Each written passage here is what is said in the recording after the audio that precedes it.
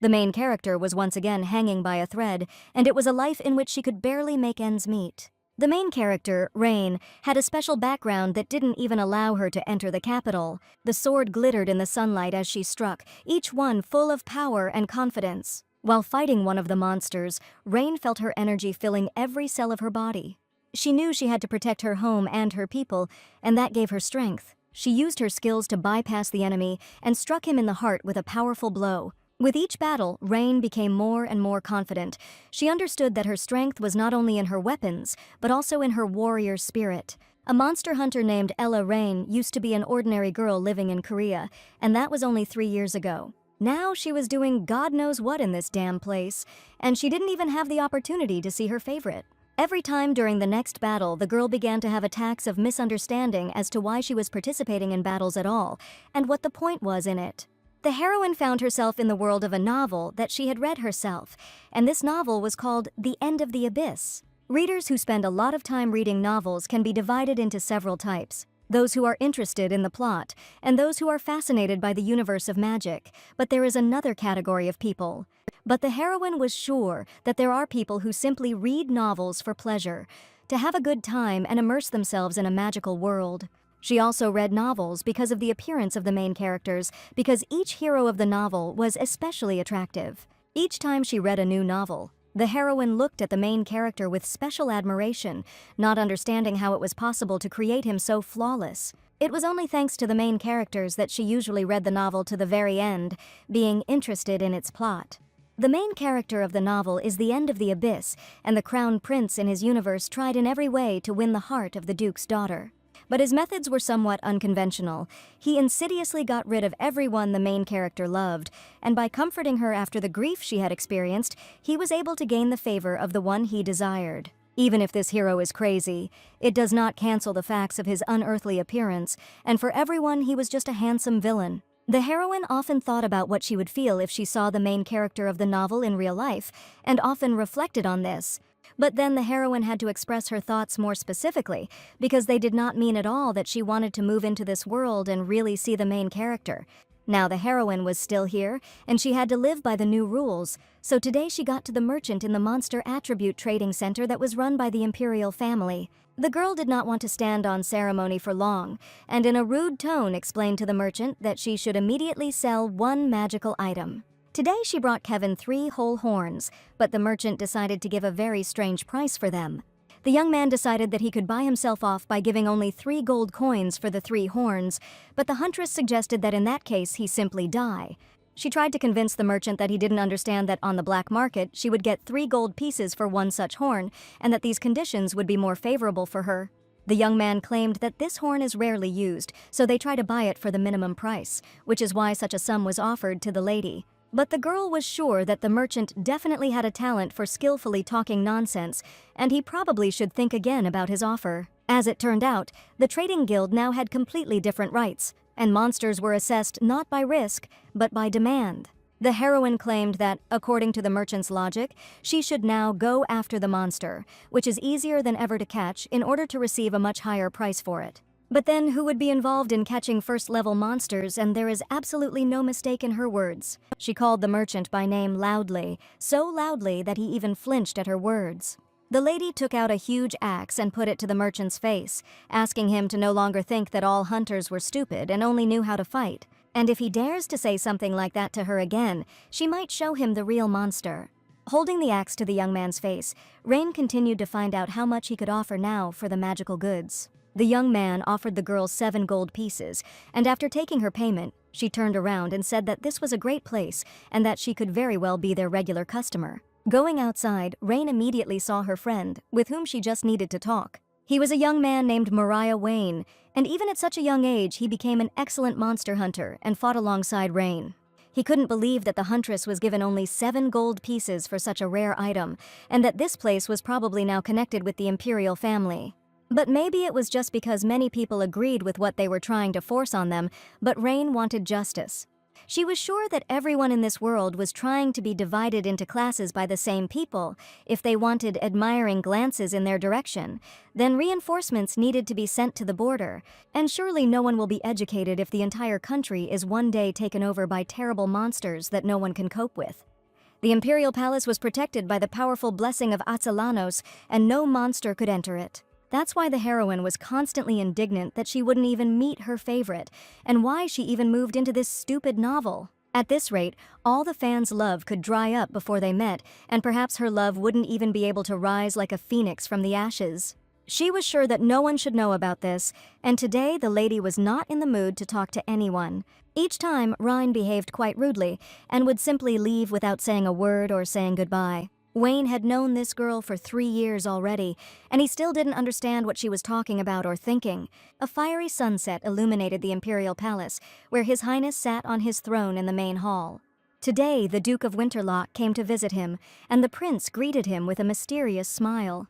This young man's name was Clive. He had the status of a duke, and it was to him that the crown prince turned to give an important assignment. One cold and gloomy night, the heroine was ill for several days in a cramped one-room apartment. That night, she constantly tried to keep her mind under control, feeling the heat slowly draining out of her. When she barely opened her eyes and came to her senses a little, she saw in front of her a bald man with a beard who was saying something to the girl. Rain slowly came to her senses, feeling the softness of the mattress beneath her and the warm breath of sunlight filtering through the curtains. She opened her eyes and was surprised to find herself in an unfamiliar house, but the feeling of calm quickly turned to anxiety. She found herself in a completely unfamiliar environment where a bald man was sitting next to her. Vague images of battle, monsters, despair broke through the clouds of oblivion in her memory. Rhine jumped to her feet, and her heart began to beat faster. The man said that he had not seen the girl for 4 days, so he became worried and came to her house to check if everything was okay with her.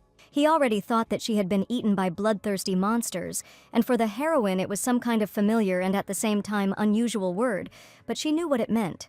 Seeing the girl's condition, the man warned that she should lie in bed and rest a little. But the very next second, the heroine ran out of the house and rushed forward with all her might, as if this was her last, only hope. Rain ran and couldn't believe that all this was a deception or a magical illusion, but this place definitely couldn't be the universe of the novel The End of the Abyss. Suddenly a threatening growl came from the dense undergrowth, and Rain froze. Her instincts made her stop, and she turned around sharply. A huge monster ran out of the forest, reflecting the light, and its evil, bloodthirsty eyes literally blazed with anger. The creature was huge, with the sharpest teeth that shimmered like knives. She realized that she couldn't leave without a fight. The monster took a few steps towards her. His breath was heavy and burning. Her mind painted pictures of imminent death, but she could not allow fear to take hold of her. Suddenly, a bright light shone in the monster's palms, which swept across the girl's body with a powerful blow, so that she even flew to the side. The blow was powerful. Rain knew she only had a few seconds to come up with a plan. The heroine looked at her shoulder and torn blouse, feeling severe pain, and realized that this was definitely not a dream, and a terrible monster had just injured her. She knew she needed something heavy to stop the monster, and right before her eyes she saw a huge axe lying on the ground. Running behind the trunk of a large tree, Rain stopped, her heart pounding like never before. Coming out of the tree, she looked at the monster and saw a huge shimmering crystal in his forehead, which illuminated the surrounding area with a bright red color. At that moment, as the monster rushed towards her again, Rain released a spell that tore through the air with lightning-fast intensity. The monster was struck, and the very next second, thunder burst over the forest and a heavy downpour began, while the heroine, looking at her reflection in a puddle, did not understand who was in front of her. As soon as she dealt with the monster, Wayne arrived to her, along with the same bald man in whose house she woke up. He was worried that something might happen to the young lady, because she had just been attacked by a huge bloodthirsty monster. But instead of answering normally, Rain grabbed the young man by the collar and screamed loudly right into his eyes. She wanted to know the name of the crown prince in this state, and Wayne had to answer her immediately. The girl's behavior was truly frightening, but she still asked to quickly name the crown prince. Wayne confessed that the boy's name was Gerard Adelanos, and after that, he asked the girl to finally let him go. Finally, the heroine heard the name of the person she needed, but after that there was a short silence. It was not the first time she had heard this name, and this young man was already familiar to her. The girl called the boy a rude word, and Wayne asked her to watch her language if she wanted to live a little longer, because for such words, she could get her head cut off. The heroine laughed, because she understood perfectly well that no one could do anything to her. The unreal monsters she had only seen in games, and that name clearly indicated that she was in the novel End of the Abyss. In a strange way, this girl was sent by the heroine into the novel, and someone moved her into the body of a man whose name does not even appear in the novel. Rain always dreamed of being some aristocrat in a novel, in order to satisfy her fanatic love in close proximity. She was reborn as a girl whose name is completely unknown to anyone, and even the people from the village know little about her. At that moment, it seemed to her that life had definitely gone wrong, but she did not yet know what was in store for her in the future. The heroine was unhappy that she was reborn as some ordinary monster hunter, but she didn't yet know what kind of power she possessed. She made a huge hole in a brick wall with one blow, and probably few people would compete with such a girl. She was very angry that someone had prepared this role for her, so she wanted to figure everything out and find justice. No matter how skilled a hunter you are, it is still impossible to defeat monsters alone, because each species has its own special abilities, and monsters often attack people in packs.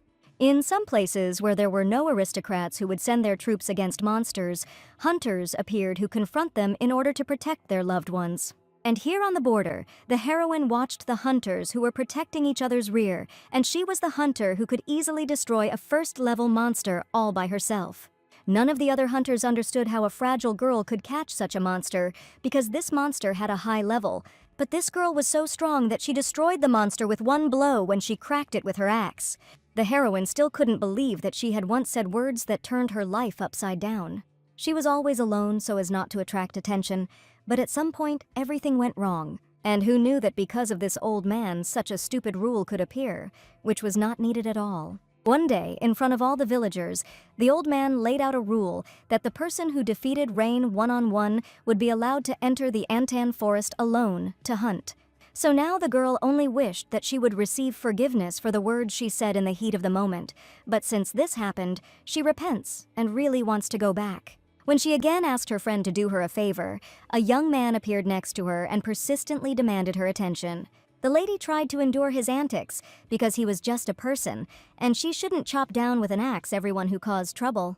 The young man standing behind her tried to tease the girl, calling her a coward, which every villager talks about. None of the people present could believe that this impudent boy would behave this way towards the most famous monster hunter. Ella noticed, so the young man was immediately obvious that he was a bandit in the city, and upon hearing that hunting monsters brings income, he immediately ran here. He deliberately tried to attract the girl's attention to himself in order to show who was the strongest here. Suddenly, Ella turned around and replied, the young man was indeed right, and she was not the strongest hunter that many people in the city talked about. The boy did not expect that she would easily agree with his words, but wanted rage and resistance from her.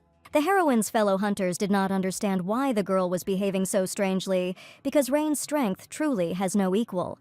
She assured that the young man did not need permission to go into the forest, because he could simply go there and no one would stop him.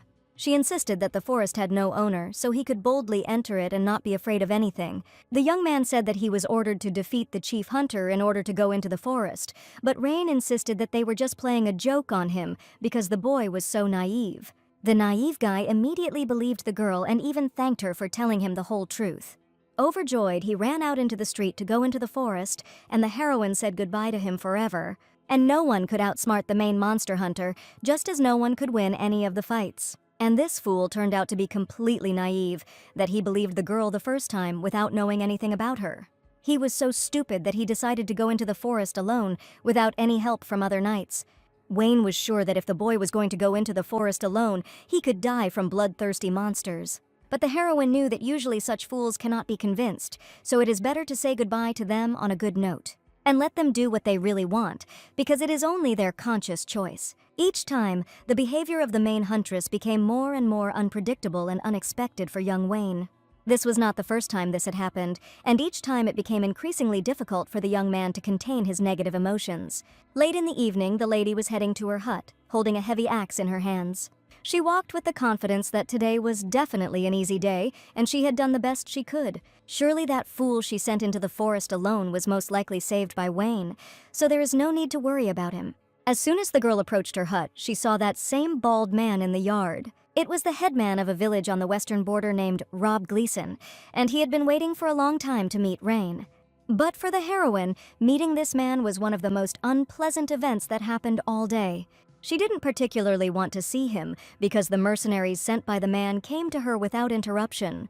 Roy smiled and asked if she meant those young boys who wanted to go into the forest alone. Rain was indignant that sooner or later a man would have to cancel this annoying rule so that all sorts of boys would stop pestering her. Or the man is just waiting for her to actually kill someone, because that's what he seems to be trying to achieve.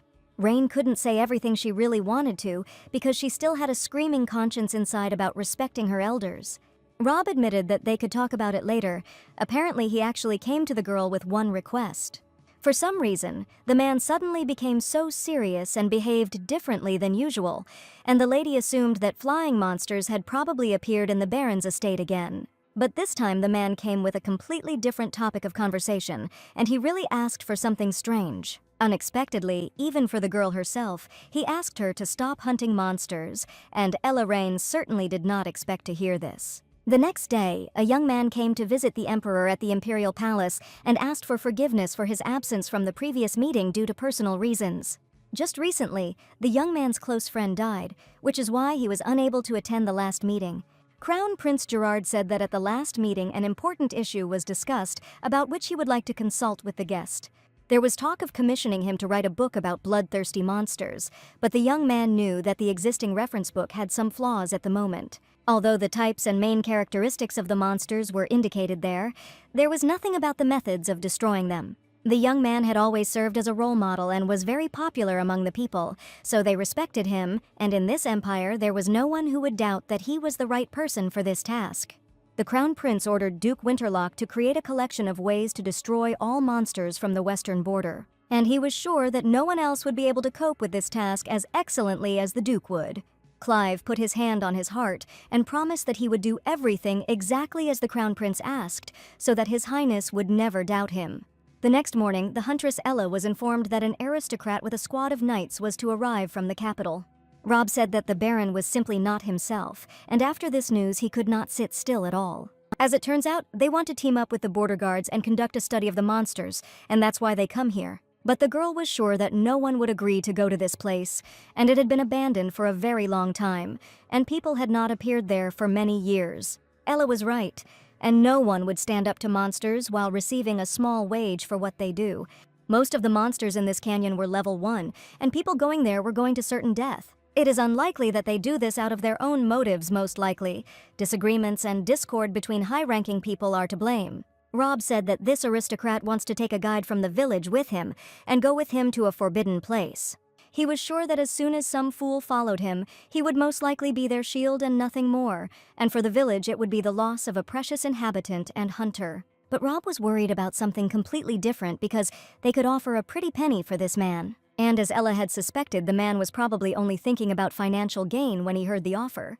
The man insisted that the huntress should not say anything about hunting monsters in front of the aristocrat, and now the girl did not understand how they would then be able to choose her as a worthy guide. Many people know ways to destroy monsters, but rarely can anyone find them, and Rob wanted the head huntress to stay in the village. And he certainly didn't want to lose such a skilled hunter like her, just because some aristocrat decided to satisfy his whim. But Rain reminded them once again that they could offer a lot of money, and she was confident that she could survive in the role of either a guide or a shield. The lady didn't understand why she had to stay there, but suddenly Rob promised to increase her rate and cancel that very rule. After hearing this proposal, the monster hunter immediately agreed, so it was really beneficial for her. Rob was glad that the lady could be easily negotiated with, and he didn't have a spare life to play with fire. Having finally resolved the important issue, the man wished the girl good night and left the hut with a satisfied smile. Left alone, Rain finally no longer heard this impudent old man who saw his own benefit in every matter. It's not for nothing that they say that you should treat people well when they are still around you, but as soon as a threat appeared, this man immediately raised the stakes. Due to the showdown in high society, an aristocrat from the capital will personally come here to study the bloodthirsty monsters. The heroine seemed to clearly remember something similar in the book, but then it turned out that it was all a carefully planned plan of the insidious Crown Prince. But she couldn't remember who exactly it was, and today she didn't care at all about it. In any case, the heroine will not be able to see her handsome favorite from the novel either there or here. She sat there all alone that evening, wishing that some handsome guy would fall from the sky to brighten up her incredible loneliness here. A couple of days later, strangers with flags appeared in the village, and local residents watched closely as they crossed the boundaries of the small village. The companion informed the Duke that they had arrived at the designated village and had just crossed its borders. The partner still couldn't believe that he was seriously going to take only one hunter with him as a guide. He was sure it would be a good idea for the Duke to take a few better men if things went wrong, and he can certainly throw aside the rules that you can only take one partner. At last, the Duke and his retinue were approaching the village to which he had been invited as a famous aristocrat. Before entering the village, the venerable Duke took off his hood and was ready to greet the locals, hoping to find that one right person for whom they had come such a long way. Everyone looked attentively at the young men in knightly armor who crossed the threshold of the small village with pride and respect. Rain immediately saw the very same aristocrats whose arrival Rob had told her about. He once again reminded the girl about the deal they had agreed on in advance and was confident that everything would go smoothly. After all, it was incredibly important to Rain that he cancel that stupid rule about fighting in battles. The heroine tried not to pay attention to the old man because his behavior was slowly starting to anger her. Wayne, looking at the old man, did not understand what was happening to him because he was clearly addressing Rain. The lady asked if the young man had heard anything about those people, and they said they had come to study the bloodthirsty monsters. But no one had more detailed information than what the old man had already told them. Someone heard that the guest was a very high-ranking person, so he came here to create a collection about monsters. This is an order from the Crown Prince, and the young man must write about ways to exterminate various bloodthirsty creatures. This was the first time Rain had heard that there was some kind of collection going on, and Rob hadn't given her that information. She didn't yet know who this mysterious aristocrat was, but he could clearly be a nuisance because, in other words, he was sent to die on the western borders. It was clearly written about him in the book, but the heroine could not remember the details about the aristocrat who was sent to the border and died there. It's probably not the right time to remember him now, and there's absolutely no point in even thinking about him, no matter how cool he is. And she was still sure that this young man would not be as handsome as her desired hero. But his majestic posture, confident movements, and mysterious look immediately attracted her attention. Rain couldn't take her eyes off him. There was something magical about his appearance that made her heart beat faster.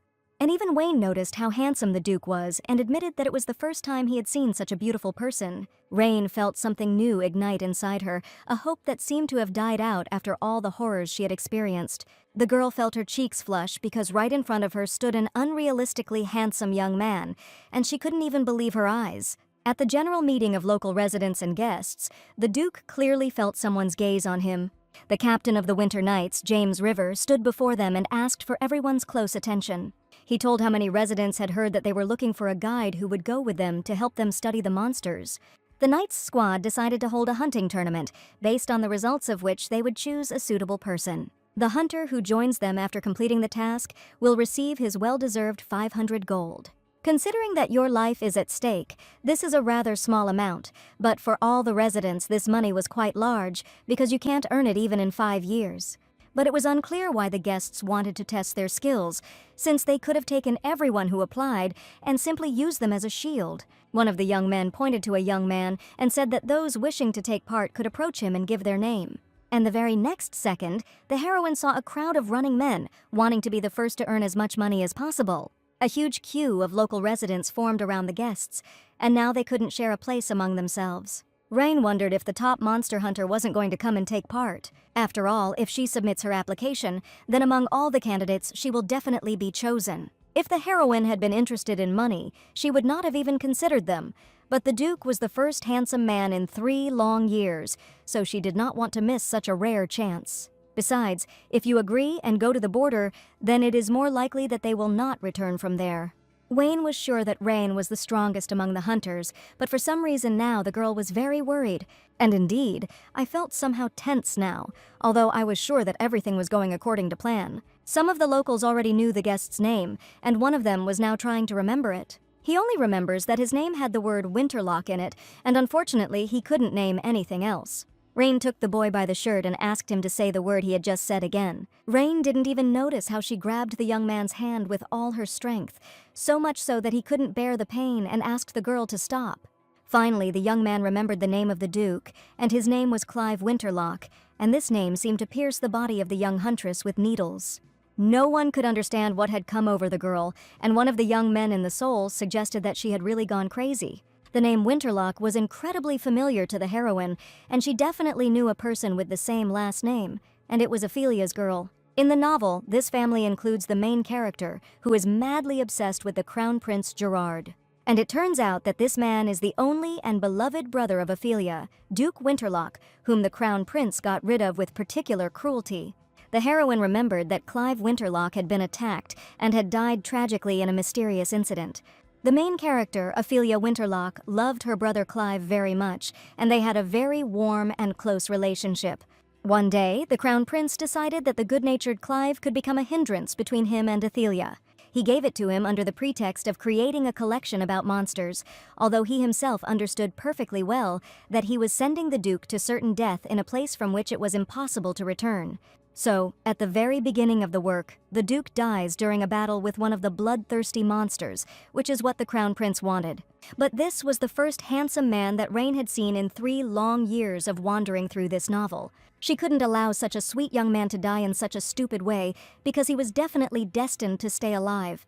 That's why, after waiting for a while, Rain finally raised her hand and shouted that she would also like to apply to participate in the competition. After all, she couldn't let that happen. And she knew that in the novel, this handsome man was destined to die. She had completely ignored the terms she had agreed upon with Rob, and all the man's hopes had just been dashed. Local residents who volunteered to participate in the competition gathered for the guests to announce the terms of the hunting tournament. After free and independent hunting in the forest, closer to the Order, all participants will have to bring attributes from different monsters, and the one who brings the most will be considered the winner. By the way, participants must hunt alone. Attributes obtained with the help of other people will not be counted. In this competition, everyone had to rely only on themselves and show their strength. Therefore, the Duke was confident that it would not be difficult to choose a worthy candidate from the crowd of local residents present. The Duke looked closely at all the participants, and one fair-haired girl caught his attention. The young man immediately wondered who she was, because she was completely different from the other local residents. The Duke noticed that all the participants were clearly wary of her, and it was incredible, but the fragile lady went hunting with a huge old axe. He didn't know what to answer to the questions that filled his head, but all he could say was that the results would make everything clear in the future. The first to emerge from the forest with the loot was a young man with blue hair, holding a huge bag in his hands. The young man turned out to be Wayne, and he was one of the best hunters among the villagers. The guests who chose the hunter immediately noted that he completed the task faster than anyone else. The son of old age named Izzy also noted that this hunter has excellent abilities. The horns he brought back belonged to a 3rd-level monster, and since the magic stone is in an inconvenient place for the hunter, this monster is most often simply beheaded. Another hunter brought 5 different attributes, and he had the highest number of all the participants so far. Everyone was sure that it was unlikely that anyone would be able to obtain more attributes, but the main thing was that the huntress still had not returned. The guests were already ready to make their choice, but suddenly a clear voice of a girl was heard from the forest, asking everyone to get out of the way. It was Ella, and behind her was an incredibly huge bag of loot that was several times bigger than her. Wayne was even surprised that the girl had really been so serious all this time, since she had brought a large bag of loot. Looking at the Duke, the heroine said it was rare that such a chance came along, so she was not going to miss this opportunity. She understood that perhaps this Duke would become not only her protector, but also someone much more. Looking at the girl, the Duke felt strange emotions, and he did not like her aura, because next to her he felt like the prey of a wild beast. And looking into her mysterious eyes, he had absolutely no idea what this stranger was thinking about now. But everything that was happening in Rain's head now boiled down to one thing: the beauty of the Duke standing in front of her. Everyone introduced the newly arrived hunter named Ella Rain, and as the guests present saw, she had incredible fighting skills, judging by the huge bag of loot. One of the local young men admitted that they say that this girl is the best at understanding the characteristics of the monsters that live in these areas. And from the spoils, it was obvious that this warlike lady was definitely no slouch, although many were worried about her character. After counting, it turned out that the brave Rain brought exactly 5 types of magical attributes. Wayne had exactly the same number, and if you have to choose, you will have to choose the one who came first. Rain was indignant that her partner had really brought exactly the same number of species, but the young man admitted that money was important to him too. And now the lady was worried that because of this fool, she would definitely not be chosen as a guide. Suddenly, a low roar was heard from behind the trees, and it rushed through the forest, causing many birds to startle and take to the air. The hunters and knights froze, listening warily to the sounds coming from the depths of the forest. Suddenly, a monster emerged from the bushes. Its appearance was threatening. Huge paws covered in scales, a powerful body and huge pupils glowing with an eerie yellow light. The knights gathered in a battle line, prepared their swords and shields. The hunters drew their bows, preparing to shoot an arrow as soon as the monster made a move. As the monster charged towards them, the forest was filled with a loud roar that rang in their ears like a harbinger of an impending battle, and Rain took a step forward, her resolve unwavering. Everyone was surprised that the girl stopped dead in her tracks, because she now needed to escape from the bloodthirsty monster. But Rain knew that if she cut off his head right now in front of everyone, first place would definitely belong to her. Gyra was a level 2 braid monster that was highly agile and quick to react, and also had the unique ability to manipulate shadows and marriage, which made this monster a skilled hunter. Judging by the fact that Rain didn't see the magic stone, it was probably hidden pretty well. The Gyra has long, curved limbs, and its fingers end in sharp claws that can rip through any flesh. But Rain was a skilled hunter, so the second-level monster didn't pose a threat to her. She jumped high into the air to first cut off the head of the bloodthirsty monster, and then deal with everything else.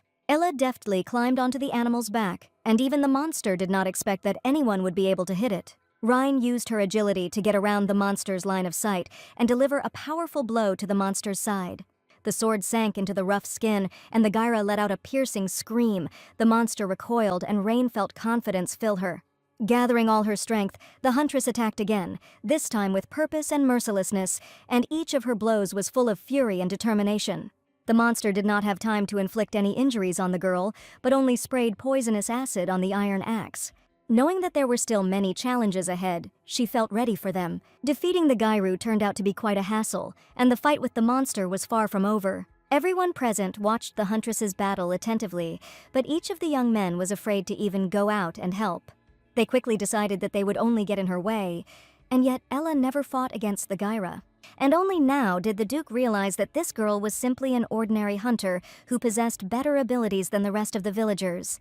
Taking out his sword, the Duke shouted that a squad of knights would have to intervene in this matter and help the girl deal with the terrible monster. But before he could say this, one of his partners immediately asked him to look the other way for the young man.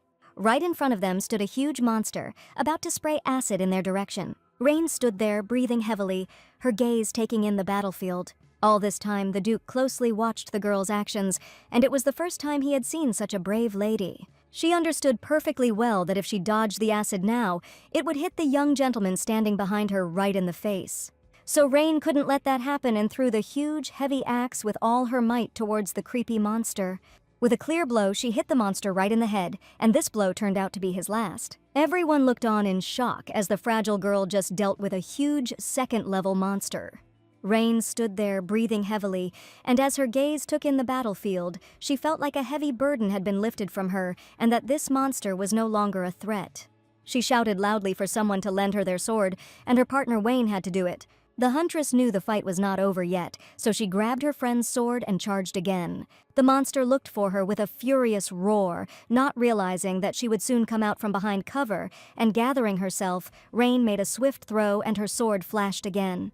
Time was running out, and Rain knew that now was her chance. Putting all her strength and confidence together, the huntress gathered all her rage. The girl's sword slid across the Gyra's throat, and the monster's body, shaking, fell to the ground. The Duke watched the fierce battle with bated breath, and now he saw the head of the bloody monster lying on the ground. Next to him stands a fragile young lady who has just single-handedly dealt with a huge monster. The girl smiled and asked if she could consider that the victory was now hers alone. After the competition, all the locals gathered in the tavern, where everyone wanted to discuss what had happened. Everyone was surprised by what attributes Rain brought, because there were even first-level attributes. Now, the girl has been called to the inn where the Duke is staying, and there are as many as 500 gold coins at stake, so those people are probably very serious. One of the young men sadly lowered his head and admitted that it would probably be a bit sad without the huntress Rain. Even though this girl was crazy, she saved the locals from danger many times, and even today she saved everyone from a terrible monster. Everyone understood that everyone was in some way indebted to this girl, and everyone would be incredibly lonely without her, and no one knew how the unfamiliar Duke would behave in this situation, and what to expect from the crazy monster hunter. At this time, Rain was standing near the door to the tavern, and was finally waiting to meet the Duke, whom I still hadn't managed to get a good look at. Now she was thinking about only one thing, that she would finally be able to look up close at the young man, who seemed like he could soon claim the title of her favorite. Entering the tavern, the girl asked one of the guards to look after her axe and placed her weapon on the floor. She asked the young man to look after the weapon while she was inside, but warned him to be careful. After all, sometimes this magic axe moves on its own, but now it was entirely the responsibility of the young man. Sharon's partner just happened to be passing by, and the excited guy decided to ask him for one favor. He certainly didn't want to be left alone with the huntress's magical axe, so he asked the young man to replace him at his post.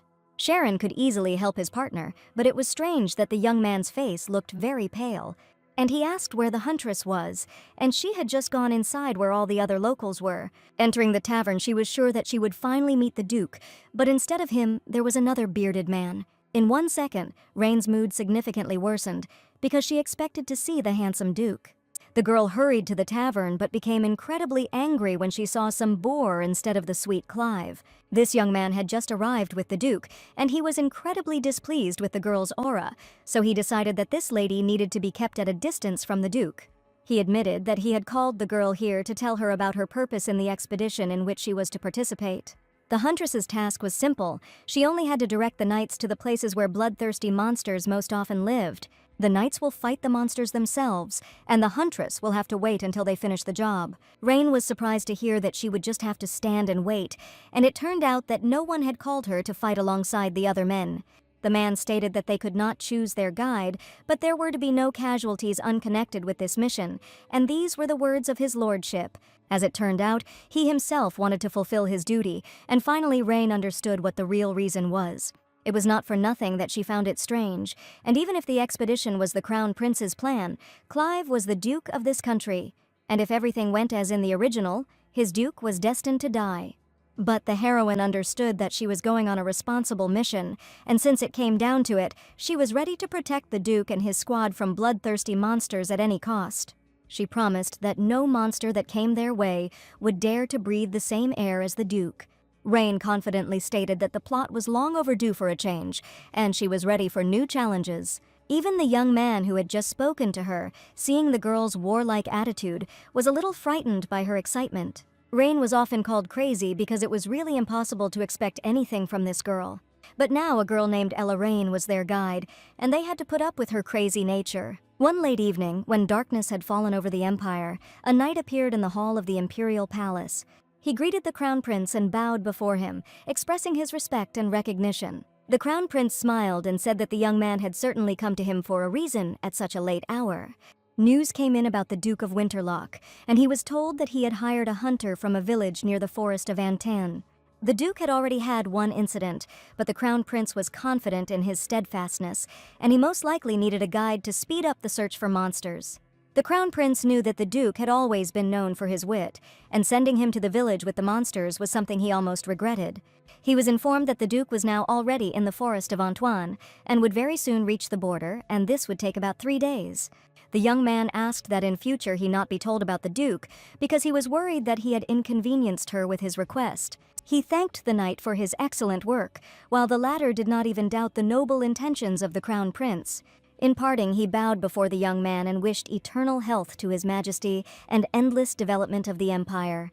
As soon as the knight left the company of the Crown Prince, the young man's face changed beyond recognition. It was just the usual wording of the farewell that made him laugh, because he was sure that none of the knights were truly loyal to him until the end. Such wishes are considered a manifestation of the subject's loyalty to his emperor. But for some reason, the young man was perplexed as to who they were talking about, since this old man had very little time left to live, and only thanks to his current condition could he easily take this place.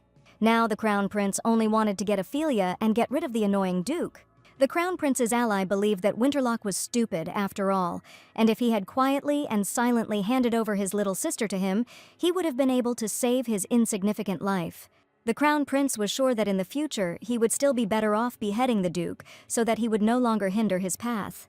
The Dark Ally informed the Crown Prince that the Duke's grave would soon appear on the border, so they must not disappoint him. The Duke had become more ferocious lately, and everyone was sure that this would not help him in battle, and no matter how strong a fighter he would never get out of there alive. After all, in those creepy forests there are monsters that react to the smell and human breath, so the Crown Prince cannot worry, and the Duke will never return from there alive.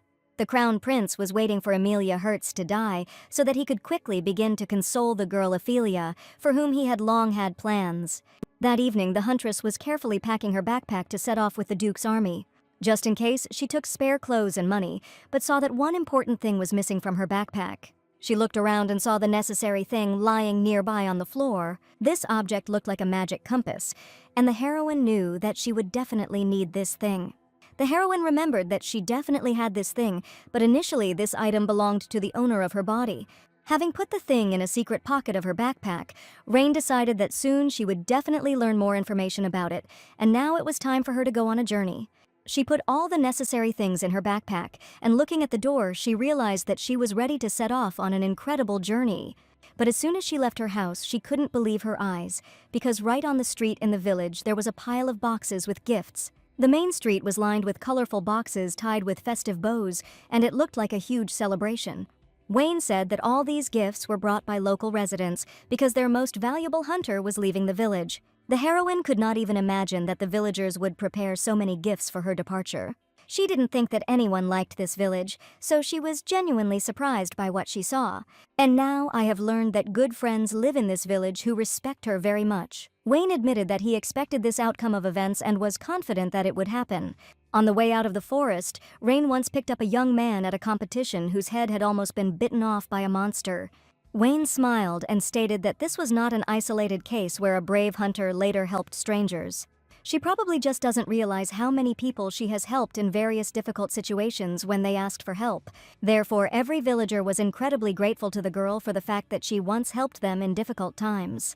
Since the heroine could disappear at any moment without leaving a trace, she did not intend to establish any connections or relationships with the people of this world, but she still overlooked something.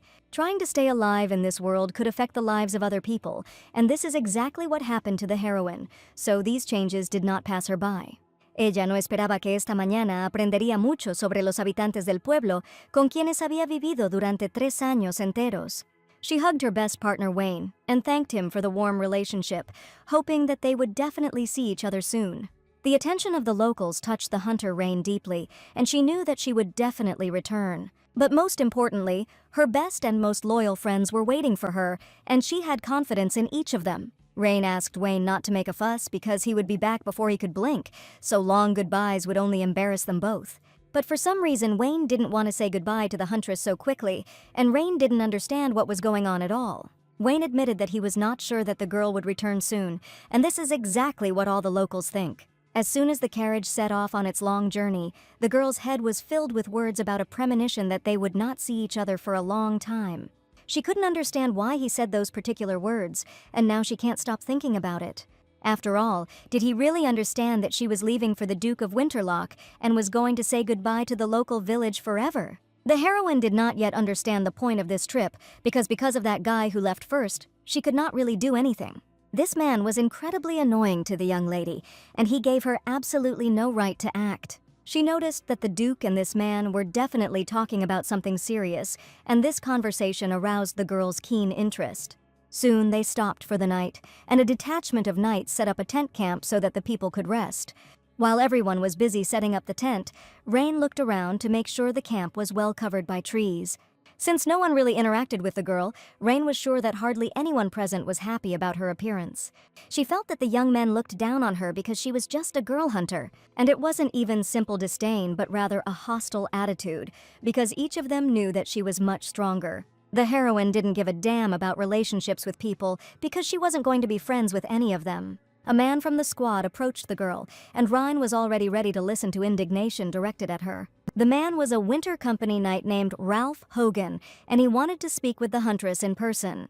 He admitted that he was extremely surprised by the situation related to the monster, so he wanted to ask a couple of questions regarding this topic. The fact that the young man wanted to ask only a few questions turned out to be a complete lie, because the girl was bombarded with a mountain of questions from the inquisitive knight. I tried to gradually answer all the questions, and also talked about the features of high-level monsters that are incredibly difficult to kill. After some time, the heroine finally got tired of answering stupid questions, and she just wanted this young man to finally shut his mouth. It seemed to the girl that they had been hanging around there for several hours, and just at the right moment, a knight approached them and called the huntress. The heroine knew it. The Almighty sent her a savior, even though it was 1,000,000 centuries later. She asked the man why he had arrived so late, but it seemed to him that the lady was having an interesting conversation, and he did not want to disturb her. Ryan admitted that she thought the man would never speak to her again, and she decided that something had happened. And to the girl's surprise, River announced that his lordship personally invited her to have dinner together that day. The heroine did not expect that the Duke would invite her to dinner, because they had never even spoken before. Not long before this, the knights discussed that the huntress Rain was still a bit strange for an ordinary girl. The one who considered her the most abnormal was the Duke's loyal ally, who immediately took a dislike to her aura. He insisted too persistently that this girl had magical powers and could even cast a terrible spell. He said that the last time he spoke to her alone, she spoke using some strange and incomprehensible words.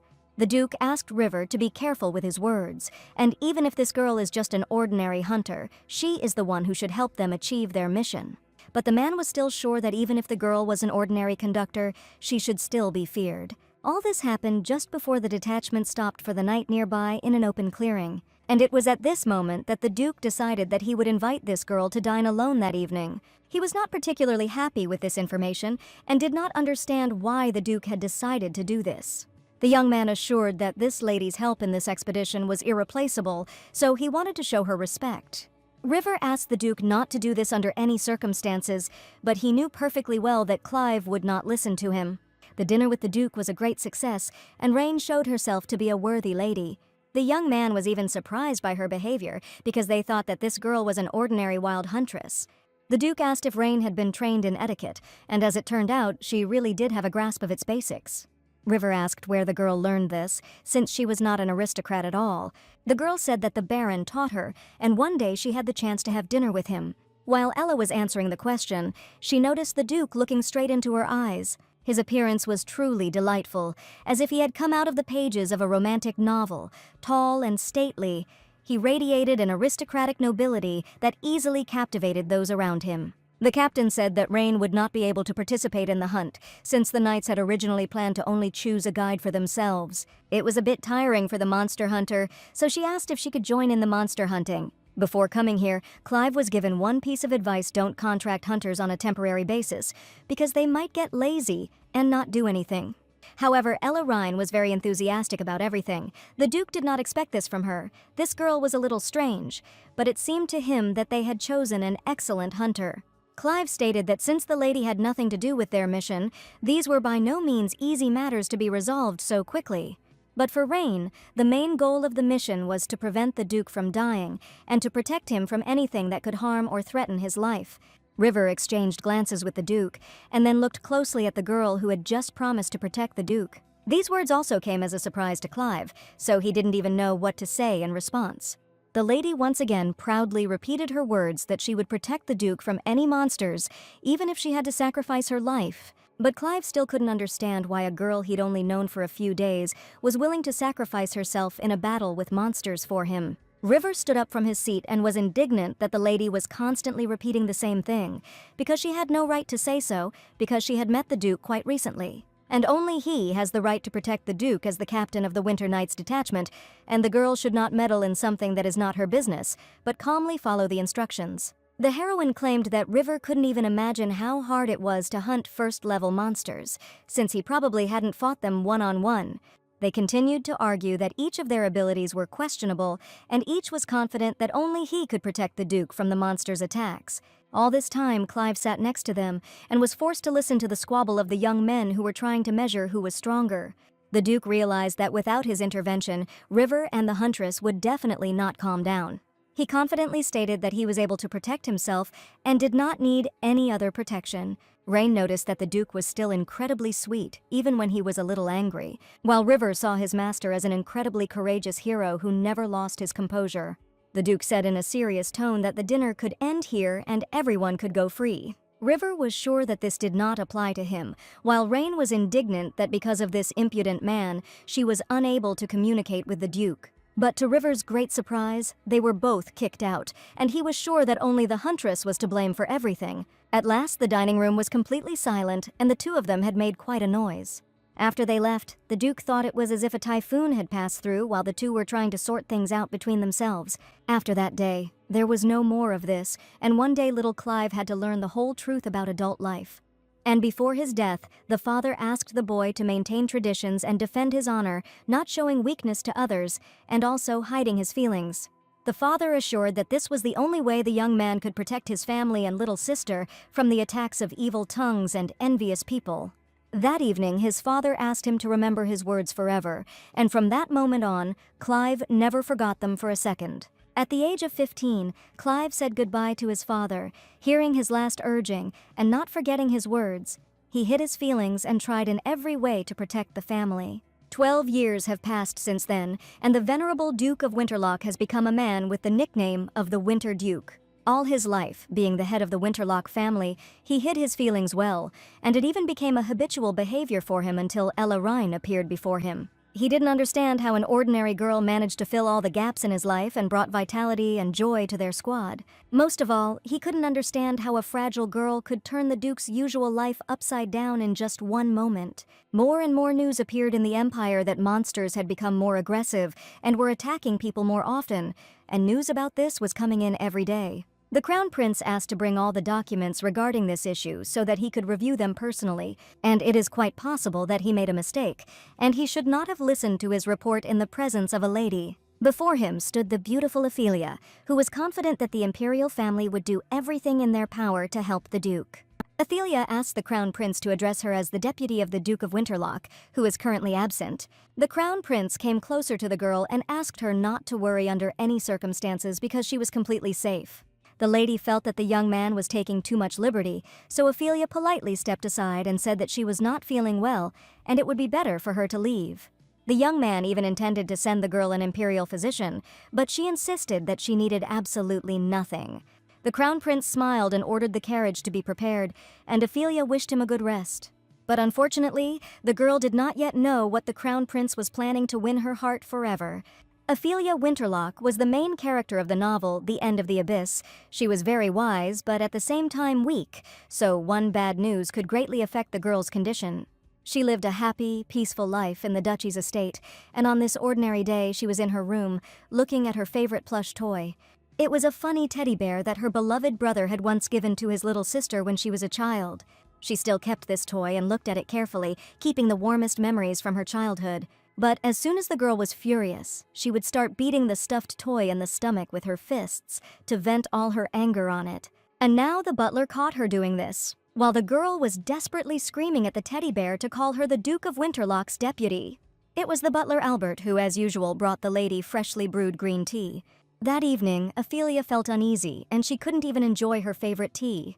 She told the butler that she would immediately head to the office so as not to allow their family to fall because of such a trifle. After she finished her business, she had to write a letter because if he dared to die in that village, she was going to dig him out of the grave and kill her again. Ophelia, who was considered fragile and weak by society all this time, was actually quite a strong girl. The night squad had decided on a journey and a monster hunt, and Rain had already come to terms with the young man's constant questions about how to destroy a certain monster. The girl looked at the knight sitting next to them as if she was looking for support in his eyes. She was sure that he had just looked at her with pitying eyes, realizing how annoying this man could be with his questions. But there was something strange about this whole expedition, and these people treated the huntress as if she were invisible, and perhaps it was because of her origin. At last, the lady had dared to ask Ralph questions, and he was glad to listen to her. She asked if there was anyone among the knights in the squad who had been betrayed by the hunter, but Ralph had heard nothing of the sort. There was also not a single case of theft, and no hunter mistook the knight for a monster when trying to hunt him. After asking all these questions, Rain really couldn't understand why everyone disliked hunters and treated her with disdain. She wasn't particularly concerned about the people around her, but the girl admitted that she noticed a strange atmosphere in the squad. After all people not only ignore her, but demonstratively avoid her, constantly passing by. Ralph began to stutter, as if this was a complete misunderstanding, and none of the knights had definitely spoken ill of the huntress. But before he could finish speaking, the girl's attention was drawn to a certain creature that she saw flying in the sky. It was a huge flying monster, and it was currently surrounding the knights' heads. River ordered the knights to prepare their bows and arrows to strike down the winged monster. At that very moment, the air was filled with the whistle of hundreds of arrows, which seemed to tear the very fabric of reality. They quickly soared into the sky, rushing towards their goal, striving to reach the heart of the monster. Everyone understood that in front of them was a red-eyed flying monster, a first-level quarry. Rhine shouted to destroy the monster. First you need to bring it down to the ground, and then destroy the magic stone. There are stones on both sides of the wings, but it will be quite difficult to hit them with arrows. Therefore, it is necessary to climb the monster and find magic stones, as well as lure it closer to the ground. River ordered the knights to use arrows to lure the monster, and they must act very carefully. He also wanted to give an order to Rhine, but turning around he saw that the girl had mysteriously disappeared somewhere. But the next second he noticed one of the knights driving the cart, and Ella deftly sitting on its roof, holding her weapon in her hands. It was very strange because the monster quair never come down from their mountains, because they live very high up. The lady shouted to Ralph to take her to the squad quickly, because she needed to climb onto the monster when it flew closer.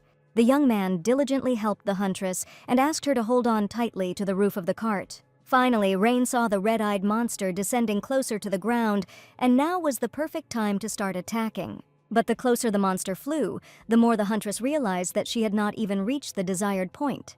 The monster roared again, its loud bark drowning out the screams of the knights, and it began to circle above the knights, flapping its wings. The huntress had no choice but to be the first to ask to fight, right into the clutches of the bloodthirsty monster. Rain continued to fight, catching the rhythm of this deadly dance, and complex maneuvers and agility helped the girl dodge the powerful blows of the tail. She was going to strike at the huge wing, where the monster's most vulnerable spot was. Finally, the girl managed to hit the target, and the monster howled in pain so loudly that for a moment it seemed like the world stopped, and even the wind froze, as if afraid of what would happen next. The knights on the ground watched closely as the fragile girl fought the first-level monster in the air. Everything was going well according to the girl's plan, and the monster started to land, so she needed to jump off before it hit the ground. But it seemed as if the monster was flying along a trajectory to a completely different place, and Rain looked ahead carefully. One of the knights was not harmed only because the huntress arrived in time and lured the monster to herself. The captain immediately ran to the scene of the battle to quickly join the huntress and help deal with the monster. The knight who was attacked by the quarry immediately reported to the squad that another flying monster had appeared. The Duke wanted to protect his people and decided to distract him from the squad, but now the huntress is dealing with the quarry. To Rain's great surprise, she saw the Duke on the ground with a sword in his hands, standing right in front of the flying monster. She took a closer look, and it was indeed the Duke, who was about to fight the monster one-on-one. The novel, The End of the Abyss, does not describe when or under what circumstances Clive died, but it does say that he died on his mission. It was here in the canyons, but now it was completely unimportant, and the Duke stood there completely alone.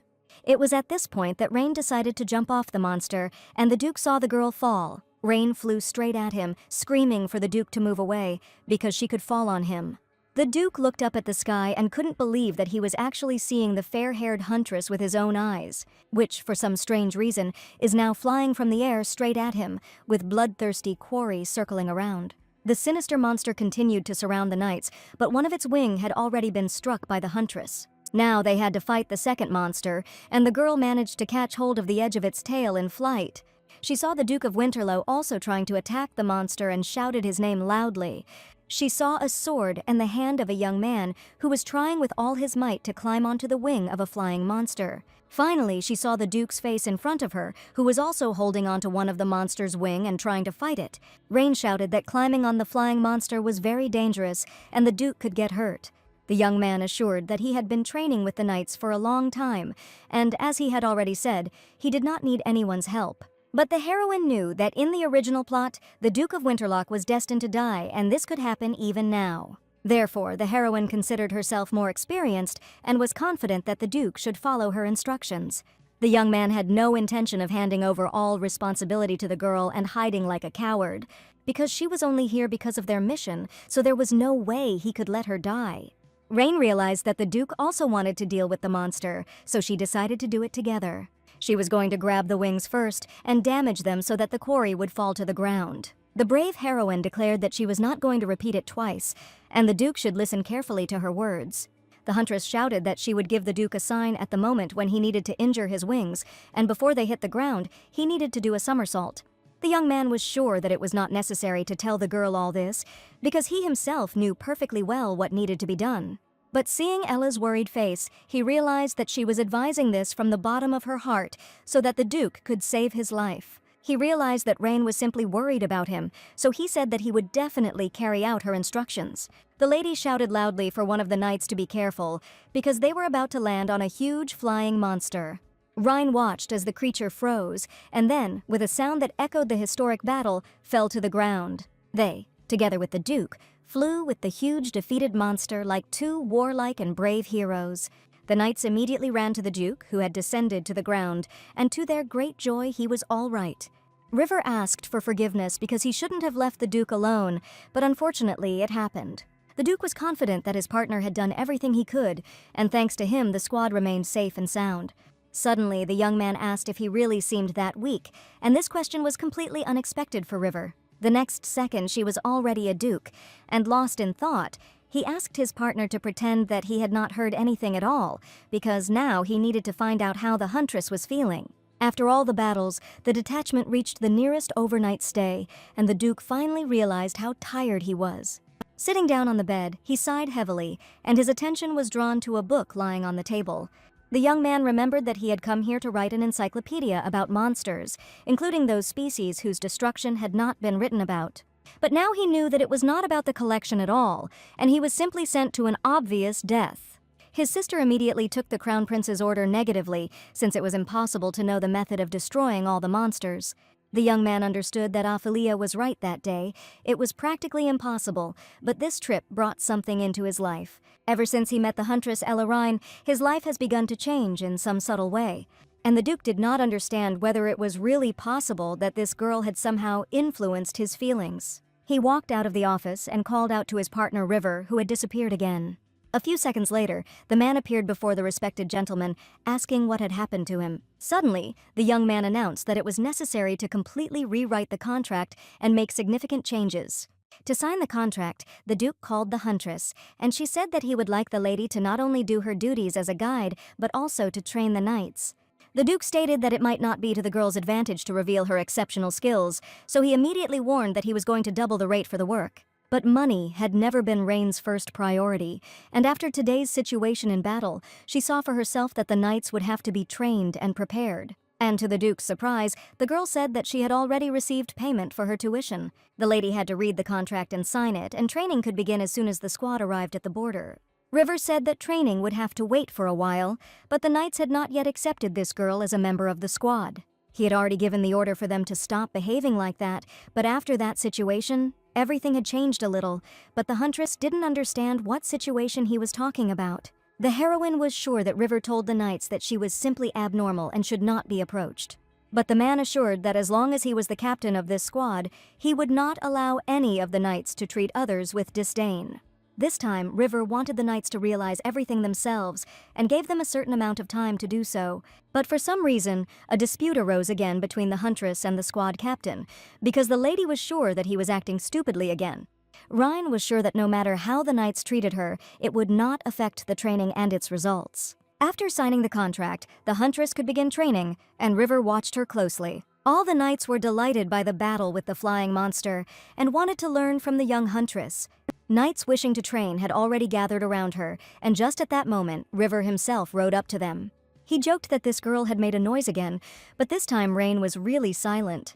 She made it clear that she didn't want to answer River's stupid questions, so he wished the lady good luck in training, and he himself, whistling a cheerful song, went about his business with a satisfied expression on his face. Apparently, the captain was glad that the girl began to get along with the knights, and they finally found a common language. But Rain insisted that this couldn't be. because a minute earlier his face had expressed complete hostility. The young man sitting next to her was sure that the girl's opinion had long been wrong. Ralph had said before that the knights had no ill will towards the hunters, and they certainly had no prejudice. Before the girl joined the party, they already had a guide, a man known for his research in the field of studying monsters, but unfortunately he died on the way here. And on the trip he tried to kill the Duke, and that was the only reason he was killed. Now Rain understood why the knights were so wary of her, because the previous guide had tried to kill their venerable master. As it turned out, the Duke would die twice before he reached the border, and the heroine did not expect this at all. Having learned all this, she fully understood the knights' attitude towards her, because the knights' detachment was very loyal to their Duke. In general, their Duke sometimes took on too much, and even tried to do everything on his own, so this task turned out exactly the same. Therefore, the knights wondered every time why the Duke could not close his eyes to all this, why he refused to take the easy path and always chose the more difficult path of solitude. Standing behind the Duke's reliable back, the knights came to one conclusion: the Duke needed someone who could share this heavy burden with him. Before the squad left on the mission, the Duke offered to refuse such an opportunity several times, but none of the knights did so. They also agreed to take only one guide, and as the rule says, it is done for the protection of the people, but many aristocrats do not adhere to it. The Duke almost sacrificed himself yesterday without thinking. He lured the monster to himself to protect his knights. This incident taught the squad a lot, and everyone realized that in order not to drag the Duke down, they needed to become stronger. The Duke was sure that if the Huntress was with the knights, their squad would cope better in the future and without losses. Rain admitted that she would be by the Duke's side at all times, so his squad would not have to worry about his safety. They made a new contract, and as a connoisseur of beauty, she would never let Winterlock die. The young man realized that it was all about the Duke's unearthly beauty, and yet another girl fell for his attractive appearance. The knights informed the girl that they would soon arrive at the border and that their mission was progressing successfully. But for some reason, the young men smiled strangely and asked the girl to make sure to eat well and take some spare things with them when they arrived. Ella did not immediately understand what was being discussed and turned to the knights with a similar request. She proudly declared that the boys could call her not a huntress, but simply Ella Rhine. It was awkward to constantly address the huntress girl since they were going to fight side by side for a long time. Finally, the detachment arrived at the border, and everyone lined up to discuss the further plan with the border guards. The Duke realized what the true meaning of this expedition was, and it was not at all what he expected. Taking a deep breath, he grabbed his head and finally understood what was going on, because this was exactly what the Crown Prince wanted to achieve. He knew full well that researching monsters on the western border was a dangerous mission, but despite this, he was sent there on purpose. The Duke knew these results would not do any good, but someone had to do it, and that someone was himself. Then Clive impressed these words upon himself and believed that this mission was truly important and necessary. It was just then that a report from the border guards about the events taking place on the western border fell into his hands. The documents did not contain any important information, and the report was written in this way not because the border guards themselves made such shortcuts, but because they did not even have a choice. Only now did the Duke realize that the imperial family had no intention of helping in this mission. While he was thinking about what to do in this situation, Rain shouted loudly that Gerard had gone completely crazy. She knew, of course, that he was not in his right mind, but she could not imagine that he was so crazy. No one could have imagined that an ordinary huntress would dare to call the Crown Prince so disrespectfully, and even more so insult him in front of other people. But the heroine considered him abnormal, because he deliberately abandoned the border to its fate, which is why such a mess is happening here. And since the Crown Prince wasn't around anyway, Ella was sure that she could still let off steam and there was no need to hold back, even though he was a member of the royal family. No one could stop the capricious girl, and the venerable Duke himself approached Rain. He admitted that it would really be better for the girl not to say that, no matter how much she wanted to offend the Crown Prince. Rhine continued to insist that she was completely right, and there was not a single person in this room who disagreed with her opinion. The Duke asked which of the knights was in charge today, and one young man came out from the squad.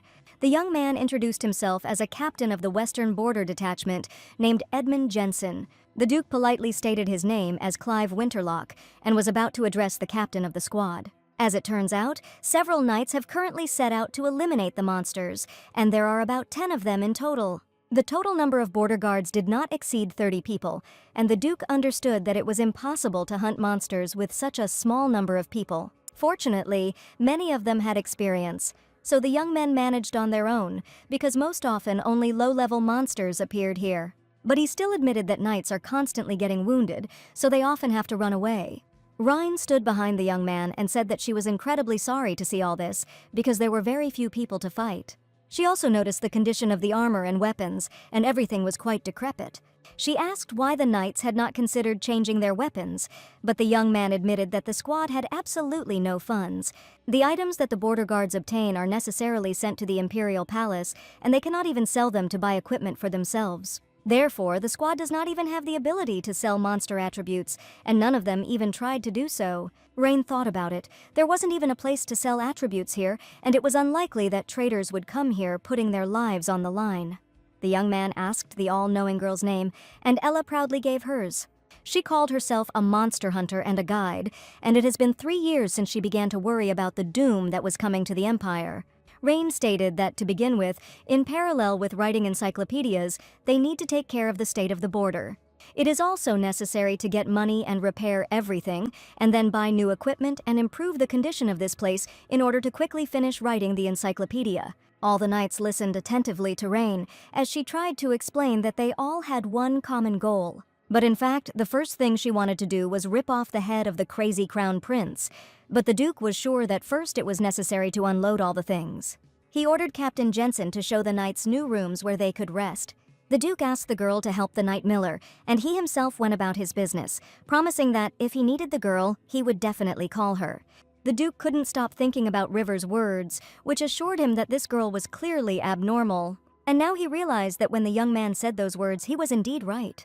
While unloading her things, the girl asked the knight why everyone was behaving this way and whether she was wrong. The young man was sure that she was lucky that they were far from the capital, otherwise she and all her descendants would have been imprisoned for insulting the imperial family. The words that the lady uttered were indeed a crime for which one could easily be imprisoned in the capital. While the huntress and the knight were unloading their things, another young man ran up to them and asked what had happened. It was a knight from the Duke's squad who, for some reason, immediately ran up to the cart. In the very center of the cart, between the boxes, sat a young man in a cloak and with purple hair, and he seemed to look like the master magician. Rain didn't expect to see a person in the cart with things, but she clearly saw a magician in front of her. The knight asked why the young man was in the cart with the things, since he should probably be somewhere else. The young man, with tears in his eyes, said that his cart had left and he had absolutely nowhere to go. He said that wounded knights came out of nowhere and he was pinned down, so he had to get into this cart. It was the mage Lance Ford, and he was sponsored by the duchy, so he also took part in this expedition and was involved in healing the squad. Rhine realized that now was the best time to approach the mage directly. She admitted that she would like to make one request and ask for something to be done for her. The young man was overjoyed, because he was always happy when he could be useful to someone. The magician was ready to do anything, just not the magic medicine, but Rain hadn't even said what exactly she wanted from him. Today, she gathered all the border guards and knights of the duchy in one meeting to announce one important piece of news. The lady confessed, as some have already heard, that training begins today, in which she is obliged to teach the young men to resist monsters. Ella introduced herself as a monster hunter, and under a contract with the Duke of Winterlock, she would have to train the entire knightly squad. She asked each of those present to show everything that the young men were capable of, and one more person would help her with the training. The master magician stood behind her, and the knights saw him in person for the first time, which was very unexpected. Already at the first training session, Rain asked if the knights had ever seen a huar or an armadillo, which attack by curling up in its hard shell. Suddenly, the master magician took hold of his magic cane, and everything around was illuminated with a magical light. A huge stone ball appeared near the knights, spinning tirelessly in the air, creating swirling clouds. Everyone looked closely at the incomprehensible magical object and suddenly asked the young men to destroy it, but they did not understand at all what to do with the spinning ball that was moving straight towards them. But no one warned the knight that if this magical object collided with a person, it would simply disappear.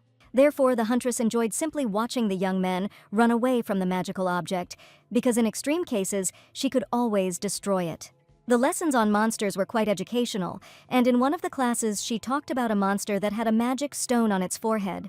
The knights were puzzled as to how they could destroy the magic stone, since this monster was constantly spinning and moving. But Rain assured him that he just had to land a good blow, and there was nothing difficult about it. The knights were given a sample that had a mark instead of a stone, and the knights had to figure out where exactly to strike. Rhine stated that today's training would be unlimited and would last until the knights had defeated the monster. She watched carefully as none of the knights could hit the monster's weak spot, so each of them had to quickly run away. While the knights were training, the Duke asked Captain Jensen to have a private conversation with him. Clive said that he had read the report that had been sent by the captain just recently. For him, it was full of incomprehensible moments, and as it turned out, the Duke was the first to ask for a report. The previous captain also did not send a report to anyone, but the squad captain tried his best. But apparently this was not enough, and the young man excitedly asked the venerable gentleman for forgiveness once again. Also, to Clive's surprise, this boy had only been captain of the border detachment for 4 days. He asked if the previous captain had abandoned his position and introduced a young man to command. But in fact, the captain desperately defended the squad and recently lost his life. Jensen said that a monster burst in here, and unfortunately, the captain died instantly. And since he was his deputy, the role of captain automatically passed to him, and there was a lot to do, so the young man could not write it all down in the report. He said that before this incident, monsters did not often come here, and they had not been seen for a long time. He had lived here for a long time and knew the habits of monsters well. However, only recently the monsters began to behave so aggressively. The young captain really tried hard and saw how the situation in the squad improved a little. The training was more than successful, and the knights listened attentively to the warlike huntress. Rain really tried to give the boys all the necessary knowledge so that they could help fight monsters in the future. For some reason, this girl seemed different from all the others to the Duke, and every day she attracted his attention more and more. He wondered if they might not have even reached the western border, and it was only thanks to Rain that they were here. The Duke said that he would order new equipment for the border guards, and that they should also begin repairing the building as soon as possible, since it was unknown when the monsters might attack again. And he really wanted to do everything he could to help the border guards deal with the terrible monsters. This evening, people gathered around a round table in the border zone conference room to discuss important issues. Rain never liked boring meetings, but as a guide, she had to be aware of some details. At the meeting, the knights discussed how much money had been set aside to purchase equipment, as well as other financial matters. The captain admitted that they did not have a specific amount, but there was a small budget that came from the imperial family, but all the savings went to food and the restoration of the walls. The Duke said that additional income could be obtained through sponsorship, but Rain was sure that the funds should be allocated from the budget. Any organization may request sponsorship, and the Duchy of Winterlock will agree to such a request. But there was one voice raised against the meeting, and that was the huntress Rain, who did not hesitate to voice her objection. She was sure that sponsorship would not bring good results, and she had a completely different idea. There wasn't even a market in this place to buy equipment, and even if they went for supplies, such carts would quickly become a target for bandits. She was sure that even if the transportation was successfully completed, it would take at least a month, but they needed not only money, but also places where they could spend it. The lady argued that they needed a place where they could earn and spend at the same time. The Duke asked the girl if she had any suggestions, and as usual, Rain had an answer for everything. She happily suggested opening a market where many goods would be sold. The Duke was surprised that the lady suggested such an unexpected idea, but he was ready to listen to her. Rain didn't understand what kind of reaction was coming from those around her because she hadn't suggested anything criminal. It was the most effective way to make money quickly, but River was surprised how the girl came up with such an idea. Rain assured that through such a market they would be able to sell attributes and get all the necessary things. Everyone knew that it was forbidden to sell attributes at the markets, but now the squad was not in a position where they could find fault with whether something was legal or not. Moreover, Rain knew all the prices of attributes that could be sold in such markets, because the more they earned, the better quality equipment they would buy. After hearing this idea, the Duke admitted that everything the girl said was quite reasonable, because they are in bad shape with their budget, and they have no other way to try any option, because the channel costs many human lives. However, rumors may spread that the Duke is helping to develop a market where magical artifacts are sold. If rumors spread, his people in the capital could be put in danger. However, this option was very risky, so the Duke suggested thinking some more. The lady suggested opening the market in her name, since the Duke is an aristocrat and certainly cannot have such rights. River stated that Rain was very stupid and did not understand what this meant, since she would have to take full responsibility.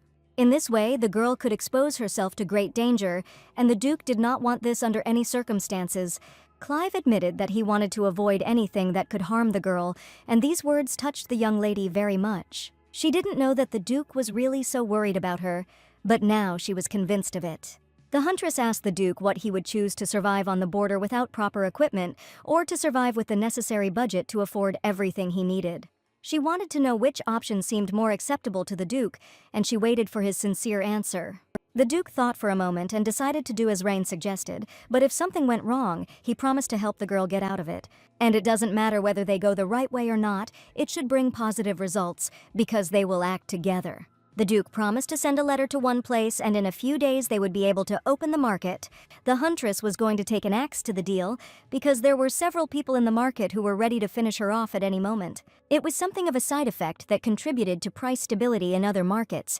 Rhine warned that the Duke should not stand out, and at best should put on a hood and try not to take it off during the entire journey. River still couldn't accept that this crazy girl was full of surprises. Although the market is illegal, she insisted that it was the best option they had. And besides, Rain was going to open it in her own name, so River didn't think she would willingly get involved in something dangerous. However, the last time the young man noticed that Ella was a pretty good person, when he just needed to talk to the Duke.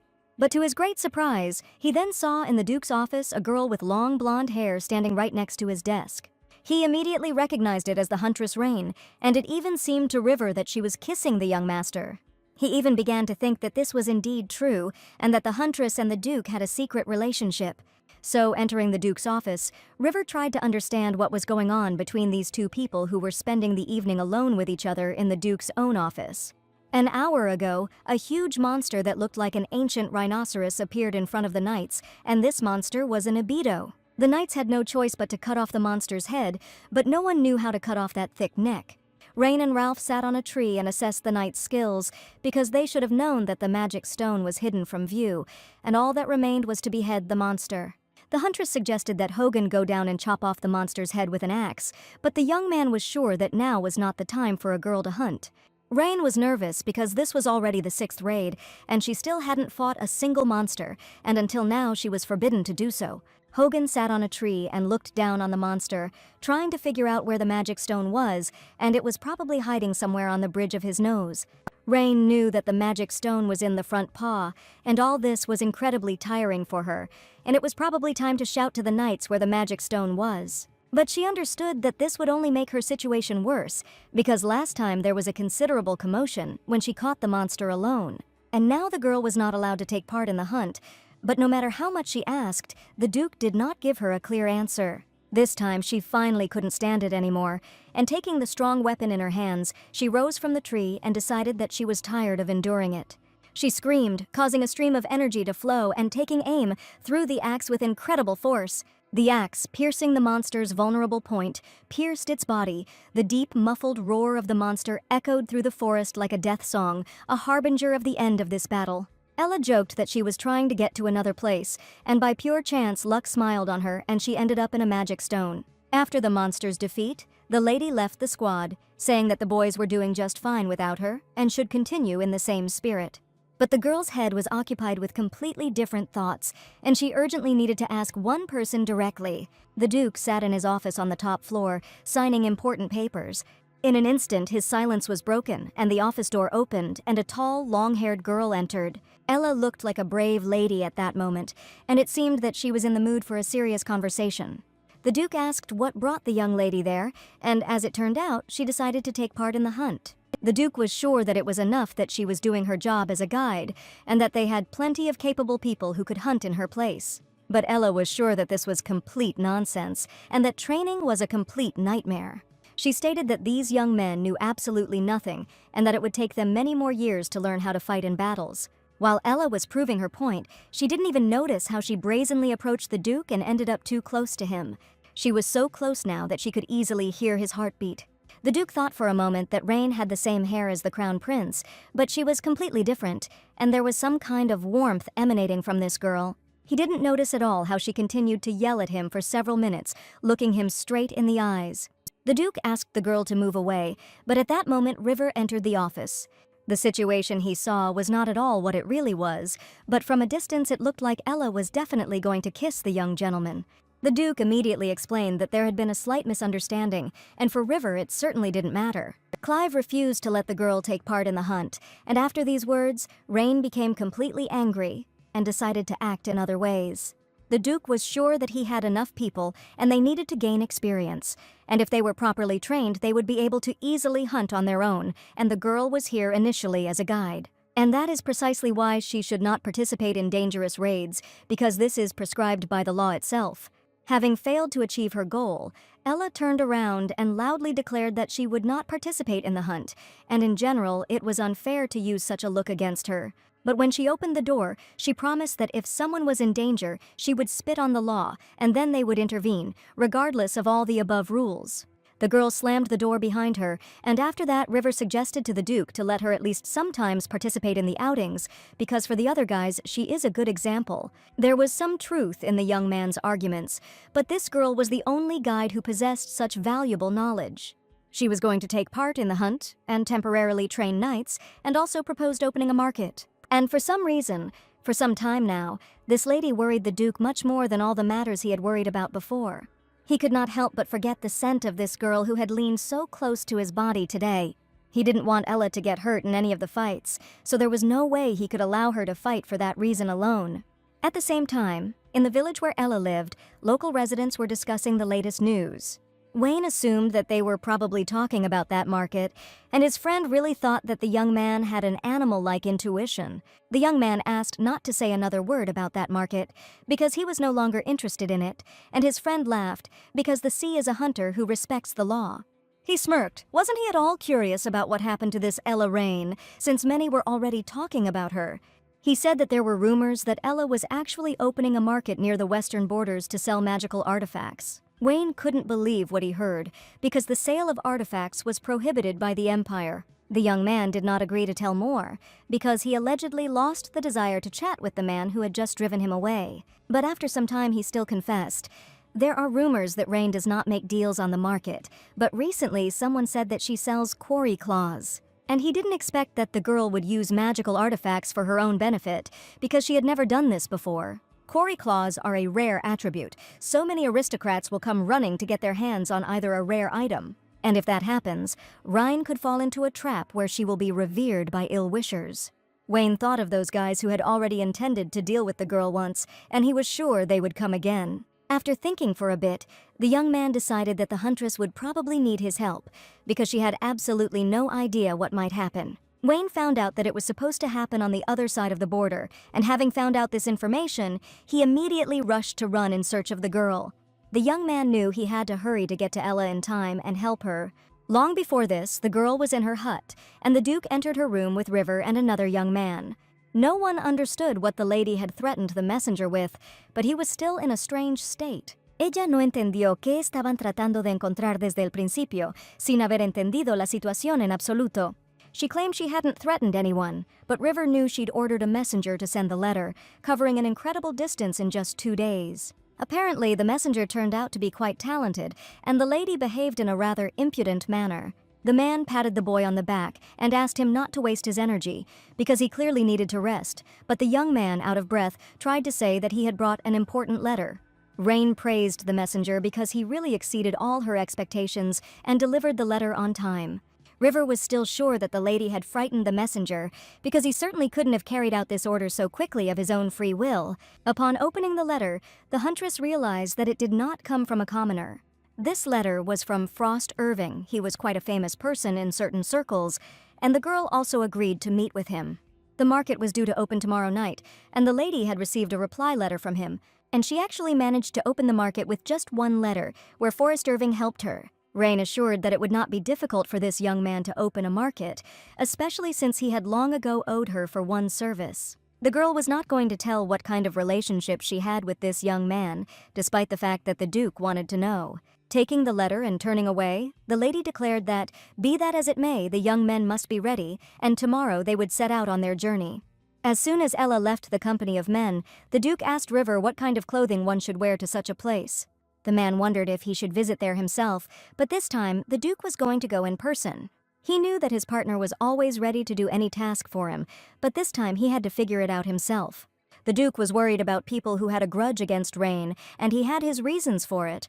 He was sure they had to adapt to every occasion, and the market should be the only illegal thing they did, and next time they should restrain Rain's desire, who was unlikely to listen to them. After listening carefully to everything, the Duke realized that he needed to gather the right equipment and prepare. He was planning to put on a huge hood, which would be enough to hide his identity, so he decided to go and check with the magician. Most likely the poppy was in the research room, and the Duke, without even saying goodbye to River, hurriedly headed towards it. For a moment, River thought that the Duke looked quite happy, and that he must be in a good mood, or maybe he was imagining it. The next night, Rhine, along with the knights and the Duke, was to set out on a mission. But she was not very happy that the Duke was dressed as if he was going to have a festive dinner over the bath. The girl addressed the Duke as you, and River was surprised that the lady dared to address the venerable Duke in such a way, and he himself certainly could not give permission. The Duke turned to his partner and sharply informed him that the girl would not address him as a Duke in such a dubious place. The girl liked it when the Duke called her informally, and this thought was now haunting her. She asked to take off this ridiculous hooded cloak, because she thought it made him stand out even more in his image. The Duke said, the magician said that they always go to the market in such hoods, but given Lancefort's character, he could also show up to the wedding in a black hood. The Duke looked much better without this strange attire, in a white shirt and ordinary trousers. To make him look less like an aristocrat, the girl smeared her fingers with earth and ran them over the young man's cheek, so that he would at least look a little like a poor man. And since he is a hunter, a smudge of dirt on his cheek will definitely not be out of place, and will fit perfectly into the image. All this was incredibly strange, but the Duke fulfilled every request of the huntress with special respect. And now his clothes were covered in dirty stains, and there were also dark pieces of ash on his cheeks. Ella laughed that the Duke now looked like Cinderella, who always had black soot on her face. Once the Duke was outwardly prepared, Ella declared that they were ready to go, and that Edmund had no need to dress up. Ella también afirmó que ella misma no necesita esconder su rostro y no tiene la intención de esconderse en absoluto, for she will not allow the hunt to trip her up because she is much higher than that. Finally, everyone was assembled, and Ella, walking in front with a huge bag in her hands, proudly declared that they were ready for any adventure and difficulties. That night, the doors of the huge market opened and tents were set up in the center of the city where everything that could be bought was sold. The Duke and his squad were in such a place for the first time because none of them had ever visited the night market.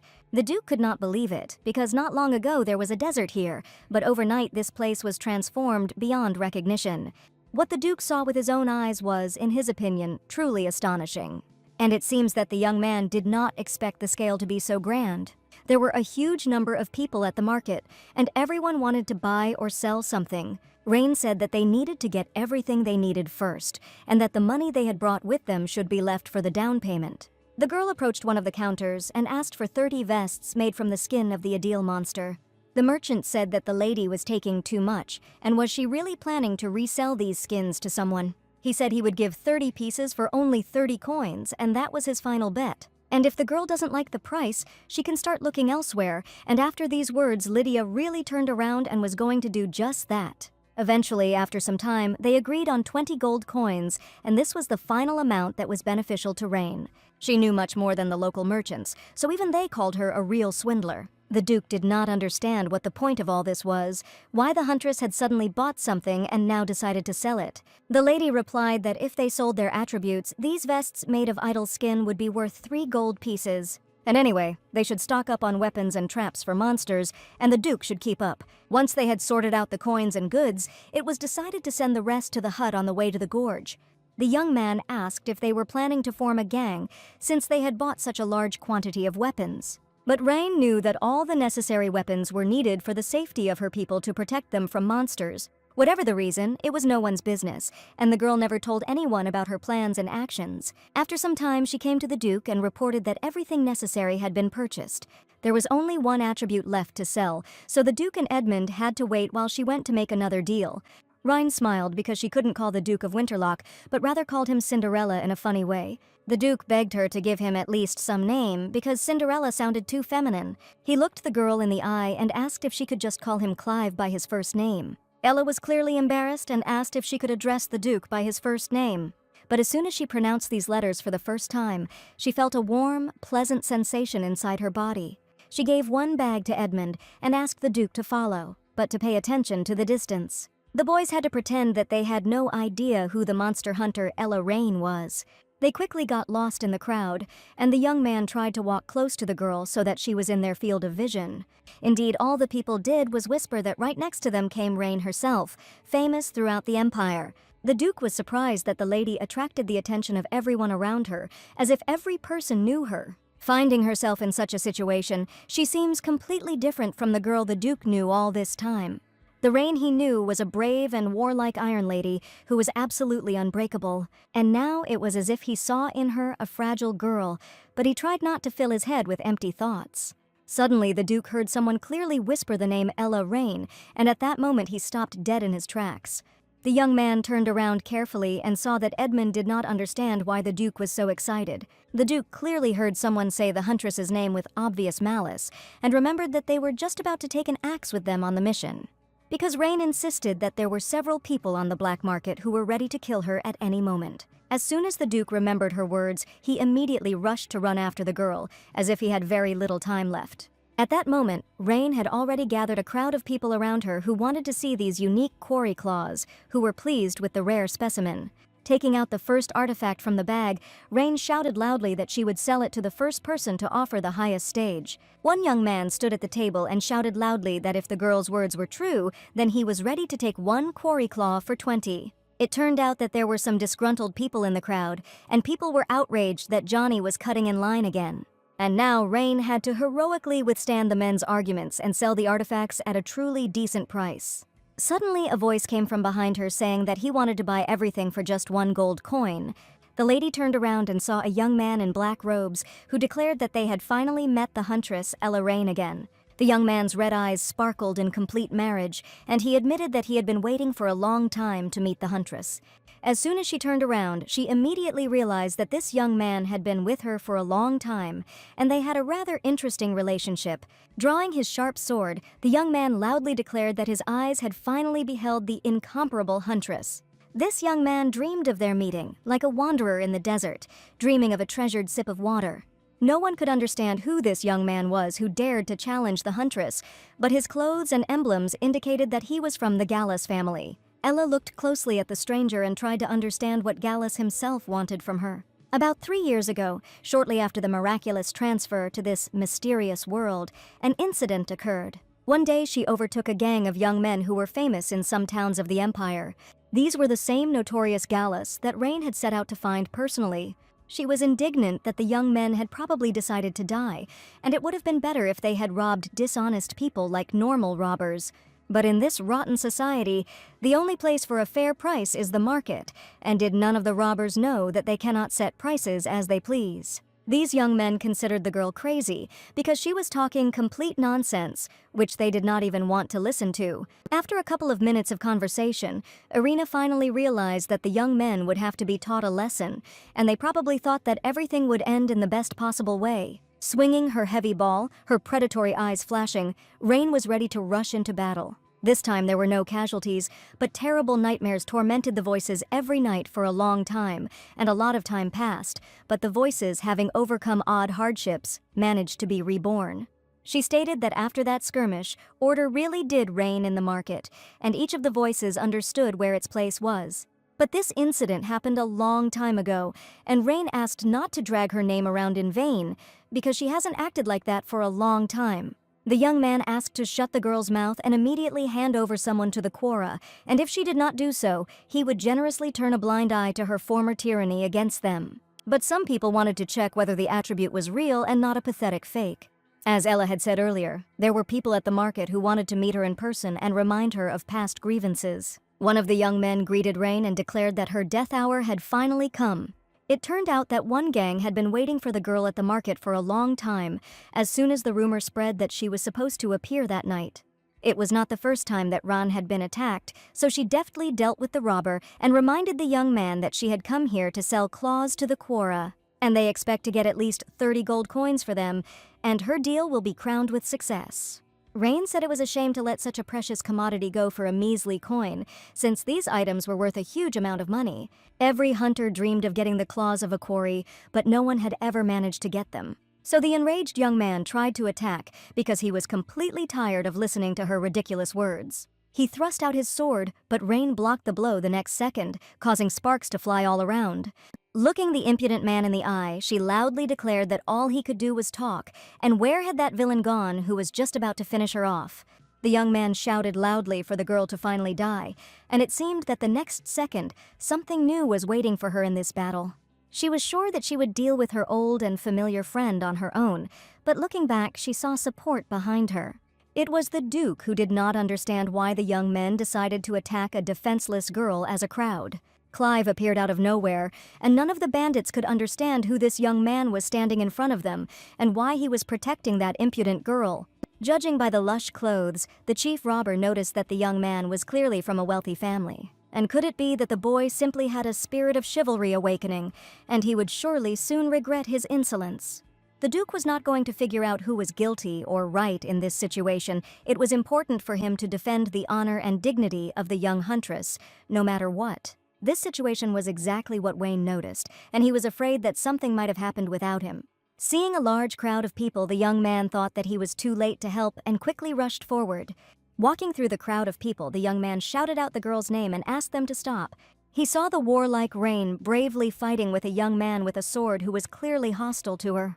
Holding the heavy axe in her hands, the lady laughed that his blow was quite good, but there was still something missing. The young man was quite fed up with the girl's insolence, but he felt as if their strength was unequal. It was strange for Rain to fight people after so many battles with monsters. Everyone watched the fight attentively, and even Wayne proudly admired how the girl could surprise him again every time.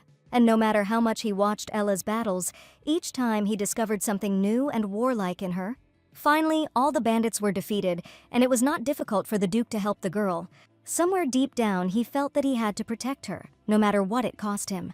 Suddenly, someone in the crowd noticed the Duke's face, which seemed familiar to one person, and it was at that moment that Rain delivered her signature blow to the face of the hated bandit. Finally, the young man was lying on his shoulder blades on the ground, and Rain asked him to never get up again and admit his defeat.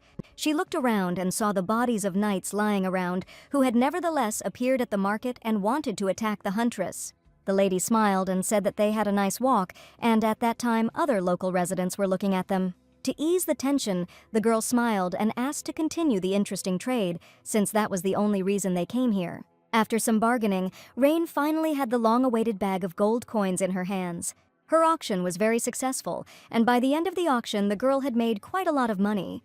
She immediately warned that there would be more attributes there, and traders could also expect other goods to arrive next week. The huntress was going to look for monsters in the canyons. This canyon had no owner, so Rain said that if anyone else wanted to hunt, they could safely go into the forest. But the huntress knew perfectly well that after drinking human blood, the monsters would become larger. Rain understood perfectly well that no one would dare to take a step into this forest, so no one would definitely go to kill the monsters. They laughed loudly together with Wayne, remembering the stupid faces of people, and the young man considered the huntress a heartless woman. Rain was sure that only fools would cry over such things, and in fact, she didn't care at all. But now, thanks to her words, no one will really think about going to the canyon. Most people will go crazy when they hear that Ella Rain is opening a market, and he was sure that he couldn't miss this, so he asked who that man was, who beat up Gallus's gang in front of everyone, and it certainly didn't look like an ordinary fight. Rain asked the young man not to talk any more nonsense, and she herself had to return to the border detachment, so they should hurry. But suddenly Wayne stopped and clearly felt that someone was following them right now. It was quite possible that it could have been one of a number of bandits, and the huntress and her partner stopped to find out. But to their great joy, it was just their friend who for some reason was looking for Ella. He insisted that they were going in a completely different direction and that the border detachment was not there. Rain insisted that the young man simply had to pretend that he hadn't noticed anything and that Wayne had never seen the man before. The young man introduced himself. His name was Edmund Jensen, and he was also glad to meet a fellow monster hunter. This young man turned out to be the captain of the border detachment, who asked whether Ella had really opened the market on her own. Rain said that the boy simply followed her, and Wayne should stop acting like a fool and stop asking unnecessary questions. It was already late evening outside, so Rain asked the boys to disperse, but someone else approached them from behind. It was a duke with a huge dark hood on his head, hiding his face. He was delighted when he finally had the honor of meeting the Duke, but for some reason he thought that he was also from the border detachment. As soon as he looked at the young man, he realized that in front of him stood a venerable Duke who was disguised as another person. Wayne was surprised, assuming that this young man was just an ordinary knight from the border detachment. But he was even more surprised when he learned that Duke Clive Winterlock himself was standing in front of him. Wayne grabbed his head and considered the huntress to be a completely abnormal girl, because even he did not know that the knight was going with them. He was afraid that the lady was addressing him completely incorrectly, but it turned out that the Duke did not care at all. During this trip, they sold the monster attributes and bought good equipment, and thanks to this, their income from today has increased. But today was not just an ordinary day, and some things in the Duke's life still changed.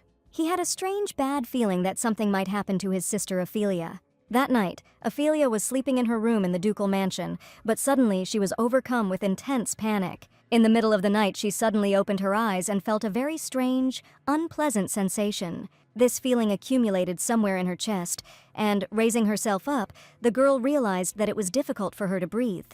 She missed her brother Clive very much, because there was no news from him. Suddenly the nanny entered her room and asked why the lady was still awake. The Duchess confessed that she had a terrible nightmare about death, and bloodthirsty monsters were flying around and incredible chaos was happening. In her dream, it seemed to her that her brother was calling for help, and tears of despair and pain were flowing down his eyes. That moment of Clive's horrible death kept running through her mind, and Ophelia woke up completely devastated. The nanny asked her not to worry because it was just a nightmare, and in fact everything should be fine with her brother. But this dream was so real that Ophelia was even afraid that it might turn out to be prophetic, and her brother really was dying on the battlefield right now. The nanny looked at her with kind eyes and continued to repeat that it was just a bad dream, and there was no need to worry so much. She asked the girl to slap the gentleman next time, then wake up, drink a glass of water, and go back to bed. The nanny saw a book of dreams on the girl's table and, taking it with her, said that she would definitely tell the owner of the book about this. The girl laughed loudly, because there really was a book on her desk that contained complete nonsense. Ophelia continued to laugh because just recently she herself asked the butler for this book, but strange things were done on her bed. Suddenly, a huge ball of fire formed on her pillow, right where the girl's head lay. The next morning, the young men gathered in the hut to ask the huntress's partner who he was. The young man smiled and said his name, for he was Mariah Wayne, the chief huntress's best ally. River felt like he had seen this young man somewhere before, and he was the second to stand out at the tryout after that girl. He accidentally called her crazy, and Wayne immediately realized that he was talking about Ella. As the young man had thought upon his arrival, he immediately witnessed the huntress enthusiastically dealing with a gang of galas on the black market. River was sure that the girl wasn't the only one who had caused the mess there, and that she probably had someone else as an ally. The man was covered in soot, so River didn't even realize it was the Duke of Winterlock himself, and only now did he learn that Rain called the Duke by his first name, without mentioning his last name. Wayne went to talk to the Duke to inform him that he would like to remain with the squad. The Duke asked why the young man was volunteering for this dangerous mission, since it was quite a risky undertaking. At first, the young man insisted that this was a chance to help the country and the Duke, but in fact he lied and admitted that he was simply worried about Ella Rhine. She admitted that it would not be limited to just the galas, and that a large number of people wanted to attack this girl. As it turned out, she not only managed to annoy only the galasses, but the Duke had already assumed this, but still wanted to believe in the best. The galas were just the beginning, and if everyone got together for the next stage in the market, they wouldn't be able to get rid of the gang so easily, and they would probably have to involve the Imperial Guard. It was a pretty tough situation, and Wayne chuckled and joked, "Who's afraid of these bastards anyway?" But Wayne himself understood that the situation could turn out extremely unpleasantly for all its participants. While the Duke was talking with Wayne below, River asked the huntress not to worry as long as she did not openly criticize the Crown Prince.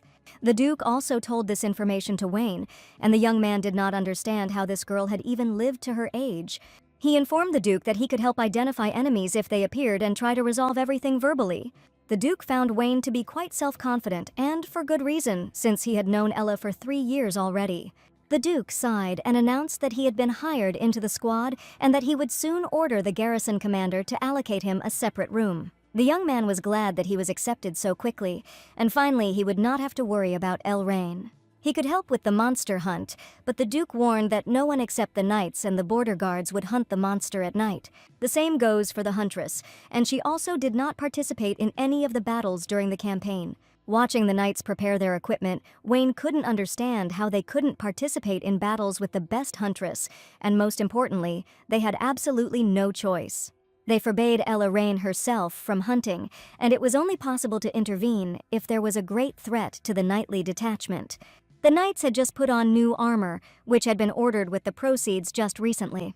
The knights were incredibly grateful, and Ella warned that if anything was needed, they should definitely let her know. The lady was still perplexed that she was forbidden to hunt, because at this rate she could completely forget how to hunt bloodthirsty monsters. The Duke was busy studying one section all day, trying to understand how this could have happened. He was told that the monster had entered through the window, which meant that the monster definitely had wings. And this was someone who could not only fly but also see his target behind the glass. Finally, in the book, he came across a monster that, by all parameters, was similar to the one he needed. It was a trister, a huge 5-meter monster with wings that dives from a height and attacks people with its sharp beak at great speed, leaving no chance of survival. The skin of this monster is not the hardest, but it is covered in sticky mucus, so climbing on it, like on a quarry, will be quite problematic. The book had a lot of information about monsters, but there was no way to learn how to fight those that had not yet been encountered. For example, there was no information about the thrister. The flying monster is covered in caustic slime, so it will be difficult to cut off its head in flight, and other methods are needed. While the Duke was filling out the encyclopedia, River arrived to tell him that they had allocated a room to Mr. Wayne. He considered him a very sensible guy, and was sure that he should calm down that crazy girl a little. As he understood, the huntress is friends with Wayne, but she doesn't say anything that he annoys her, but at the same time doesn't push him away. Recently, the magician was given the ingredients that were purchased at the market, and which he had been waiting for so long. The Duke had been in a strange mood for a long time, and River noticed it today as well. He didn't understand the expression on his face and the sudden change of topic, which were not typical of Clive's behavior. River patted his partner on the shoulder, sensing the boy's pain. The Duke looked out the window in fascination, and it became clear to everyone that something was definitely wrong around the duchy. Standing near the huge window, the men saw the approaching shadow of a flying monster, which surrounded right above the palace. A flying monster, majestic and terrifying, circled above the ducal palace, its huge wings resembling a raging storm. The Duke ordered that everyone be informed immediately, and that the magician be brought here, because now they had to defend the lives of their people. The Duke, standing in the throne room, looked out the window with alarm and understood that this creature threatened the entire duchy. Having carefully examined the monster, he realized that it was the same trickster that he had recently read about in the encyclopedia. The monster, spinning above the palace, made sullen sounds, as if foreshadowing its new onslaught. Its scales sparkled in the rays of the setting sun, and its eyes, full of fury, searched for prey. The warlike Rain, grabbing her weapon, immediately ran out into the yard and was amazed, because a huge trister was really circling above them. She asked everyone to spread out because this monster would target crowded areas. An excited Wayne loudly asked the huntress how they could defeat this terrible monster. After all, it was the first time he had seen a flying tripter, and he had never even fought such strong monsters. The last time they fought a similar monster, it simply shattered into the ground, and now Wayne asked the huntress to take his sword, claiming that it would be better than an axe. And now is the critical moment they agreed on, when Wayne will have to hand over his weapon. Rain understood perfectly well that Wayne was completely right, and the sword would really help her more than a heavy axe.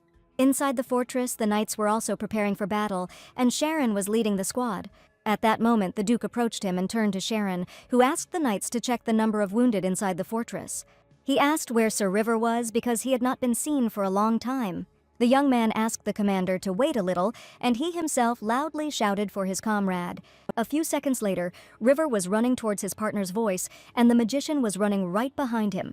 He put him on his shoulders, although the young man claimed that he could get to the right place himself. River urgently asked the magician to do something because the flying monsters continued to attack the squad. The young man thought perhaps he could try to hypnotize the birds around him, although it wouldn't quite look like an attack. But this method might also work since the monsters will be knocked off their landmarks. River screamed at the boy to do something quickly, while the worried mage realized that he needed to change the formula a little, and it would take him 5 minutes. He asked one of the knights to guard the magician while he adjusted the formula, and he himself went to the battlefield. At that moment, the barricade opened and all the knights and border troops rushed for cover. Everyone had to run inside immediately, except those carrying out the Duke's order. Rain, sitting on the roof, carefully counted the fleeing soldiers, but there were definitely 2 more people missing. In this battle, she was willing to risk everything to save her people. As the monster continued to circle, her determination only grew. One of the knights quickly approached the girl and shouted for her to retreat quickly, but for some reason the lady was standing at the very edge of the roof. She knew that if she didn't intervene now, the consequences could be catastrophic. The flying monster was not just a threat, but a challenge for the entire kingdom. Looking up at the sky, Rain saw that there were even more monsters, and now it wasn't just one monster. The huntress knew that only together with other knights could they give a worthy rebuff to the dark force. And since these monsters were level 1, dealing with them would be quite problematic. Ella jumped off the roof, but at that moment, one of the knights shouted for her to run to him immediately. She climbed onto the roof, feeling that her strength was almost running out, but now the huntress had to be more careful than ever. The worried knight did not know how to tell the girl the whole truth because the monsters were becoming more and more numerous. Looking down from the roof, they saw 2 huge monsters circling above the knights as they tried to kill them with arrows. These monsters could not be dealt with in this way, and Rain was afraid that many people from the squad might die. The knights tried to hide in shelters because there were already quite a lot of them among the detachment. She looked for Clive with frightened eyes because he definitely should have been downstairs with the squad. In the distance, she saw the Duke, who was ordering everyone to immediately run for cover and stop the attack. In a short space of time, there were many casualties, and it was quite dangerous to continue the battle, so Clive ordered everyone to retreat and return to the fortress. The young man reported that it was exactly the same monster that killed their commander last time. And as it turned out, the monster that attacked then was a sinister trickster, and they always drive people into the building, but this does not save them from hiding. In the open, you were an easy target for the monster, but inside the building, there was no way to hide from the tricksters, and if that was the case, the Duke would certainly be doomed to death. For Rain, it no longer mattered how the ending of the novel would change, and even her fan feelings no longer played a role, because for her, Clive had become more than just a character. The huntress knew that something had to be done urgently, since the trickster was a flying monster that would probably be helpless on the ground, and there was only one way out. She asked the knight of the border detachment to help the wounded, and she herself was going to deal with the triper. The young man understood that the girl was going to certain death, and he could not convince her otherwise. Rain's angry gaze was so stern that he didn't even intend to express any objections, and the matter was very serious. He followed the huntress's order, but on his way he immediately met the Duke, who was looking for Ella. He said that the girl went to the barricade and ordered everything to be done according to her plan. Looking up, the Duke saw a huntress on the roof who was watching the battle from above. He had no idea what this girl's plan might be, but he knew she had to stay alive. But Rain wanted only one thing, that the Duke would not be harmed in this battle in any way, and wanted to change the course of the plot. She screamed loudly for the monster to fly towards her, drawing its attention to herself. Trister immediately fell for the huntress's tricks, and the next second he was completely uninterested in the knights running below. And was the huntress's plan really just to go one-on-one into battle with the terrifying, bloodthirsty monster? Rain raised her head and froze. A flying monster, huge and terrifying, circled above the forest, its wide wings pushing apart the clouds, and its bright eyes sparkled like 2 hot coals. Until now, this flying monster had not been able to detect a magic stone, so Rain had to think of something right now. Rain tried to examine the monster and understand where the magic stone was. She saw that the magic stone was very deep, which is why they couldn't find it for so long, but the Duke was standing below, shouting to Ella that it was very dangerous. Rain's heart began to beat faster. She felt fear creeping up on her, but at the same time, determination was awakening within her. Her heart pounded in time with her breathing, and she could feel the adrenaline filling her body. The Duke saw that Rain was bravely going to fight the monster alone, so he rushed straight towards her. The moment the monster made a sharp maneuver and its attention switched towards the village, Rain realized that this was her chance. The huntress made a decision. She must act carefully and precisely. She chose a position prepared to attack, and as the monster turned using its powerful wings, she rushed forward. A whistle rang through the air. Rain's sword cut through space. She darted under the monster's wings, aiming for its vulnerable spot. The monster growled, its scream echoing around the area, and rage filled its eyes. It tried to push her away, flapping its wings, but Rain did not retreat. The Duke smelled something burning in the air and shouted for Ella to come down quickly, because he was sure she wouldn't last long there. The sinister monster was covered in caustic acid, so the huntress could not remain on the monster's body. The Duke shouted loudly for Ren to stay near the monster's head, since it was on the head that there was the least amount of acid. And indeed, the girl's shoes under the monster's scales immediately began to melt from the acid. She looked down and realized that it would not be easy to get down from such a height. And right now, the huntress needed to gather her thoughts and finally deliver the final blow to the monster's magic stone. Rain thrust her sword into the monster's side with all her might, and at that critical moment, the air around her was filled with the power of her spirit. Rain's chest rose and fell with fatigue. Her breathing was heavy, but sparks of triumph lit up her eyes. Although Rain's sword was covered in dirt and darkened drops of blood, it remained a symbol of her determination and fortitude.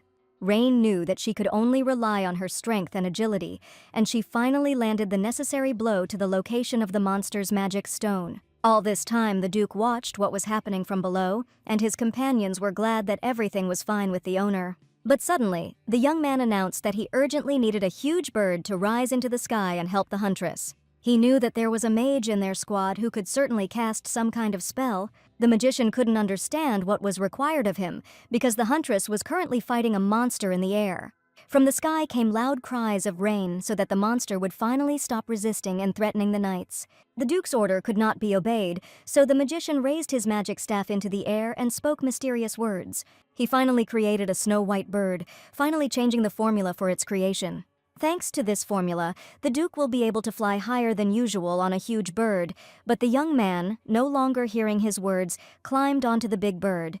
The Duke asked to raise the bird even higher, but the magician claimed that it was very dangerous and he was risking his life. At that moment, River realized that the Duke probably wanted to fly to Ellaraine and help her fight the monster. The Duke's actions are a big risk. If something goes wrong, the Triper could catch him, but one cannot ignore the fact that Ryan is in trouble only because of them. River asked the magician to control the bird and first bring it as close to the Trister as possible so that he would not notice it. And he asked the rest of the knights to go with him to ensure the Duke below. The entire squad watched the battle and how the Duke flew up to the terrible monster on a huge bird, and each of them prayed that everything would end well. On a huge white bird, the Duke flew closer to the monster and called Ella by name. He flew up to signal the girl and help her down, but the huntress did not expect to see the Duke flying on a huge magical bird. Rain knew that the idea from the descent was quite good, and she would need the Duke's help. But she understood that she couldn't go down now under any circumstances, and the young man would have to wait for a while. The girl needed to destroy the magic stone, but her boots were already being eaten away by the caustic acid, which would soon reach her feet. The huntress had done this many times before, but for some reason this time the battle was very difficult for her. On the body of the huge monster, she saw her shadow and wondered how much longer she could hold out like this.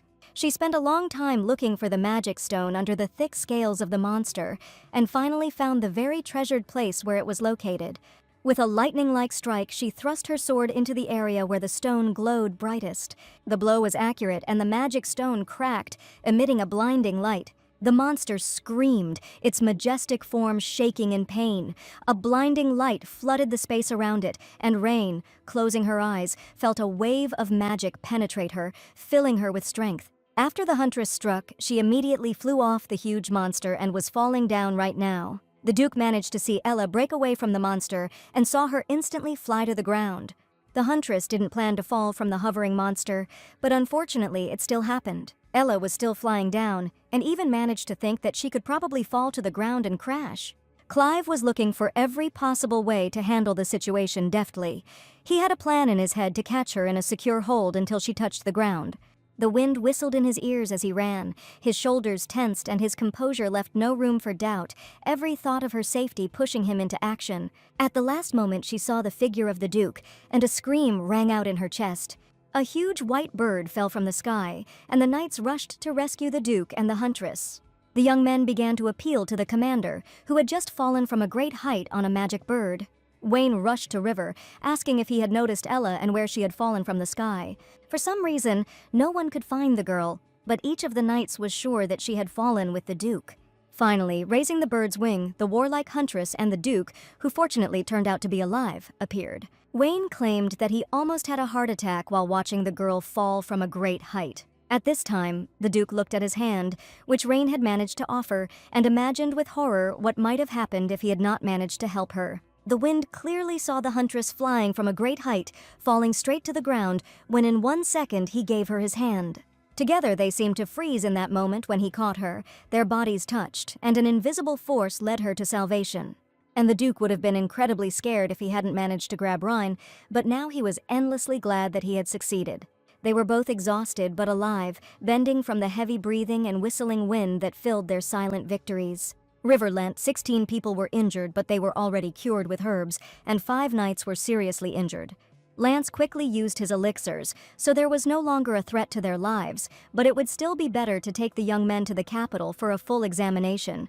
As it turned out, all the hunters were alive, but there was one person who was seriously injured during the first attack of the Trister.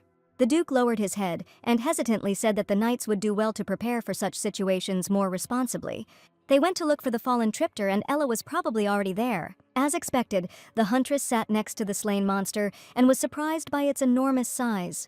But Rain was now worried about how valuable the Trister's claws were, since they still needed money. Ring seemed to be interested in nothing other than how to sell valuable artifacts for the highest price, since the fortress was destroyed and needed to be repaired. But for the Duke now, nothing mattered except that the lady still remained alive, and they managed to defeat a high-level monster. The next day, the young men were busy rebuilding the fortress, because the huge monster had fallen right on its walls. After a successful mission, the Duke was sitting in his office.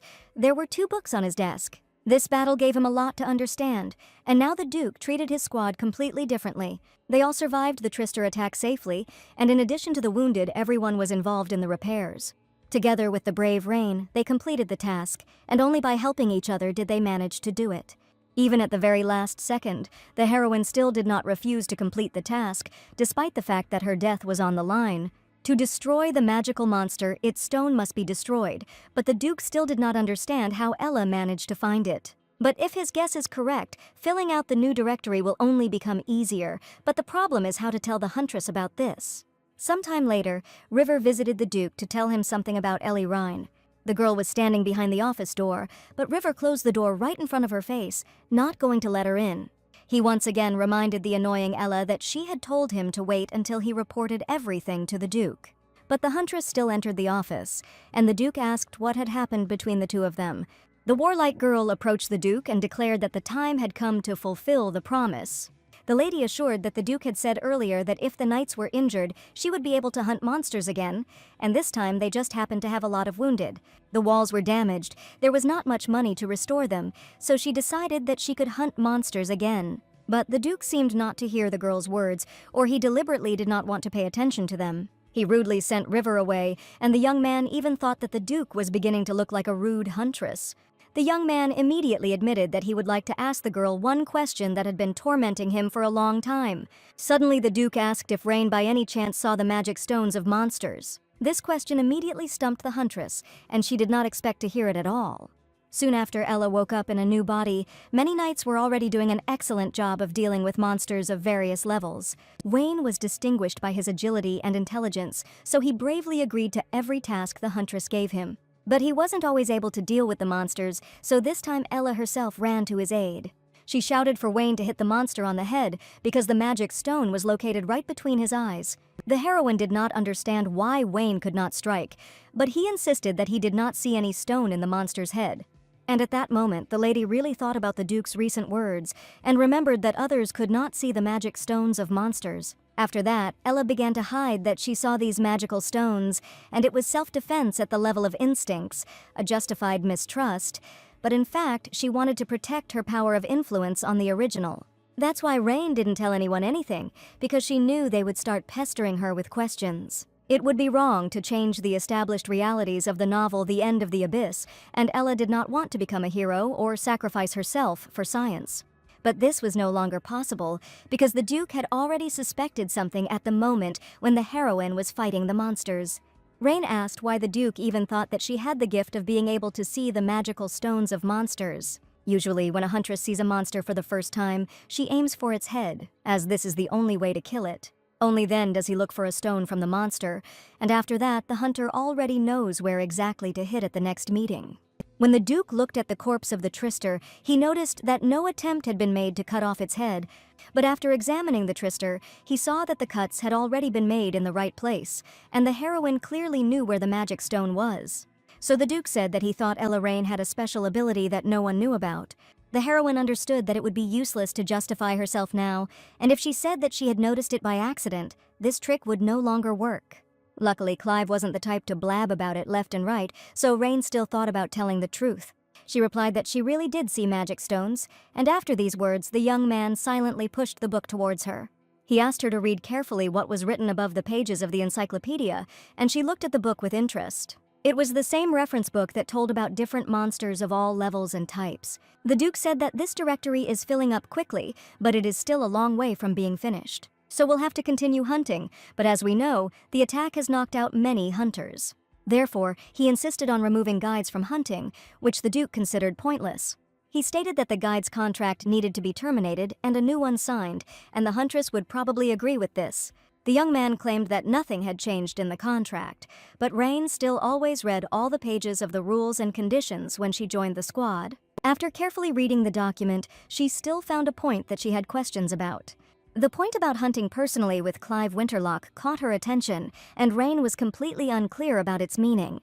The lady was sure that she could go to battle alone, and that the Duke would be safer in the fortress than in battle. Clive sighed and replied that he knew perfectly well that Raine could easily hunt alone. Even during the attack, he realized that Ella Raine had the necessary skills for hunting and unique abilities, but there was still one more thing. The girl has absolutely no knowledge about the newest monsters that she will also have to fight. There are a lot of monsters around, which, like the Thristers, it is not yet clear how to fight, and if you attack them thoughtlessly, you can get hurt, so the Duke was sure that the girl needed someone who could tell her about new monsters.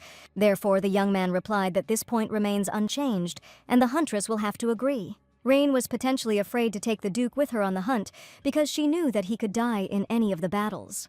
And if the girl was so reluctant to agree with the rule, the Duke offered her another option, bringing a huge stack of papers to the table. These were records of all the known abilities of the monsters, and everything was described here except for the methods of fighting. Clive said that if the lady managed to learn all this, he was ready to waive the introduced clause. Looking at the huge stack of papers, Raine didn't even know which option was more suitable for her. While the Duke was absent from the western border, the Crown Prince was given daily reports on how the battle was progressing. The young man was very upset that the Duke was still alive, and it was really true that no monster had managed to kill him. The Dark Master suggested that perhaps the Order was protecting the Duke, but the Crown Prince didn't think they were that strong. The Duke is clearly being helped by someone very powerful, a stranger they don't yet know about. The prince was sure that the entire empire was teeming with rats, and they pretended to be loyal to the imperial family, but at any moment they could stab him in the back. For the Crown Prince, the situation was not funny, because the last thing he should do was spread rumors in front of the last of the Ascalanis line. The prince opened a secret drawer of the table, on the dark velvet of which lay a huge bright red precious stone. Taking it in his hands, the young man decided that it was necessary to visit the western border to personally find out how things were going. He sent a dark ally to find out who was putting a spoke in the wheels, and if it was a wizard, he would surely be noticed immediately. But the next prince didn't care at all, because his only goal was to kill the Duke. After all, in any case, the dark ally will die as soon as he finds out everything and reports to the Crown Prince. While Clive was out hunting monsters, his sister waited impatiently for a letter from him every day. And once again, when the butler brought a stack of letters, not one of them was from her brother. The butler held several envelopes in his hands and apologized, but there was no letter from the Duke among them. The lady smiled and replied that the palace had nothing to apologize for, since it was only following orders. In fact, Ophelia was already pretty tired of waiting every day for even the slightest news about whether her brother was alive or had died long ago. Ophelia wasn't feeling well because of that psycho, so the butler suggested calling the doctor to examine the lady one more time. He insisted that the girl needed an examination. Ophelia tried in every way to calm Albert down. She loudly replied that she was completely fine and did not need any medical attention at all. Ophelia assured that her condition was only due to nerves, as well as the large amount of work. The butler left the letters on the table and silently left. Ophelia pushed aside the table drawer in which there was already a pile of letters. In the most secret drawer of the desk lay the letters from Clive, which he had managed to send earlier. She took one of the letters, which she often reread after her beloved brother's departure. She took it out and reread it whenever she felt anxious. Even though Athelia had received the title of Deputy Duke, it was quite hard for her because she would never be able to compare with Clive. Rhine's training continued every day, and she fought new types of monsters over and over again to figure out where each one's weak point was. All this time, the Duke sat on a tree and watched from above so as not to participate in the battles with the Huntress.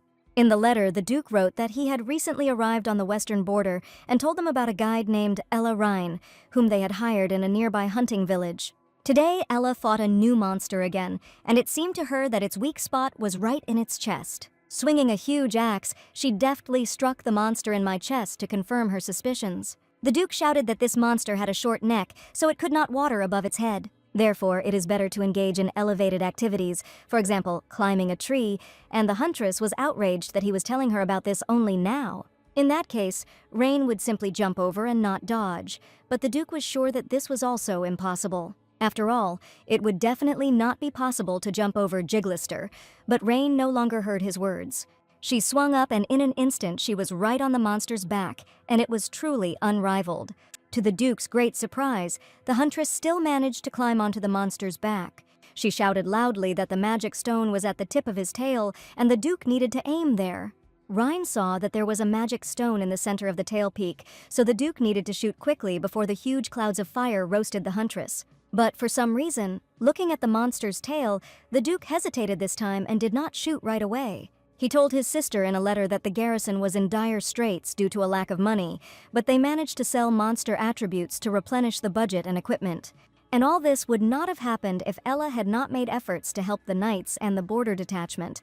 Today they have obtained expensive attributes in the form of monster scales, and they will be able to earn a large sum of money at the market. The Duke said that today they found money for repairs, but as he promised, they will have to divide all the proceeds from the sale. In that case, Rin was going to take every single scale of the monster, and even that looked cute.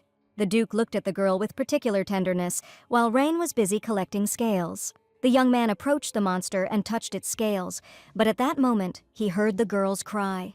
She asked him not to touch the monster with his hands, because it was still burning and very hot. Rain said that she was a professional at this, and that the Duke had better take care of his delicate hands. She asked the young man not to interfere in any case, since he clearly had no experience in collecting scales. The heroine was so busy with the monster that she didn't even hear what the Duke said before she jumped on him. But at that moment the Duke desperately screamed that it would not be possible to jump over this monster.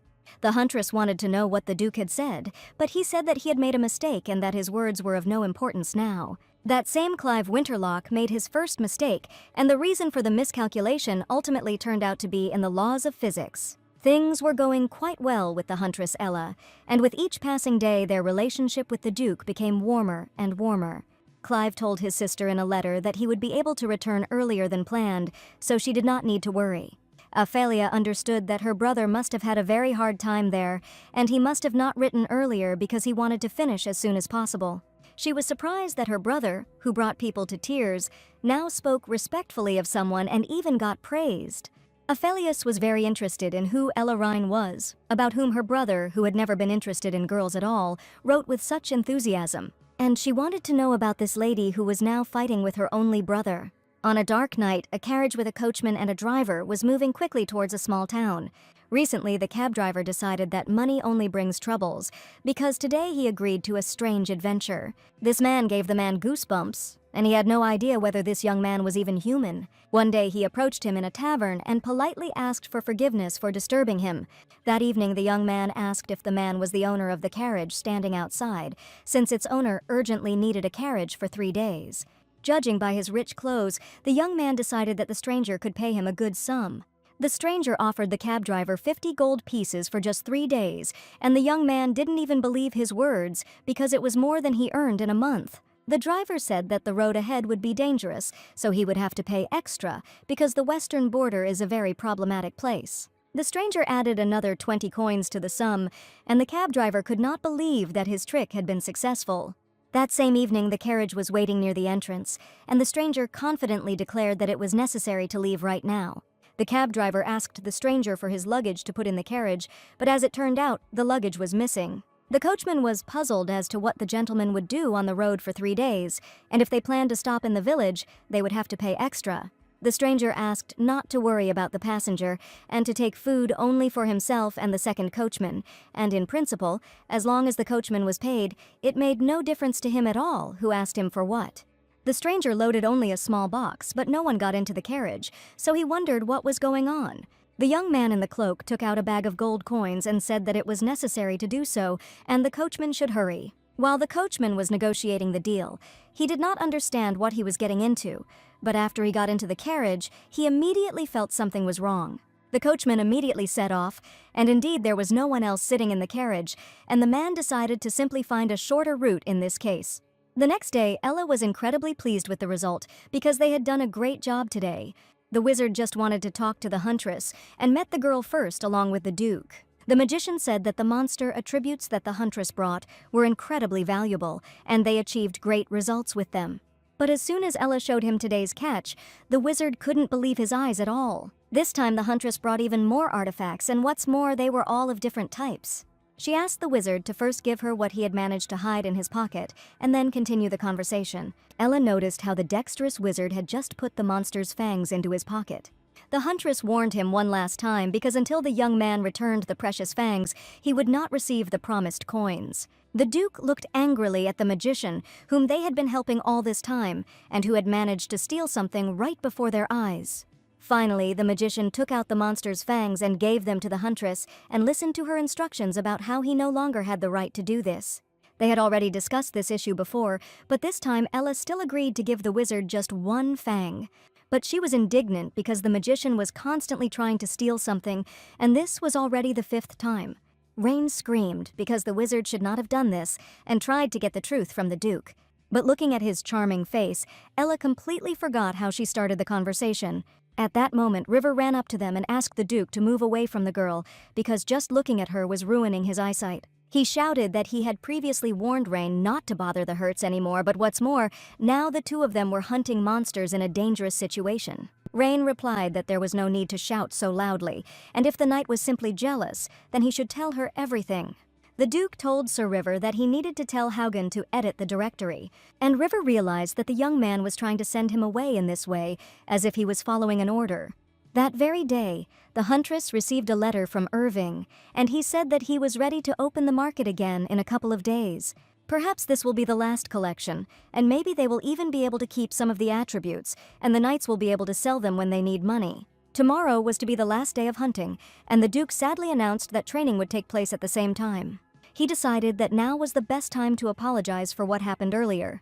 Clive admitted with disappointment that he had agreed to the magician's request without even thinking, and had not taken into account that the horns and fangs rightfully belonged to the girl. So he promised that this would not happen again, and Ella could rest easy. Finally, many questions were resolved, and the heroine was even interested in which of them was now in greater danger. The directory was almost finished, and this was great progress, considering that the Duke had not initially believed in the success of this undertaking. Hogan said that the huntress girl had helped them out greatly, and even River now recognized her, although he had previously called her crazy. The young man admitted that he was upset that the work ended so quickly, but once the training was over, they would never see Rain again. As soon as Ralph thought about this, tears came to his eyes, and he never imagined that he would be so touched before parting. But now even the thought that he would never meet Ella again made him feel despondent. Ella Rain was just a huntress they hired as a guide, and returning home successfully should have brought a surge of joy, but for some reason the Duke now felt very lousy at heart. He couldn't understand what kind of strange emotions they were experiencing, and even Hogan noticed that Winterlock was acting rather strangely. He had always been a cool and proud young man, but now his face expressed incredible sadness and sorrow about the upcoming events. The next day was the final training session, and Ella was once again fully armed and facing a bunch of angry monsters. There were an incredible number of them today, and she was going to deal with those in front first. While the brave Rain continued to carry out her duties, the Duchy looked on sadly at her final training. He wanted to say something about the last lesson, but the huntress shouted loudly for the Duke to aim straight at the muzzle. Taking a heavy crossbow in his hands, Clive took aim and shot the monster in the place the huntress had pointed to. A bunch of projectiles flew at lightning speed towards the head of the monster that was closest to the Duke. Today Ella dealt with the monster. The Duke followed her instructions unwaveringly. At dawn, the magician handed the girls special gloves, and the Duke immediately became interested in the reason for which he gave them. She said that these gloves do not let poison, acid, and heat through, and finally the wizard created something worthwhile. Ella wondered if she could keep the gloves when it was all over. The Duke's mind was filled with thoughts that once this was all over, their work here would be complete. And in that case, they will no longer see this girl who helped fight bloodthirsty monsters for many days. Today, Ella was going to go to the market to sell goods, but the Duke said that the boys expressed a desire to join. So Winterlock asked if the Huntress would be willing to accept a few more knights into the team. Ella wasn't always fond of sharing her spoils, so she asked who wanted to go with them. She stated that she could only take 3 people she had confidence in: Edmund, the Duke, and Wayne. It was impossible to take more than 3 people on such a task, so the Duke would have to agree to her condition. That same evening, the wizard announced that only 3 could go, and that he would be the one going to the market today, instead of the Duke. Ella wondered why a magician was there, but everyone wanted to go so much that the Duke gave up 1 seat. When Rain spoke of 3, it was not what the Duke thought, and Clive was too pedantic. The Huntress tried to explain that Edmund was the captain of the squad, so he was definitely going, and Wayne was going because he was directly dealing with Ella. And for the rest, there is absolutely no point in going there, exposing themselves to even greater danger. The upset Duke looked down and made the saddest expression he could. But if you think about it, this handsome guy will be left out of the picture, so Ella allowed everyone to go together. Along the way, Mariah tried to cheer everyone up and came up with a fascinating song about Mr. Rock, an ordinary hunter who, as always, went hunting with his squad. The new hunter suddenly separated from his squad and found himself together, where there were plenty of monsters. Mr. Rock tried to return to the detachment as quickly as possible, but his friend heard strange rustling sounds in the bushes. A monster jumped out of the bushes that he had not noticed, and at that moment the brave Ella appeared and saved Mr. Rock. Wayne always praised the heroine Ella and even dedicated funny songs to her so that no one would get bored on the hike. Ella walked ahead with the Duke, and she knew it would be like this. And she was irritated when Wayne talked too much. No matter how much she told him that this market was illegal and not just a simple night place, it was still useless for the young man. Clive smiled and said, "Wayne's stories are interesting, and it's rare that someone is called a hero so often." Ella had once saved Clive, and now he praised her at every opportunity, but the lady assured him that the guy was simply in front of a monster who was trying to kill him. Therefore, she was sure that she was not a hero at all, but only helped in time. But the Duke was sure that it was the girl's kind and open heart that prompted her to help. Of course, for some it doesn't matter, but for most, the result is always the most important thing. And no matter what prompted the Huntress Ella to join the party, all the knights were incredibly grateful. Ryan wondered if it didn't matter what motivated her, but the Duke clearly didn't know that her intentions were inherently impure. At the very beginning, the heroine had completely different goals and benefits, but after meeting the Duke, everything changed dramatically. He admitted that no matter how much Wayne chattered, he also considered the fragile girl a brave heroine. Previously, Rain was sure that no one in the village cared about her at all, but now she heard pleasant words addressed to her. It was unexpected, but she felt like a sailboat that was slowly being carried away, and it was a feeling she had never experienced before. Looking at the Duke, she understood that she could soon go crazy, because beauty is so harmful to health. While they were having a nice conversation, Rain didn't have time to notice how late at night they, together with the squad, finally approached the market. The trading stalls had already been set up, and a specific merchant stood near each of them. This time there were many more stalls, and the scale of the market was truly amazing. Many were surprised that Ella visited this place alone. It was clearly unsafe in this market. Rain said that no one should dare to call each other by their real names, and now they had to go on a job. But as soon as they appeared on the black market, they immediately fell into the sight of a dark magician who had been watching Ella for a long time and finally found her. The Huntress gathered the knights around her and asked them not to take off their hoods under any circumstances, and she even asked Wayne to be careful. Edmund was to go with the Huntress, and the people were to see the representative in person. The Duke also had important business, and today he wanted to send a letter to his sister. Ella asked the young man to send the letter quickly, as well as buy everything necessary and meet outside the market in about an hour. And she also sternly declared that the Duke should under no circumstances think of following anyone who told him that he was sweet and handsome. Clive didn't understand what the girl meant, but she and the knights had already gone forward. The Duke remained standing there in bewilderment because only Ella could say such a thing to his face. The lady was not a timid girl, so she could express her opinion to anyone. and the knight standing next to the duke thought that this girl clearly had 9 lives or something like that. He couldn't understand how she dared to lecture the duke, but the young man knew that this girl could behave however she wanted. But the duke had no intention of reacting to the girl's words, and his partner even thought that he hadn't noticed anything. They decided to separate and meet exactly 1 hour later, and each of the heroes had to try not to reveal their faces. The knights noticed that the duke was behaving rather strangely, and his companions were already beginning to suspect something. Miller was sure that there was a lot they didn't understand, because it was obvious what was going on between the duke and Ella, and everyone saw perfectly well that the duke had clearly just blushed from Ella's words, and this was the first time this had happened to him. That evening, James was sitting in the courtyard of the duchy when Sir Ralph approached him. Ralph wondered why James looked so sullen, and he was sure it was because he hadn't been taken to the market with the others. Ralph joked that he would believe River's words, since all he did was quarrel with the huntress every day. He saw letters in James's hands and asked if they came from Madame Ophelia. It was rather strange, but Ophelia still had not sent a single letter to her own brother. There were bills from the builders, as well as letters from the wounded who had been sent to the village, but not a single message from the duchy. River even asked the messenger, but he replied that all letters from outside the capital were safely delivered, and there weren't even any letters from Maria, because Maria always left her letters with the city merchants. James thought it was all rather strange, and she should have written, if not to him, then at least to Miller. And considering the fact that the Duke went to the market every time to send a letter, Lady Ophelia should have sent a reply long ago. The young man thought about it, but River couldn't even guess what the reason for all this was. And did something really happen in the capital, since there has been no news from the Duke's sister for a long time? That night, the Duke went to the post office again to send a letter to his sister. He gave the address, the Duchy of Winterlock, and the girl who sent the letters asked him again. Clive didn't understand what the problem was, but the lady assured him that there were quite a few problems. As it turned out, they couldn't deliver letters there, and she didn't even know who would undertake to deliver the letter there.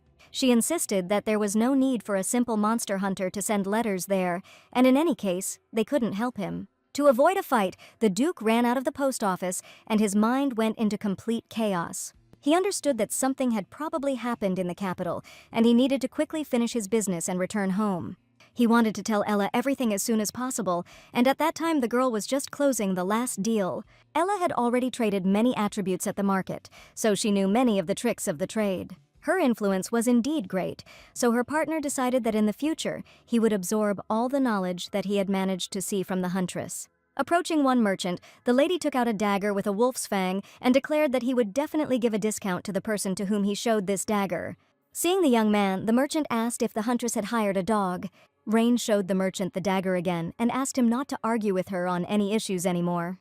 The heroine asked the merchant to imagine that the dagger was her and that it needed to be treated properly. And the very next second, the merchant heard the huntress's voice in his head, who, holding a huge axe behind her, asked the young man to repeat once more what he had just said. Even for Rain's partner, it was a little scary, and he managed to get scared for the merchant. Rain assured that without this you will be constantly robbed, so it is better to show strength from the very beginning so that people will begin to respect you. About an hour had passed, and Clive should have already returned from the post office. In the crowd nearby, they noticed a familiar dark cloak that looked just like the Duke's. For some reason, the young man was breathing heavily and seemed to be in a hurry to get somewhere right at that moment. The girl saw the Duke approaching her from afar, so she was glad that he had finally returned. But the very next second, goosebumps covered her body, and a terrible chill ran down her back. She could not confuse this frightening feeling of gloomy darkness and anger that filled everything around with anything. Rain definitely saw some mysterious magical red light coming from the staff of the stranger standing in the distance. She asked Edmund if he could see the magician standing right in front of them with a glowing staff. She clearly saw that behind the treasure there was a magician in a black robe, holding a staff with a magic stone, but it was definitely not their magician fort. The young man claimed that there was absolutely no one behind the Duke, but the lady, looking intently ahead, did not understand what was happening then.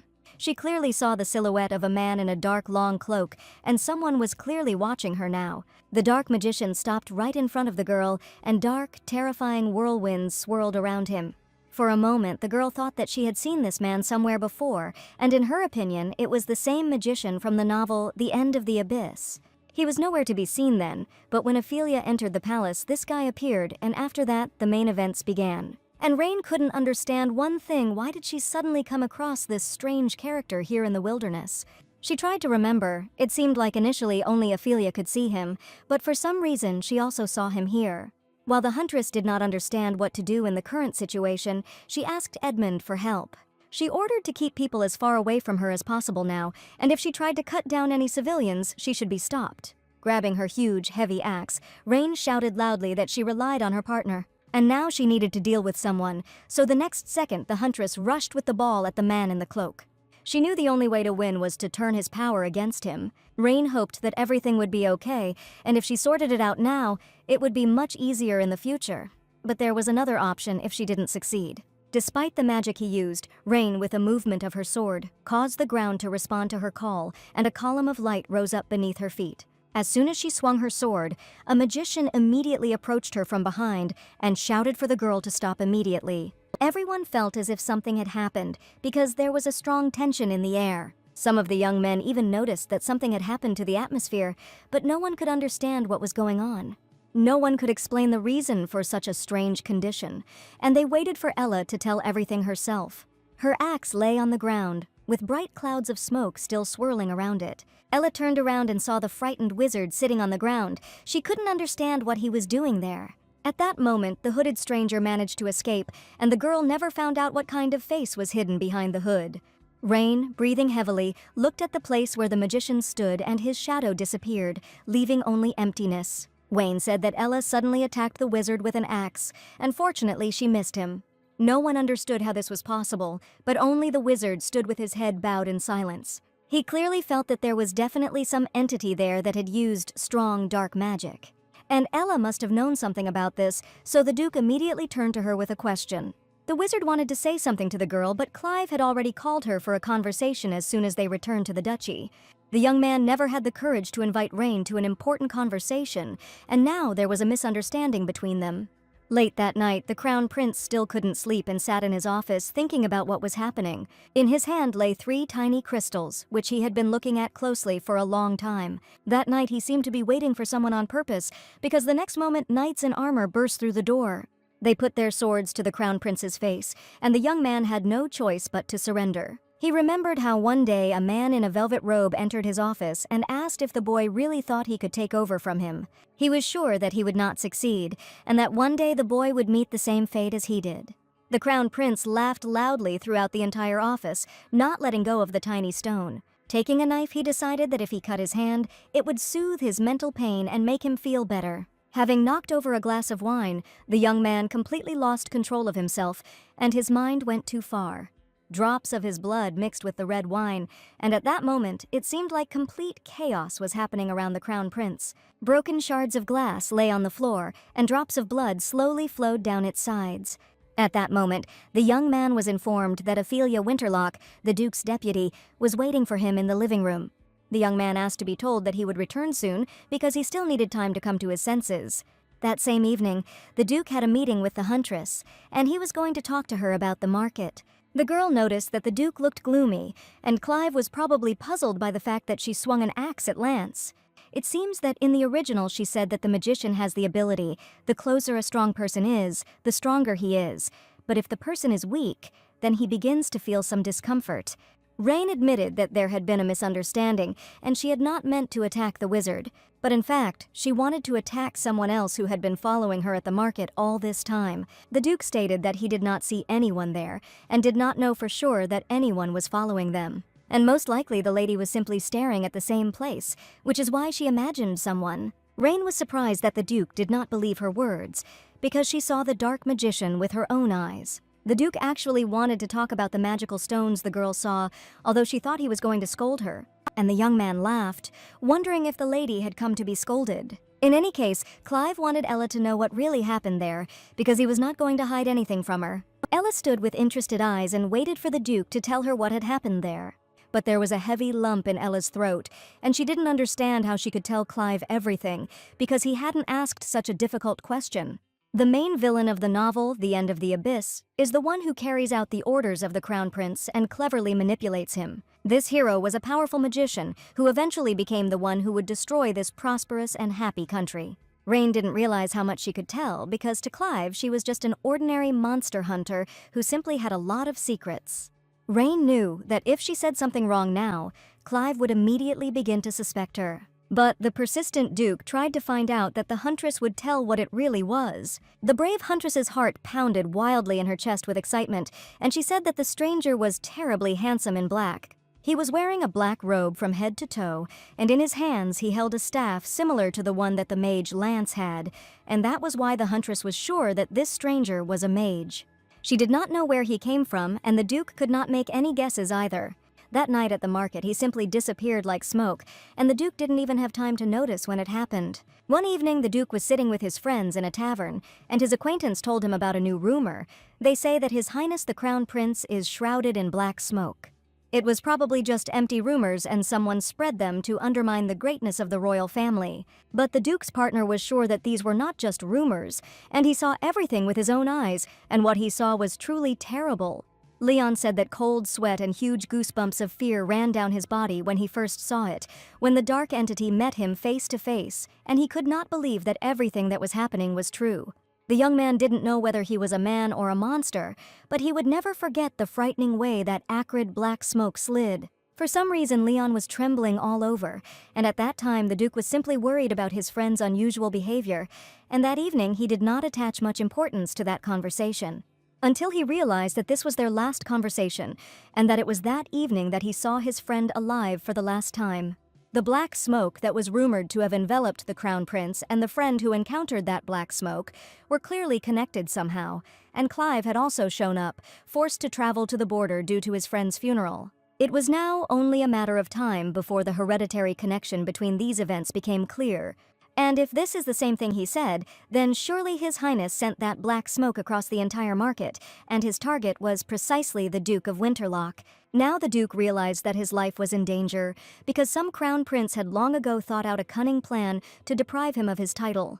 As Duke, Clive spent his entire life trying to protect his family and country, and of course that was considered his duty and the meaning of his entire existence, but ultimately his entire life is now under threat.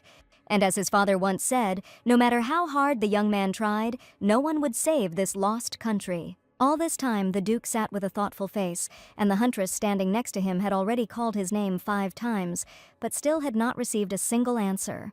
She already had time to think that she had said something wrong, but the Duke only apologized for his thoughtfulness. Rhine asked not to apologize anymore. She noticed that the news about black magic shocked the Duke, and for sure he might know it. The Duke slammed his fists on the table, and at that moment he couldn't hold back his angry emotions, because he really was familiar with the dark magician. Rain realized that it seemed to be true, and if he knew who it was, then he could probably guess that the Crown Prince was behind what happened, so it was no wonder that the Duke was in shock. The Duke apologized for calling at such a late hour, and surely the lady should go to her room and have a good rest. He wanted to ask her only about this, and the Duke no longer had a single question about the dark magician. Rhine said she wanted to wait until tomorrow so as not to spoil the atmosphere, but the news was urgent and many people's lives were at stake.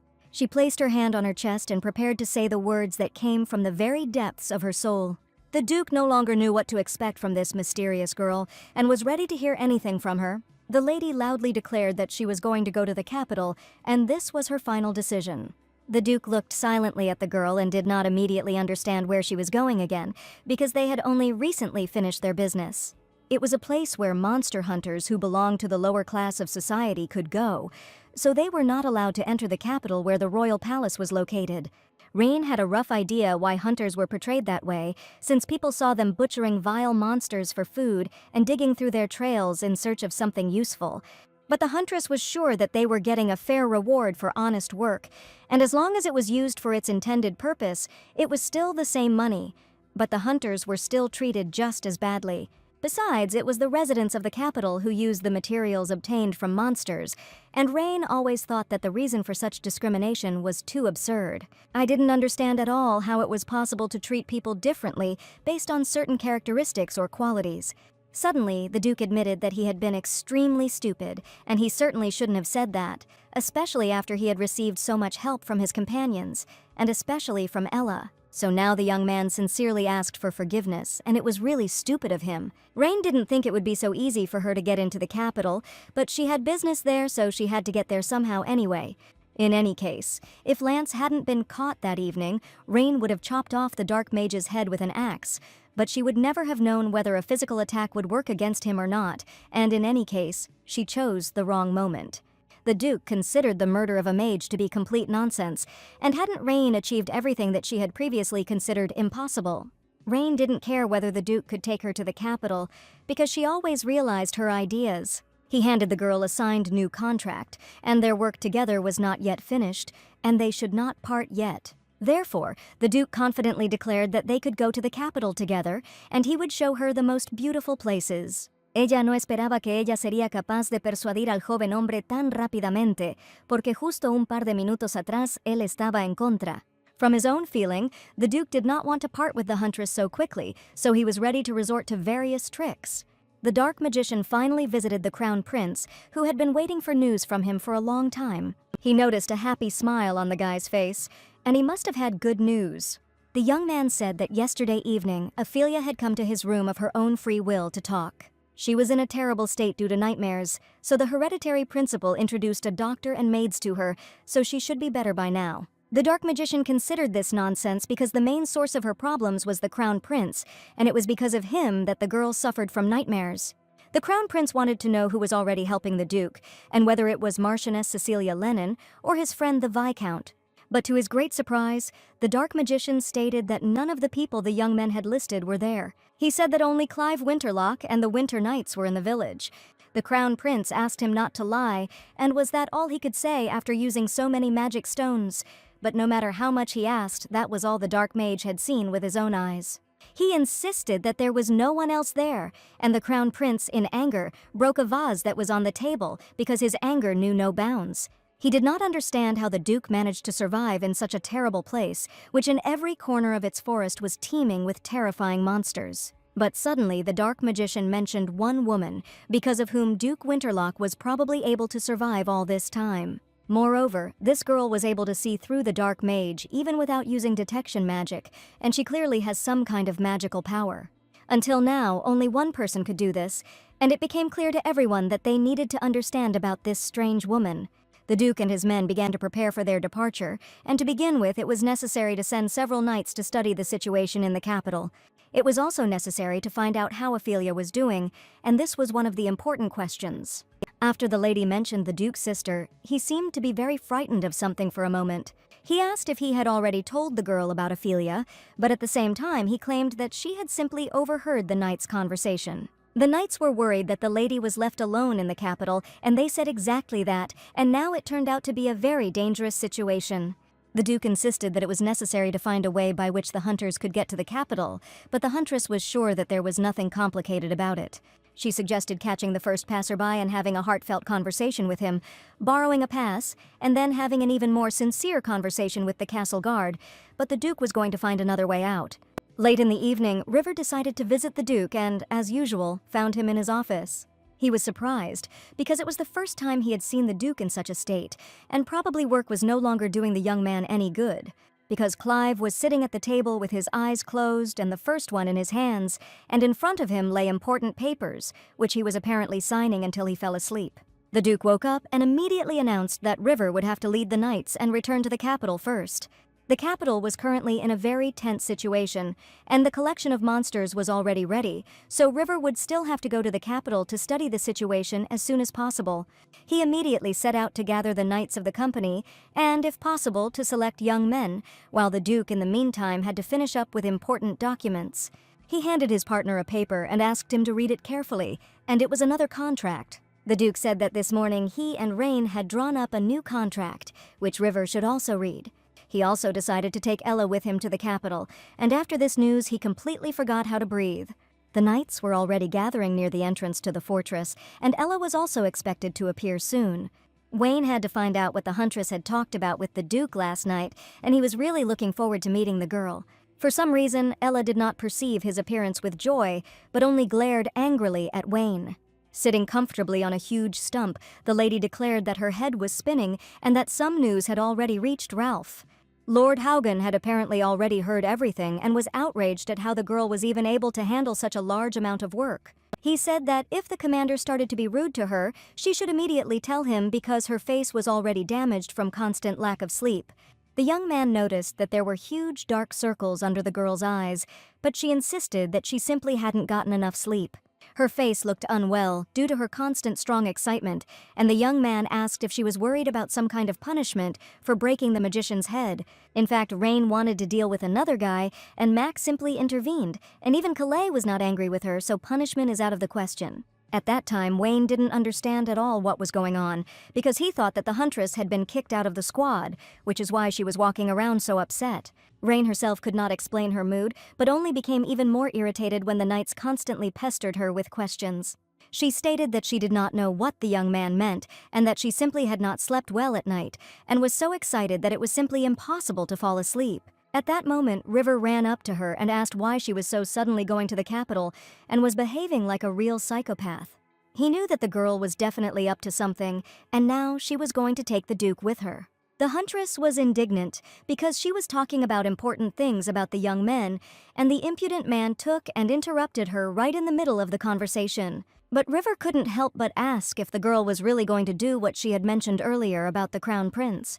Preparations for the capital were almost complete, and for the last few days the Duke had hardly left his study. The letter to my sister was finished, and now all that was left was to sign the official documents. He still couldn't understand why the girl at the post office had said back then that letters couldn't be delivered to the duchy, and that was one big problem. If the magician that Ella saw was truly attracted to His Highness, then it is unknown what will happen to the knights. River was sure that this was impossible, and even if the Crown Prince himself had arranged it, they had no reason to prevent the departure of the knights who had fully completed their mission. After this conversation, the Duke and River came up with a pretext for crossing the border, and he was sure that they would definitely manage it. And the Duke was only worried that everyone would be safe and that nothing terrible would happen to any of his knights. And most importantly, he was worried about the safety of Ella, who had secretly entered his life. The Duke actually found it surprising that Rain had said so easily about dealing with the Dark Mage. And at that moment she was so confident in herself, as if she herself possessed some mysterious magical powers. And was this magician really that handsome, because Rain clearly said that he was terribly handsome in black? A round table meeting was taking place in the Imperial Palace, where they were discussing what had happened to a previously diligent man, since he now allowed himself to behave like this. One of the young men asked if he hadn't yet heard the rumors that the whole empire was talking about, and these rumors were about someone who unexpectedly personally visited the Imperial Palace. Rumor has it that it was Ophelia Ventralock herself, and it seems that she has completely lost her mind, waiting for news of her brother, so the Crown Prince is now personally caring for her. If the news gets out, a side branch will immediately try to take over the estate, so the Ventralock estate is trying to suppress rumors. The estate is probably hoping that Ophelia Winterlock will come to her senses, but who knows what will happen next. The Marquise stood up silently and headed towards the front door, no doubt intending to leave the meeting. The latest news made the young men shudder, and they all wondered in fear what to do next. Marchioness Cecilia expressed her opinion that Ophelia Winterlock ended up under the wing of the Crown Prince. And the Marquise felt very sorry for her, but how did she manage to catch his eye? Taking a mug of tea and taking a sip from it, the young man sitting at the meeting spat out the entire contents in horror. The Marquise laughed because there was alcohol in the mug, and the current situation in the country made it impossible to stay sober. This young man had just brought what the Marquise had asked for and was able to follow it from one place. But then the trail was lost at the western border.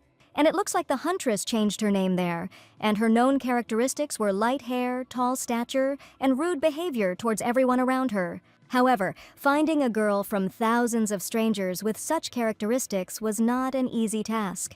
The Marchioness understood that things with the Duke of Winterlock were also taking a strange turn, but his affairs did not concern her. She asked the young man to continue observation and report immediately if any new information appeared, because this girl was the only hope for this rotten empire.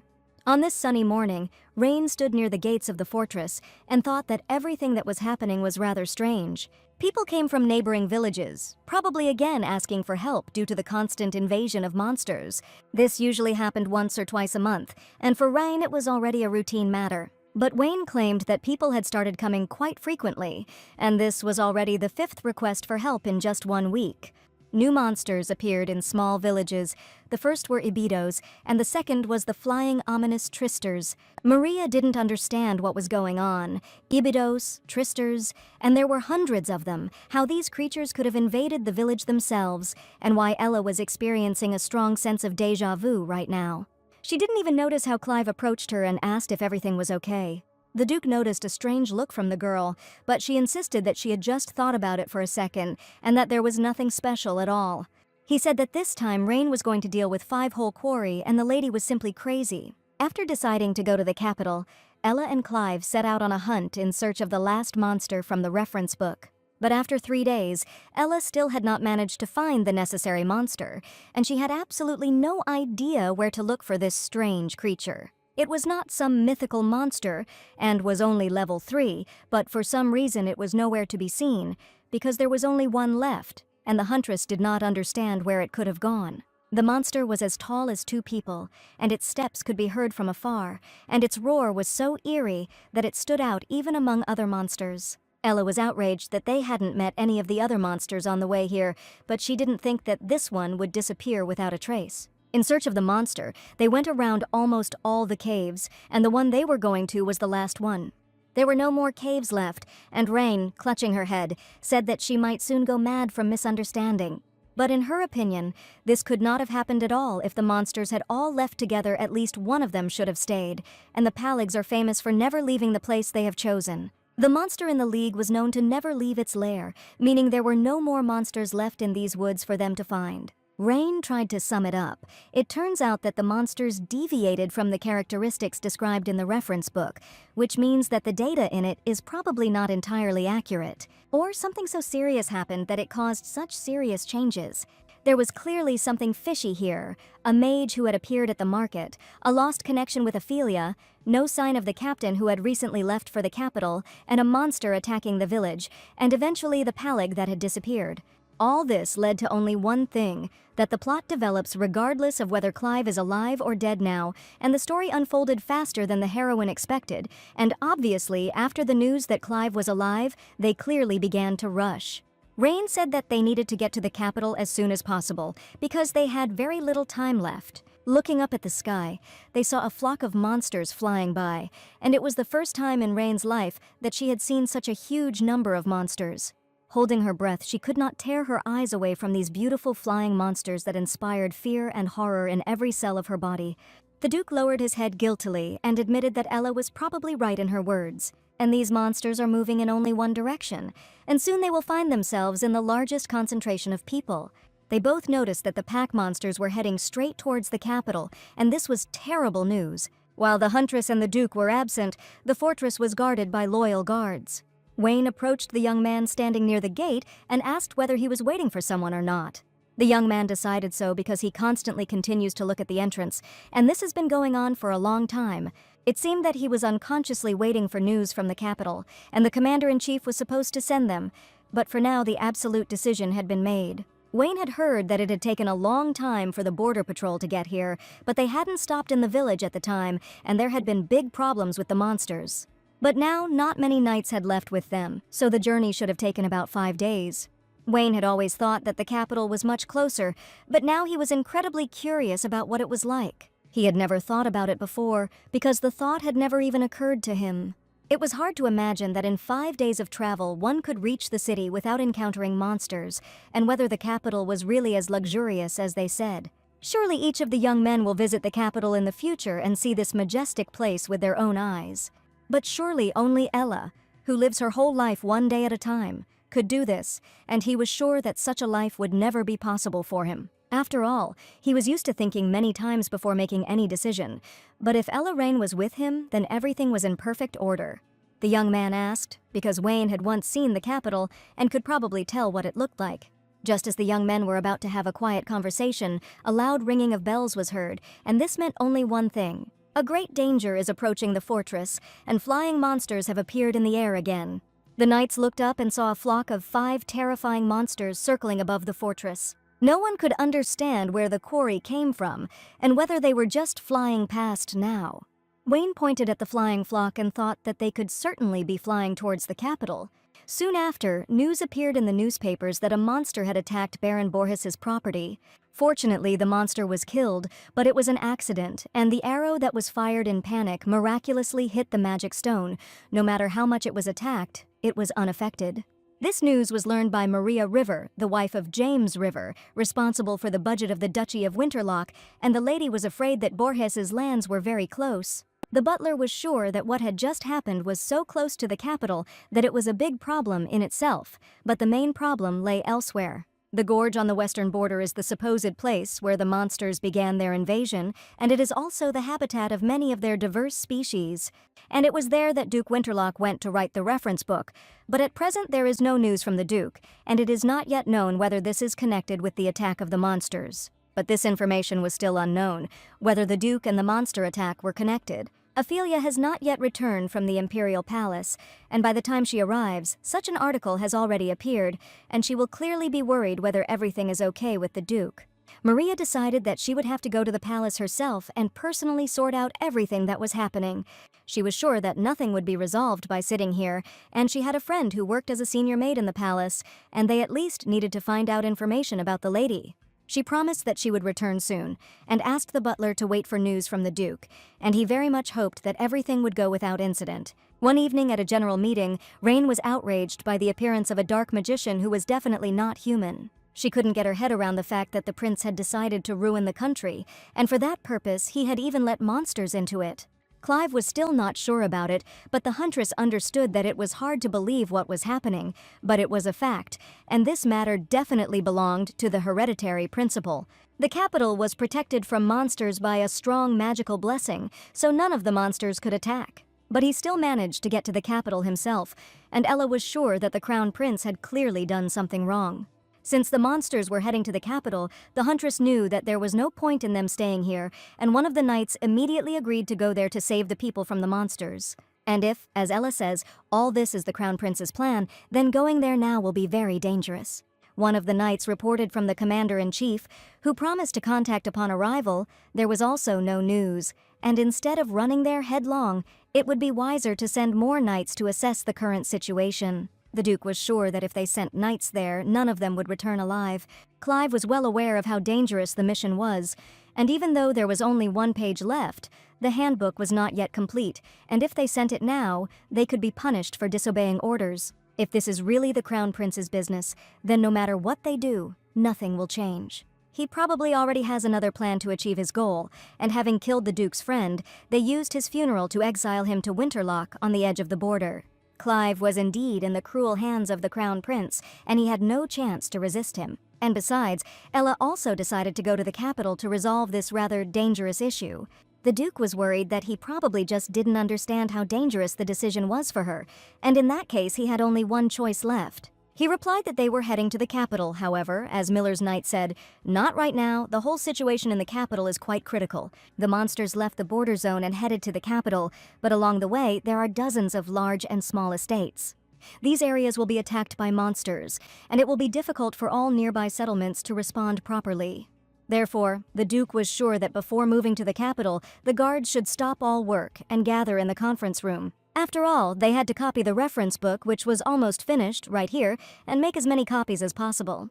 Wayne was delighted when he heard that the guide was going to be published here, but the huntress thought he was a complete fool. In recent days, Ophelia had not been feeling very well, and the Crown Prince desperately pretended to court the girl. The prince touched the sleeping lady's hair and dreamed that finally they would be alone together someday. He knew that this girl would belong only to him, but first he needed to get rid of the hated Duke. Today, the young man decided not to go to the meeting, and thought that they only talked nonsense there day and night, and it was just a waste of time. The dark mage suggested that it seemed the prince had decided to abandon the image of a merciful and wise heir, but the young man was sure that there was no need for this. The common people will always be pleased with whatever you do, and the nobility will revere him as a saint, as long as you do not encroach on their personal property. The Crown Prince considered all the aristocrats to be complete fools, and for some reason only presented himself as superior to everyone else. He asked if the dark mage had completed the task properly. He placed a black velvet pouch on the table containing shimmering crystals that were surely needed by the hereditary principle. The dark magician did everything as the young man said, and brought the monsters out of the western borders, increasing their aggressiveness. The Crown Prince was interested in whether the monsters would reach the capital, and the Dark Magician assured that this would definitely not happen. And this is just a little warning to Duke Winterlock and the Knights of the Winter Company. That same day, the commander of the Knights, named Gilbert Bray, came to His Highness with a report. He said that the captain of the Winter Knight Squad, James River, and his 12 subordinates had just arrived at the gates of the capital, and they were detained according to the order of the Crown Prince. Official documents and letters from the Duke of Winterlock were also found on them. There was one very curious woman nearby, but she was unable to talk to the knights, so there were almost no witnesses. The Dark Mage wondered if there would be any problems if word got out that they were detained, but for a normal group, these guys were acting pretty smart. The Crown Prince also suggested that the people would most likely like it, since there have been some very unpleasant rumors circulating lately. Taking 2 large, bright red crystals out of his pocket, the prince asked the Dark Magician if this was what he had come for. Since the Dark Magician had been following the orders of the Crown Prince for a long time, he gave him the reward and asked him to do whatever he wanted with the crystals. Whether to build castles or take people's lives is up to him to decide, because now these crystals are in his power. The Crown Prince needed to take control of the blessing in the near future, but he didn't really want to go there this time. The blessing was entirely a Selenol's problem, and the Crown Prince did not need the Dark Mage's help in this matter. He confidently stated that he had already done his part of the job, and that would be quite enough. The blessing of Asalanos is an ancient and powerful force, an unlimited power that can destroy an empire and create a new one in an instant. And by taking possession of it, Dark Max could get rid of his body and break the connection with this damned prince. And his sinister plans were to become a real magician, possessing undeniable magical power. He was sure that with a little more patience his time would come, but he was worried that the Huntress had still managed to see him. And for some reason now, this woman did not come out from behind the Dark Magician's head, because she was definitely not an ordinary person. The Duke of Winterlock's photograph was splashed across the front pages of the newspapers, and it was said that he held a grudge at being sent to such a dangerous place. There are also rumors that Duke Winterlock is long dead, and only the Winter Knights remain in the guard. Many were blabbering that the Duke had also never reported to the Crown Prince, violating his duties, and seemed to be preparing to send Imperial Knights to arrest the Duke of Winterlock. Maria River could not believe that the Duke was guilty of the invasion, and she absolutely could not bear this unexpected news. She didn't understand how these people had arrested the Duke, and not only had they captured James, but now they were targeting the Duke as well. The butler tried to calm Maria, who was very worried as soon as the stupid rumors spread. She knew she had to take matters into her own hands, and she knew she had to stop crying first. The Duke's nanny assured him that tears would not help grief, and now it was necessary to collect one's thoughts and, first of all, think about how to tell the Duke about what had happened. They could not go outside because of the imperial decree, and they also could not meet with their bedfellows or send a letter. But suddenly the nanny pointed to a secret door, which was a passage leading to the wall of the backyard. Here the former Duke, when he was little, always walked and surprised the old lady, and who would have thought that now they would use this secret door for their own purposes. And now they had to think carefully about what exactly each of them could do to save the Duke. This morning the prince issued an order that all servants were to remain inside the mansion, and no one was to leave until another order was issued.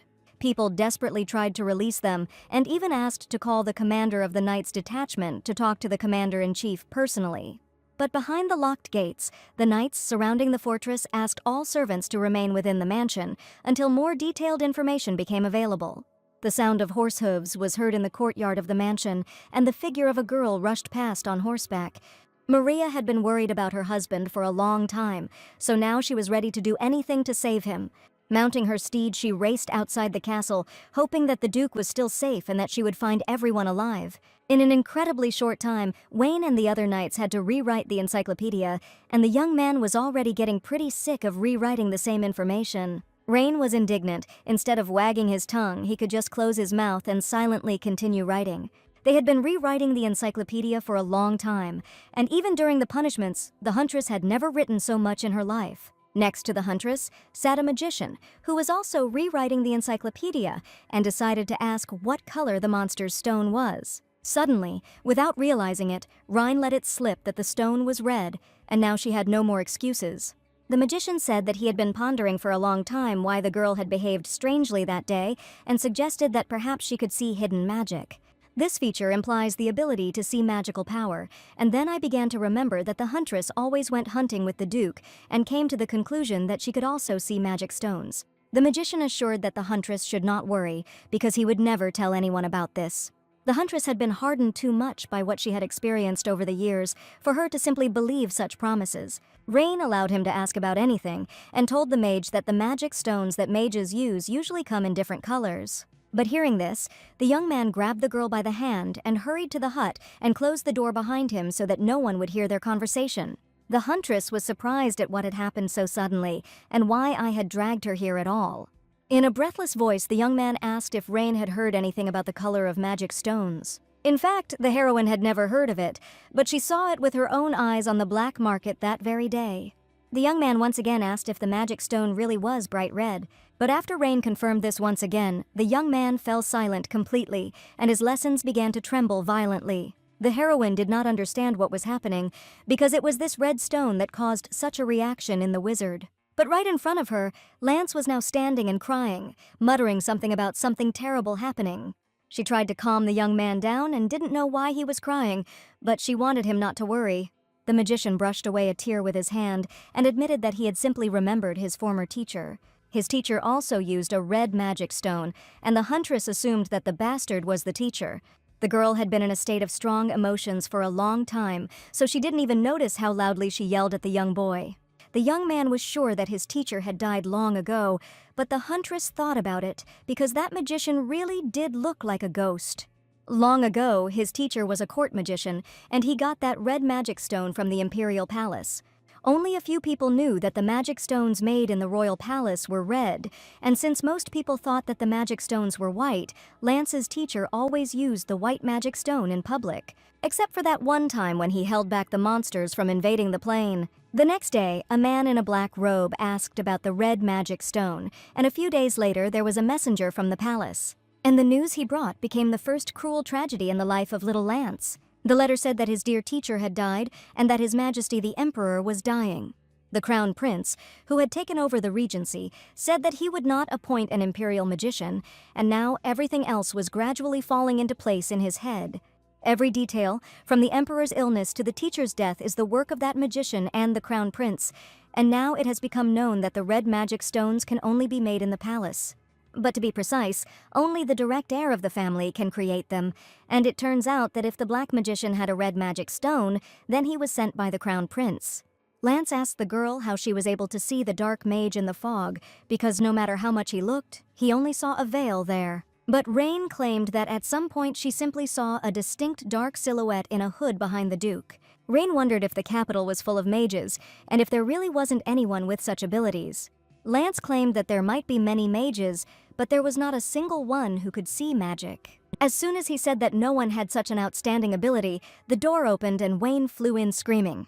He shouted for the idlers to return to work immediately, for every knight was now working tirelessly. Rhine thought it was time to teach this fool a lesson and asked the magician to go with her. Many thoughts were spinning around in Rain's head. She had previously thought that this was just a normal statistic and there was probably nothing special about it. And the dark mage she saw definitely couldn't be Lance's dead teacher. The hellish rewriting of encyclopedias was finally over, and after that the guards, taking the completed reference books, each headed to his own village, and the knights hurried to prepare for departure to the capital. The relationship between the warrior and the huntress had been quite tense in recent days, all because of her departure. There was only one seat left in the wagon, and the other was occupied by Lance, and if the huntress screwed up here, then she would have to ride on the roof. So she tried with all her might to take Wayne's vacant seat, who was sure that all this was unfair. The Duke informed the girl that he would need something else while Rain tried to deal with Wayne. The lady rudely asked the Duke to take responsibility, and even Clive did not expect such decisiveness from her. While Wayne was already sitting in the empty seat, the huntress declared that she would never climb onto the roof of the wagon, so Wayne would have to be killed. The Duke now understood the responsibility Ella was talking about, and he had to breathe a sigh of relief. Wayne confidently stated that everything had already been decided long ago. He was sitting in his place, and the huntress would have to ride on the roof. Rain muttered something about how her back definitely wouldn't be able to handle it, but unfortunately, she had no other option. He said he could give in if the girl moved a little, and it would still be better than sitting on the roof. The Duke asked the girl to sit behind him, since she would clearly be more comfortable with him than in the cramped carriage. Rain was comfortably positioned in the village behind the Duke, and of course she couldn't refuse such an option. But it turned out to be much more pleasant than she thought, because when she hugged him, she felt incredible warmth. And now, the water of her hands were on his body. For the first time they were so close to each other. At that moment, the Duke felt embarrassed, and Ella was much closer than he thought. But it was not only that. It seemed as if all the young man's feelings were concentrated in the place where she was gently touching him. Although the Duke had spontaneously offered the huntress to ride alongside him, due to the panic Wayne had caused, he now had mixed feelings. His cry was very awkward, but at the same time very pleasant. All this time, the Duke had not given anyone any indication that it was time to begin the campaign, and for this reason a knight even approached him. He announced that it was probably time for everyone to move out, and the Duke immediately ordered the knights to line up. He bequeathed to all his companions that they should be careful on the way, and also express their gratitude to each other. The border knights thanked the Duke because thanks to them the guards were able to fulfill their duty, and now they had a guide to monsters, repaired walls, paid off debts, and all this was only their merit. Surely no one even now understood how much they helped these people, but the main thing is that everyone was incredibly happy. The border knights saw the Duke and the huntress off with special respect, wishing them a safe journey. And looking at these people, each young man was sincerely grateful to these people, and everyone who was there at the most difficult moment. The Duke thanked the knights and admitted that they too were in their debt, since they all helped each other equally. The Duke promised to sort out the budget upon arrival in the capital, but suddenly Ella heard a strange sound, so the next second they set off on their way. And it was definitely the sound of hooves of a horse running straight towards them, and everyone was waiting impatiently to see who was sitting on top of it. On horseback was a commander of the Imperial Knights named Gilbert Bray, and on orders from the Imperial family they arrived and arrested Duke Clive Winterlock. Dismounting from her horse, the young man declared that they had come to arrest the Duke, who was there according to instructions, but the captain of the detachment, Edmund, pretended not to understand what was happening here. He said that the Duke had been in the capital for a long time, but the captain of the detachment considered this complete nonsense. The Imperial detachment decided that these people were lying, so they decided to search the entire building and the area behind the fortress wall. Without asking permission, the knights burst into the fortress and searched every corner of every room. They also carefully looked at the entire territory of the fortress and even looked into every bush. The search continued for a long time, but none of the knights ever found the mysterious Duke of Winterlock. The young man insisted that the captain of the guard tell him when and where the Duke had gone, and if he lied, certain death awaited him. The captain reported that the Duke had left about 3 days ago, asserting that this was entirely true.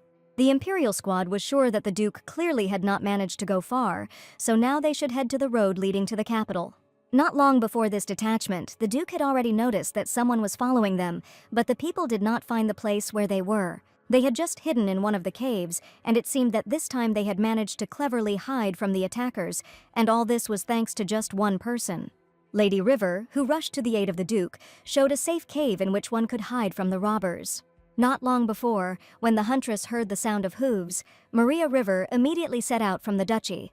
She had raced bravely to help the Duke, and this lady was determined. Many knights were even surprised that this was the same Maria River, and could she really ride a horse so skillfully? The Duke was surprised by her appearance, but upon seeing Maria, he was incredibly happy at that moment. But the agitated lady begged the Duke and his squad to leave here quickly, because it was very dangerous to be here now. It was she who warned the Duke that the Imperial Knight was approaching, and they had come to arrest the Duke, so everyone had to hurry urgently. The Duke ordered Edmund to report that several days had passed since they had set out for the capital to throw the Imperial regiment off the scent. And that's when they decided to head to the cave to the southwest of it, under the habitat of the mantle, so that no one would find them. The Duke was incredibly happy to see the lovely Lady River, and the lady prayed all this time to see the Duke alive. All this time she was incredibly worried, and did not understand what was happening at the border, because no letters arrived, only strange rumors appeared. And now James was detained as soon as he arrived in the capital, and the Duke did not believe him when he said that the commander-in-chief and the knights were arrested. Maria said that she saw the arrest with her own eyes and demanded an explanation, but those people did not say a word. And besides, something strange is also happening with Lady Ophelia, which the brother must definitely know about. At this moment, Rain loudly asked what had happened to Ophelia and who was standing next to the Duke. Maria thought that the huntress had behaved too brazenly and had rudely called Ophelia by name. But upon hearing that something had happened to Ophelia, the knights immediately approached Maria to find out the details. The Duke was also incredibly excited and asked to be told what had happened to her. Everyone waited with bated breath for Maria to finally tell what happened to the Duke's sister. As it turned out, Ophelia went to the palace of the Crown Prince and did not return. The situation had gone too far, and the young lady was now in the imperial palace under the close supervision of the Crown Prince. And if this scoundrel so desires the Duke's death, surely he will not remain idle while his sister is in the palace. No one could know for sure what exactly was happening, but one thing was clear: nothing good was to be expected. Maria assured them that first of all they needed to find out how things were going in the capital, and for them this was now a top priority. Suddenly, Maria lost consciousness and fell right into the knight's arms, and it seemed like she had really been very worried all this time, and now she simply had no strength left. A few minutes later, the lady came to her senses, and during this time she had a terrible nightmare. She said that there was some ruthless girl in her family, but when she heard the girl's voice, she realized that this was definitely not a dream. The Duke assured them that Lady River simply needed to take a rest, and after that they would definitely talk to her. Maria called the huntress ruthless, and the lady considered that this was too harsh an insult towards her. They had to discuss it with the Duke, and as Rain suggested, everyone changed into hunting clothes and split up, and after completing the mission, the squad would reassemble at the duchy. In any case, they wouldn't be able to get to the capital right away, and the huntress wondered if there was really no way to get there. To enter the capital, it was necessary to present a special pass, and on the knights' passes, the name of their unit was indicated, and if that they were a winter detachment, they were immediately addressed. In any case, helping the territories will take a lot of time, so it is necessary to quickly complete the mission before the Imperial Knights get there. The Duke was pleased with his partners, because with such an excellent monster hunter like Wayne, things would go much faster. The heroine didn't even notice when the Duke managed to become so close to Wayne, because he responded with very kind words. It was also incredible, but upon hearing these words, she sighed and asked where they were heading next. The Duke knew that Ella did not like to be praised, so he tried to do it quite gently and not often.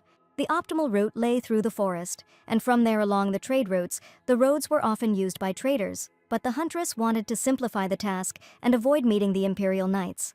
They decided to reach the village of Fenrock, where there was the least chance of meeting familiar nobles, and a large population could get lost in the crowd. Maria was unaware that the Duke was going to the capital, and now she wondered why she and Winterlock were going to do this.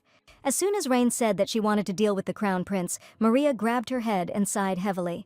They decided to move separately because as soon as the huntress spoke, Maria immediately lost consciousness, and the Duke was sure that Lady River would get used to the capricious Ella over time.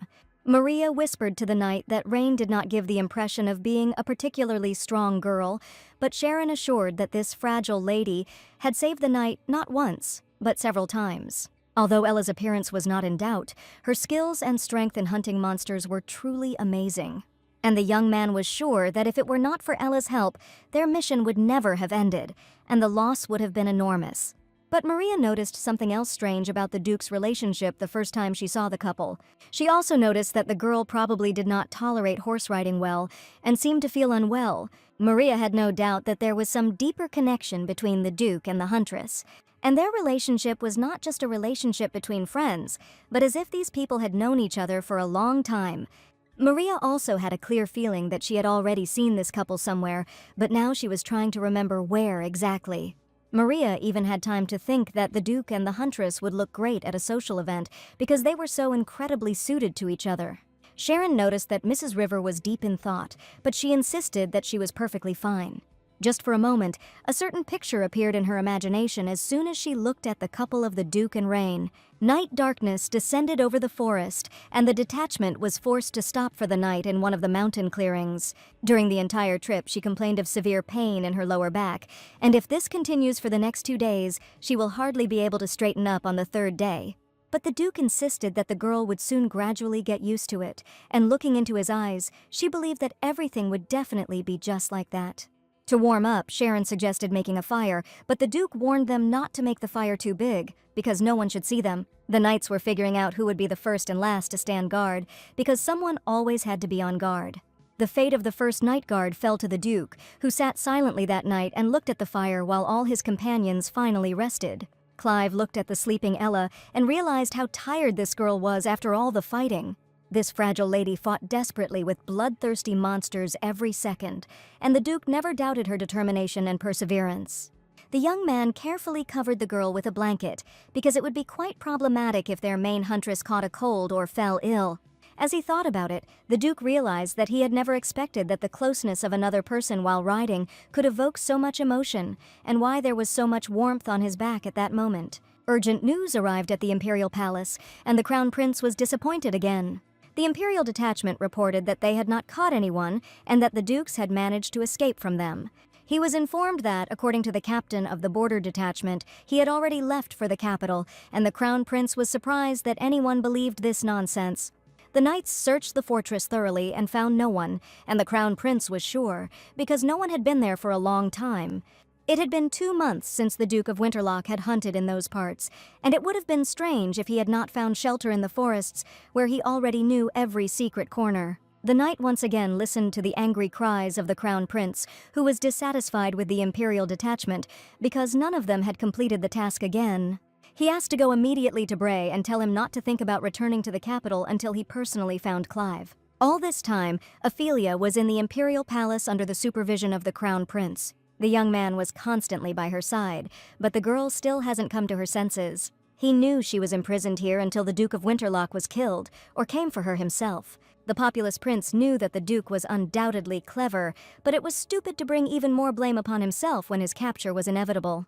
He was sure that he would certainly capture Ophelia's brother, and when she woke up, she would remain the only representative of the Winterlock family in this world. Then he would personally take care of her and the duchy.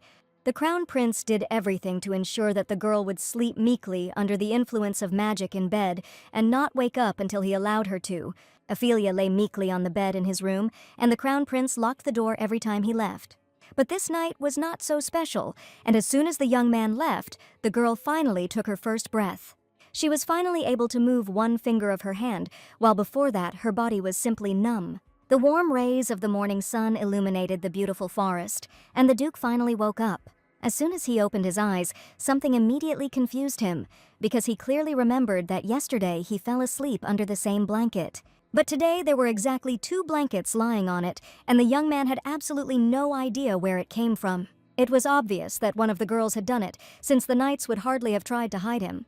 The squad moved forward, and it looked like they would reach Fenrock Village today, and this information was an incredible relief. Sighing, the huntress asked to get her a carriage in the future, since horse riding was becoming more and more unbearable every day. To tell the truth, the heroine had already gotten used to horse riding, but she still couldn't get used to the Duke's body. And it was quite natural if you think that her idol was right in front of her, and she could even touch him. For some reason, strange thoughts crept into Rhine's soul that something might go wrong, and she felt that she was worried for some unknown reason. Previously, she was sure that after saving Clive, she would be able to continue to admire his beauty. Now, as if everything was not so, her thoughts were interrupted by the Duke, who asked if the girl had really mastered horse riding well. All this time, Maria was closely watching the Duke and the huntress because she was very interested in what was happening between these people. She asked him early on whether he didn't find it strange, but the knight didn't immediately understand what she was talking about. At first, Maria was ready to ask the question, but now she asked not to pay attention because she was still not sure. It seemed to her that the Duke had changed so much, and compared to what he had been like before leaving, the Duke had again become what he had been like in childhood. And surely the warmest feelings in his soul were melted by that very huntress who was sitting behind his back right now. Looking up, the knight saw that a flock of monsters was circling in the sky again, and it was right above them. It was the first time Maria had seen so many monsters flying in one direction at once. Therefore, the very next second, Maria almost screamed from extreme fear, but she was asked to calm down. Sharon asked Mrs. River to take the reins and stop the horses immediately so that they would not make a single sound. Maria couldn't believe her eyes that monsters were actually flying right next to the capital, because she would never have believed something like that. The huntress was already prepared, but it seemed that this time the monsters flew past them towards the capital. As soon as Ella picked up her axe, Maria immediately noticed that the lady had changed incredibly. When the monsters appeared, her gaze remained completely different, and she seemed to become a different person again. Ella knew that the monsters flying here were clearly not because of them, and they were definitely heading in a certain direction. It turned out that the Duke already had some suspicions about why a whole flock of quarry was flying to the capital. He was afraid that his worst fears would be confirmed, and his sister would need his help right now. He asked Sharon to deliver the lady safe and sound, and he himself said that he needed to hurry with Ella. Jumping onto his frisky horse, the Duke asked the huntress to hold on tighter because they had less and less time left. Maria didn't understand what had just happened, but Sharon was confident in his master and was going to carry out his orders. But everyone knew that the monsters were now flying towards the small town of Fenrock. Today, a terrible event occurred in a small town, and bloodthirsty monsters destroyed almost all the buildings in the village. The brave knights tried to resist the first-level monsters, but unfortunately, their strength was not enough to save the fortress. Even the most important guard of Fenrock looked at the sky with horror after the battle and prayed to the Almighty that these creatures would not descend to Earth. He didn't understand how they could defeat these monsters, and news of this had already spread throughout almost the entire empire. The knights said that they say that monsters have broken through the border and are moving straight to the capital, and a great tragedy is likely to happen in the near future. No one knew whether to worry because the monsters were already heading to the capital, and the young men had lived here their entire lives and had never met them. One of the knights in the village asked what was left of those people who had recently been asking about everything. Last night, strangers came to visit them and began to inquire about old events. The guard was surprised by the unexpected guests, but thanks to them, a face he had once glimpsed came to mind, noble but not very noticeable. The knight asked if, since the guard had personally spoken with some person, he would surely remember who it was. But looking up at the sky, they saw new flying monsters, and now they were huge bats with red bloodthirsty eyes. From afar, like a cloud of vague danger, majestic monster bats appeared, their huge wings pouring out darkness around them, and their red eyes sparkling like coals in a fire. The assembled knights looked at each other. It was clear to everyone either they would fight or lose everything. The battle took place in the blink of an eye, and sitting near the wounded knights, the guard, desperately looking at the sky from the dwelling, could not believe that they would be so helpless. The guard wondered if those people were here now. Would anything change in the life of their small town? But now it was too late for regrets, and they had suffered a great many wounds. As the most important guardian, he had his sights set on the monsters and believed that he had to defeat them somehow. The guard had been fighting for a long time, so the strength was gradually leaving the brave young man. Suddenly, he heard a female voice behind him, but he already thought that he was having auditory hallucinations from fear. The bats, as if sensing genuine power, began to rush downwards, their red eyes sparkling in anticipation of a victim. At that moment, when there was not a drop of hope left, the young man felt the warmth of someone's hand on his shoulder. He turned around and saw a girl who was loudly asking whether he could hear her or not, because she was asking him to quickly go down to the foot of the wall. Ella dijo que un hombre moreno y guapo estaba supuesto a estar esperando a pie de la árbol y él debería doblar sus instrucciones y actuar según ellas. The huntress also asked to tell the others to stop shooting from crossbows because it was absolutely useless. Before he could figure out who this girl was, the guard rushed to run and carry out her instructions, because now was not the time for other thoughts.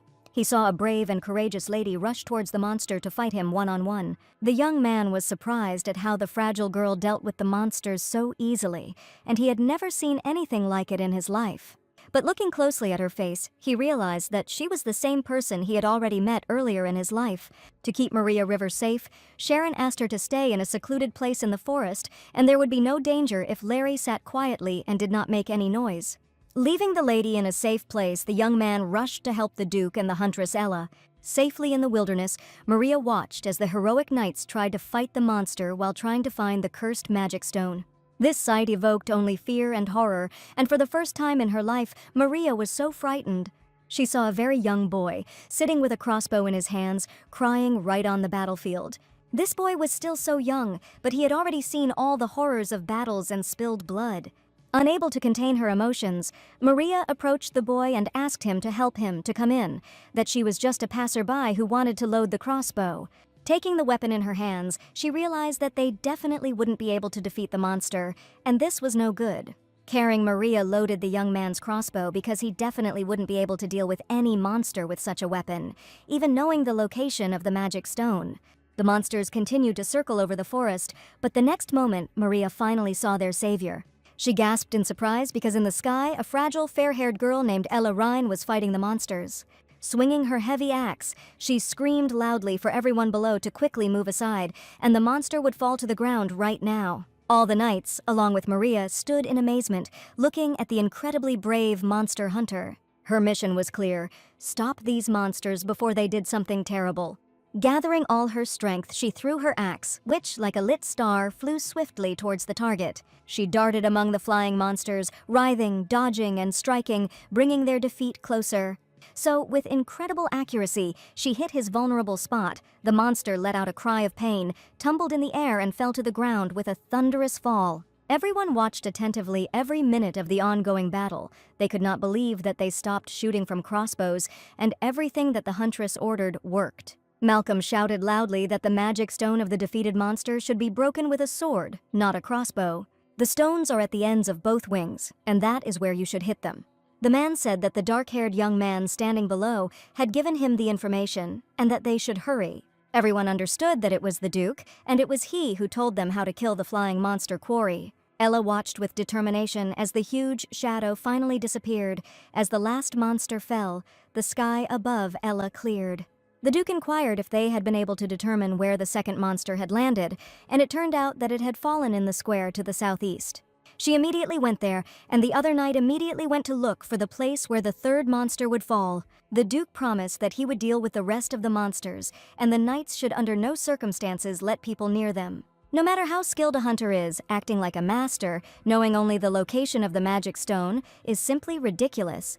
The Duke, with an angry look, asked what the knight had just said, and he did not like this opinion at all. Just recently, these people were screaming in fear, and now suddenly the young man abruptly changed his tone, but the Duke only explained what needed to be done. But he didn't like that someone was telling him what to do, and had Ella always encountered a similar attitude. And she says the knight said that let the hunters do their job, and they are just guards who have nothing to do with it. He approached the young men menacingly, and they instantly realized that the enraged young man was unlikely to respond in any way now. Since the situation was critical now, Clive did not want to waste time dealing with stupid knights. But he asked them to think carefully right now about who was saving their village and the local residents. And it's unlikely that their vaunted group of knights is involved in this, since only monster hunters save the village. As soon as the knights went out to fight the monster, they did not even understand how to catch it and what to do. They also didn't know where the magic stone was that they had to hit to defeat the monster. One of the quarry had one wing left intact, and besides, the claws made it impossible to approach the stone. The Duke said that the monster had very clear hearing, so there was no need to continue making noise while standing in one place. The guard shouted to the knight whether he really wanted to die on the spot, or whether it would be better for everyone to do as this hunter said. He asked if there was any knight who could break the stone that was on the quarry's wing. He told the knights to do as the Duke said, for who else could they listen to when such a threat was before them? The man ran to distract the monster, and the Duke needed to deal with the stone. The guard, taking 2 swords in his hands, prepared to fight the bloodthirsty monster, which was almost defeated. He came face to face with the flying monster, whose fiery eyes were blazing and waiting to attack. While he was distracting his attention, the Duke needed to get to the wounded monster's wing. Everything went according to plan, and the very next second, the young man with a sword in his hands found himself near that very treasured magic stone. With a sharp blow, the Duke smashed the magic stone in the wing of the Kavora monster, which scattered in all directions into bright red fragments. The power of magic entangled him like a net, squeezing everything around him. From the roar that burst from his mighty chest, the earth trembled and shook. Duke Clive did not retreat. His eyes shone with determination and courage. The knights were incredibly happy that they had managed to slay the huge monster, and it was truly a huge victory for them. But it was still too early to relax, and the next second, the quarry, with lightning speed flapping its wings, prepared to attack. As the monster approached, its terrible eyes flashed sparks of hatred. The Duke gripped the sword in his hand and, raising it upward, released a stream of bright light that burst into a blinding flash. The Duke understood that he would have to defeat not only the monster, but also the dark forces threatening the knights and the common people. One of the guards suggested that the Duke use the sword, but for some reason the young man did not use it at all. The next moment, the Duke grabbed a huge stone, and just as the Quor was about to grab him with its sharp claws, he managed to defend himself with the stone, repelling the monster's blow. Many understood that the Duke would not last that long, and the quarry was very powerful and strong. The brave knights watched and tried to quickly understand what they should do to save the Duke. The guard was about to head towards the young man, but his partner asked him to stop because he was about to go to his obvious death. And if this monster comes closer to them, they will all die. But then the hunter will be in great danger. Now the Duke desperately needed their help, but the cowardly knight was not ready to sacrifice everything for some pathetic monster hunter. All this time, Maria was worried that she could not help anyone, so she plucked up her courage and desperately went to the battle site, holding a huge stone in her hands. She screamed loudly to get the quarry's attention, giving the Duke the opportunity to attack him. Lady River had appeared here very unexpectedly, and the Duke had no desire for her to be in danger on the battlefield. He shouted at her not to approach the terrifying monster under any circumstances. But it turned out it was already too late, and the monster was interested in Madame River, who was standing right in front of him. Clive rushed to her aid with all his might, afraid that the monster could take the life of the person dear to him at any second. He managed to shield Ms. River, and again found himself in a one-on-one fight with the monster. Shielding her with his sword, the Duke was ready to die so that his dear people would remain alive.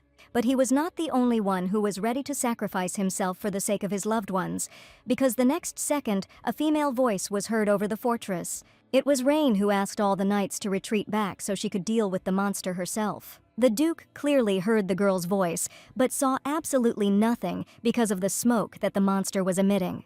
Through the haze, he tried to see where Ella was, but the Duke could not see her. Suddenly, all the sweet and pleasant moments that had connected him with the huntress all this time flashed through his memory. And although he had known this girl for only a short time, he was now very afraid that she might die in a fight with the monster, sacrificing herself.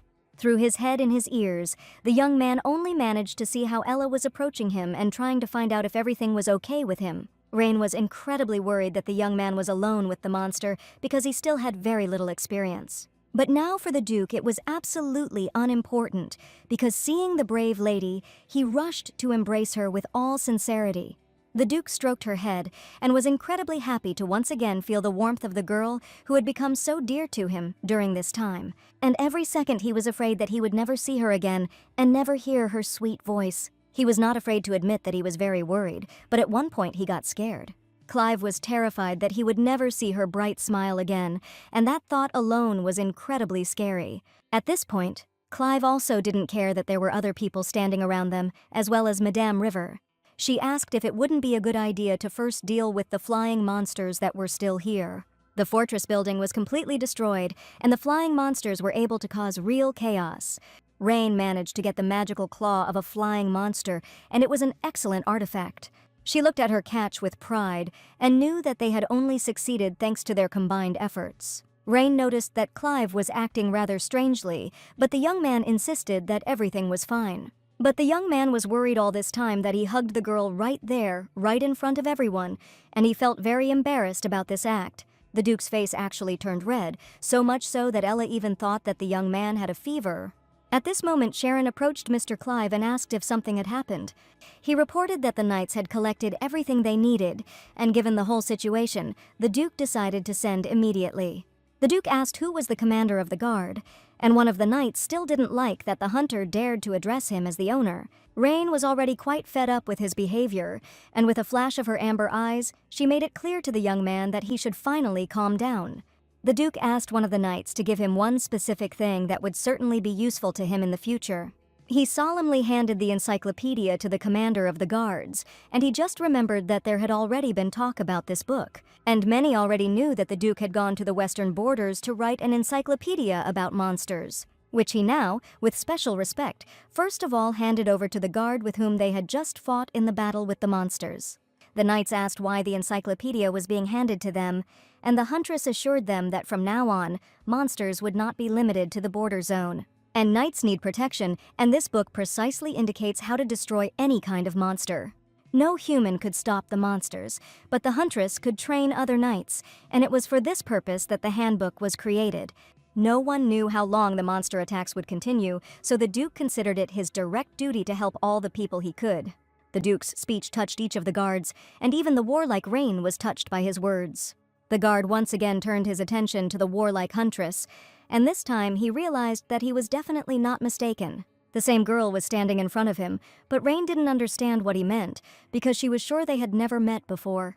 But 3 years ago, an incident occurred, and late in the evening, a very strange incident happened in the life of the guard. There were girls standing on the street with a man lying behind them, and one of them said that the stranger continued to follow them. But an unknown girl could do it and hit the man on the head with a pumpkin so that he immediately lost consciousness. Then the guard asked the lady to state her name, and he forever remembered her large, amber, warlike eyes. The lady with the blonde hair asked to be called Eleanor, and that was the day they met.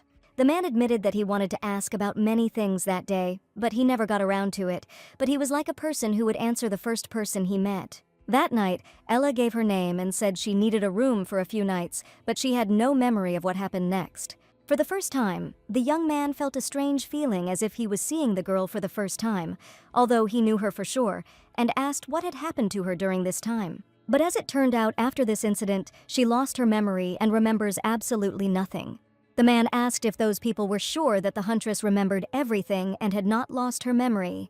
The day after her departure, people from the capital came to look for her, and as the lady had requested, the young man said that she had gone to the northern border, but they had recently arrived again, inquiring about the situation. At first, the guard didn't even remember the girl's name, because she heard it for the first time in 3 long years. They didn't tell the man why he wanted the girl, and the man himself didn't ask, sensing something unpleasant from them. But Ryan did help his wife one day when she threw a pumpkin at the head of the impudent robber that late evening. The guard told, then Ella did not tell what she planned to do next, but she said one important thing, and if you think about it, now she was close to her goal. That day she declared that she was going to become a different person, and from that day on her life really changed a lot. Now she was confident in herself and knew that her true confession was in destroying monsters. But this case had never belonged to the huntress, and inside it now was a completely different heroine. It turns out that while someone was chasing the huntress, she was trying to become a different person, and now more was known about the heroine's past. After that, she got into the book, but there was nothing like that in the plot, and Ella was sure of it. The End of the Abyss was only about obsession, and it was a novel with a tragic ending, where all his misdeeds come back to the prince like a boomerang. And these atrocities were committed by the hereditary completely in order to obtain Ophelia, after which the empire collapsed, and this story had such a superficial ending. Ella knew very well what happened later in the novel, and this kind of behind-the-scenes stuff was nothing new to her. But now she wanted to know more about the heroine Eleanor, and who was this mysterious brave girl named Ella Rain. With so many thoughts to think about, Ella decided she needed a break. The Duke had not seen Mrs. River for a long time, and today the two of them went horseback riding together. The Duke learned that someone from the capital was looking for Ella, and now he could not imagine who she was. Maria was surprised and admitted that she was amazed by the incredible abilities of such a fragile girl. And secretly the Duke also praised the virtues and skills of the brave huntress who was truly special. Maria wanted to think that she was rude, but she was sure that Ella was a good and kind person. As the Duke fought, blocking the attack, she suddenly remembered him as a little boy, when he had never even held less in his hands. The boy with amber eyes and dark hair did not yet know that when he grew up he would fight monsters. The generous Maria then wanted to protect that little child, but at that moment she had already decided that she was ready to die, but only thanks to the Duke did she survive. This only made Maria sad, because if only this girl was not a monster hunter, she would be treated much better in the capital, but the Duke assured that if she was not a demon hunter, they would never have met. She would never have joined their party, and together they would never have been able to make this difficult journey. Therefore the Duke, with admiration, considered their meeting a blessing, and every day spent next to this girl made his life more beautiful. Maria couldn't believe that this girl was so good, and their conversation was just heard by Ella, who was nearby. Maria laughed, wondering if it was comfortable for the girl to lie in the food cart, since she had just been sleeping soundly on the wooden floor. Ella rió y respondió que era muy conveniente, y no había sido un problema para ella durante mucho tiempo. At the imperial castle, the crown prince was informed that Clive had already traveled through 7 lands. In a few days, the Duke visited a sufficient number of lands, and the crown prince knew about each of his directions. The messenger who reported what was happening was too excited to even read the documents to the end. The report stated that they entered the city, came under attack from monsters, and fought off each one, and also distributed to everyone completed illustrated encyclopedias of monsters, which was the very reference book. The prince could not believe that this was the same illustrated encyclopedia, because according to all his information, the Duke only had an unfinished reference book. The Crown Prince was clearly angry and asked to go to the commander of the order and tell him that he should not even think of coming to him with a report if it did not contain news of the capture of Duke Clive. He also ordered the confiscation of all the monster encyclopedias that the Duke had personally published. Baron Borges, to whom the Crown Prince was going to address, was also present at this meeting. He asked if the Baron knew that information had reached him that the Duke had visited his land. The Baron insisted that he had only assessed the damage and had left for the capital, so he had not heard anything, but the Crown Prince ordered him to go back and find out what had happened. The Baron also had to send an encyclopedia of monsters, which the Duke handed over to the local residents. Many were sure that the report was wrong, since it was impossible to travel around so many estates in so many days. In fact, the Crown Prince could not stand everyone who was now sitting at this meeting, and considered them all fools, and he himself only wanted to see his beloved Ophelia as soon as possible. Lady Ophelia lay humbly in bed in the Crown Prince's room, while in the imperial palace. She opened her eyes and did not understand why she found herself in an unfamiliar place, but she felt much better. Her headaches did not bother her, and her anxiety had almost passed. But the worst thing was that the girl's body did not move at all, and no matter how she tried to move her fingers, she did not feel anything at all. She tried to figure out what was happening, and for several days in a row she saw terrible nightmares, because of which she could not sleep every night. The anxiety gradually increased, and her head refused to work at all, and every day she was under great tension. Every minute she waited for news, but the treasured letter never arrived, and the last thing she remembered was His Highness's message in which he promised to help her. Ophelia realized with horror that she was in the imperial palace, but now all that remained was to find out what the Crown Prince had done. She was disappointed that she could not bear this burden and walked towards the enemy on her own feet, completely unaware of what she was doing. Now Ophelia couldn't imagine looking the people from the estate in the eyes, because if you think about it, it all happened because of her. And if Clive was dead, the Crown Prince would hardly have left her lying here alone, and he would absolutely have been sitting next to a sobbing girl and talking nonsense, and that meant one thing, that her brother was still alive. The action takes place in a fortified village called Grimes, where it was early evening and the locals were still strolling the streets of the town. The huntress was in this place for the first time and looked around with great interest. The village was founded as a place to spend the night for those who were unable to get to the capital in time, so there are many taverns here but practically no residential buildings. Most of the visitors to the village were traders who traveled to and from the capital, and that was why almost everyone was dressed in traders' attire. Right behind that fortress was the capital, where a huge queue had already formed to get there early. It was the first time Ella had seen people so eager to get to the capital, and even willing to stand in an incredibly long line. Sharon came over and said that they should book a room at the inn first, and they weren't going to leave. They had to stay here until they got their pass, and only Sharon and Madame Revere could enter right away. Because Sharon was originally from Grimes, and that's where his younger brother lives, who looks incredibly like him. The huntress didn't understand why she couldn't just ask someone here and offer to issue a pass, but Sharon was sure that she needed to act in other ways.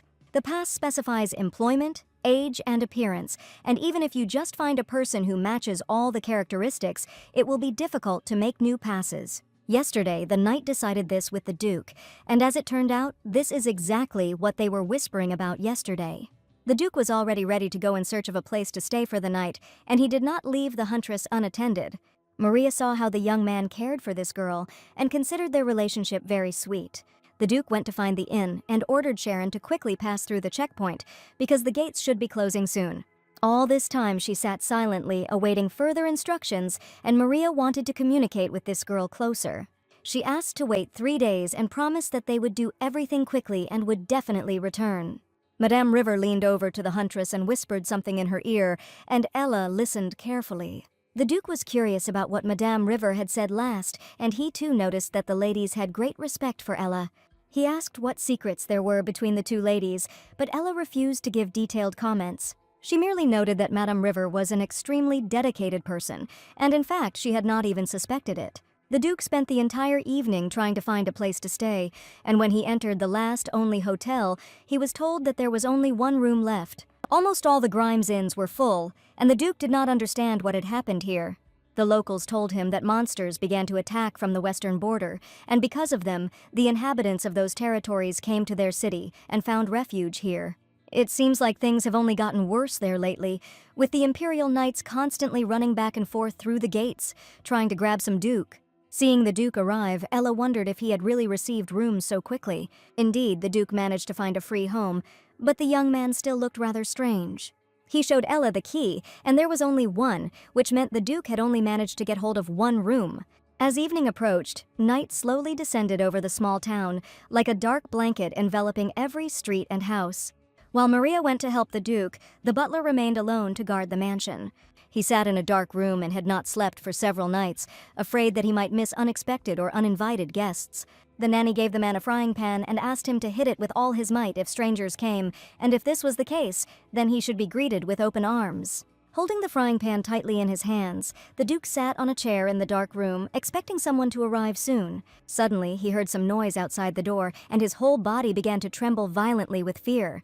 He was afraid that the Imperial Knights had admitted to the secret passage, and closing his eyes, he swung the frying pan with all his might to hit the bandits right away. But suddenly he heard that he had given too loud a greeting, and before him was Mary with the brave knight. The butler finally breathed a sigh of relief as soon as they told him that his lordship was safe, and that nothing terrible had happened to the knightly detachment. The young man asked Albert to tell him where he had made a pass for his cousin, and they urgently needed the address of that place. He refused to talk, but Maria also insisted that the butler immediately give the address. The man did not resist for long, and after some persuasion, he finally named the street and house where his pass was made. Sharon said that he would probably go and change his clothes too, but the butler wanted to ask him one question. He wondered why Maria was suddenly asking about such a place, because if the Duke found out that they needed passes, he would probably scold them. Sharon assured him that he didn't have to worry about it, because they were following his lordship's orders. And if they hadn't gone this route, someone would have come up with something much worse, and the huntress would clearly have solved the problem in a different way. The butler was surprised that in such a difficult situation some unknown guest was coming to see them. He tried to find out from Maria who was going to visit the mansion, and the conversation was about the huntress Ella. The butler did not know who this girl was who would arrive here with the Duke, because he had never heard of a knight with such a name. Maria asked in any case to prepare the guest rooms, but not on the second floor, but those located in the eastern corridor of the third floor, and usually these rooms are occupied only by members of his lordship's family. The butler suggested that a high-ranking person would probably arrive, but Maria smiled sweetly and replied that it was only a girl who would come to visit. The butler did not expect to hear this at all, because their venerable Duke had never brought a single lady to visit. Late in the evening, Ella and the Duke went to check into the room, and Ella asked if he had really heard from the owner that this room was perfect for two. The Duke was not sure about it, but according to the owner, this room could easily accommodate 2 people. But when they entered the room, they saw that there was only one bed in it, and one that would be big enough for one person. Clive and Ella felt incredibly awkward, knowing that they would have to sleep in the same bed together. The lady was confused, and she certainly did not expect to see only one bed in the room and to sleep next to the Duke. On a night when the stars extinguished their light, River found himself captured and imprisoned in a dark dungeon hidden deep beneath the castle, where darkness and silence reigned. The dungeon was cold and damp. Its walls were covered with mold, and the air was filled with rotten smells. The tight metal bars made it even more undeserved and frightening. A knight from the Imperial detachment interrogated a man. "I want to know where the Duke is now." Despite the darkness and hopelessness, River did not lose hope, and with each new hour his spirit only grew stronger. He replied that it was too late to use honorifics, and he could just call him River, and they would never find the Duke. The guard of the Imperial detachment was indignant that the man behaved in an insolent manner, and even in the dungeon was not afraid of anything at all. He was not going to believe it, because the captain of the squad could not help but know where his knights had gone, but the man claimed that he really did not know where the Duke's royal squad was. Rivera got tired of answering the same question and asked the young man to clean his ears, because he had answered many times that he didn't know where the Duke was. River knew that even in the most unforeseen circumstances, there was always a way to freedom, and one should never lose one's honor and dignity. The knight called River crazy, but the man knew for sure that he had not yet met the crazy man. But when he meets the hunter Ella Rain, he will find out exactly who the crazy man is. He asked the knight not to even think about putting him on the same level as the huntress, because in comparison to her, he was simply the epitome of adequacy. The knight didn't understand what the man meant at all, but he knew that he would find out everything. It just took time.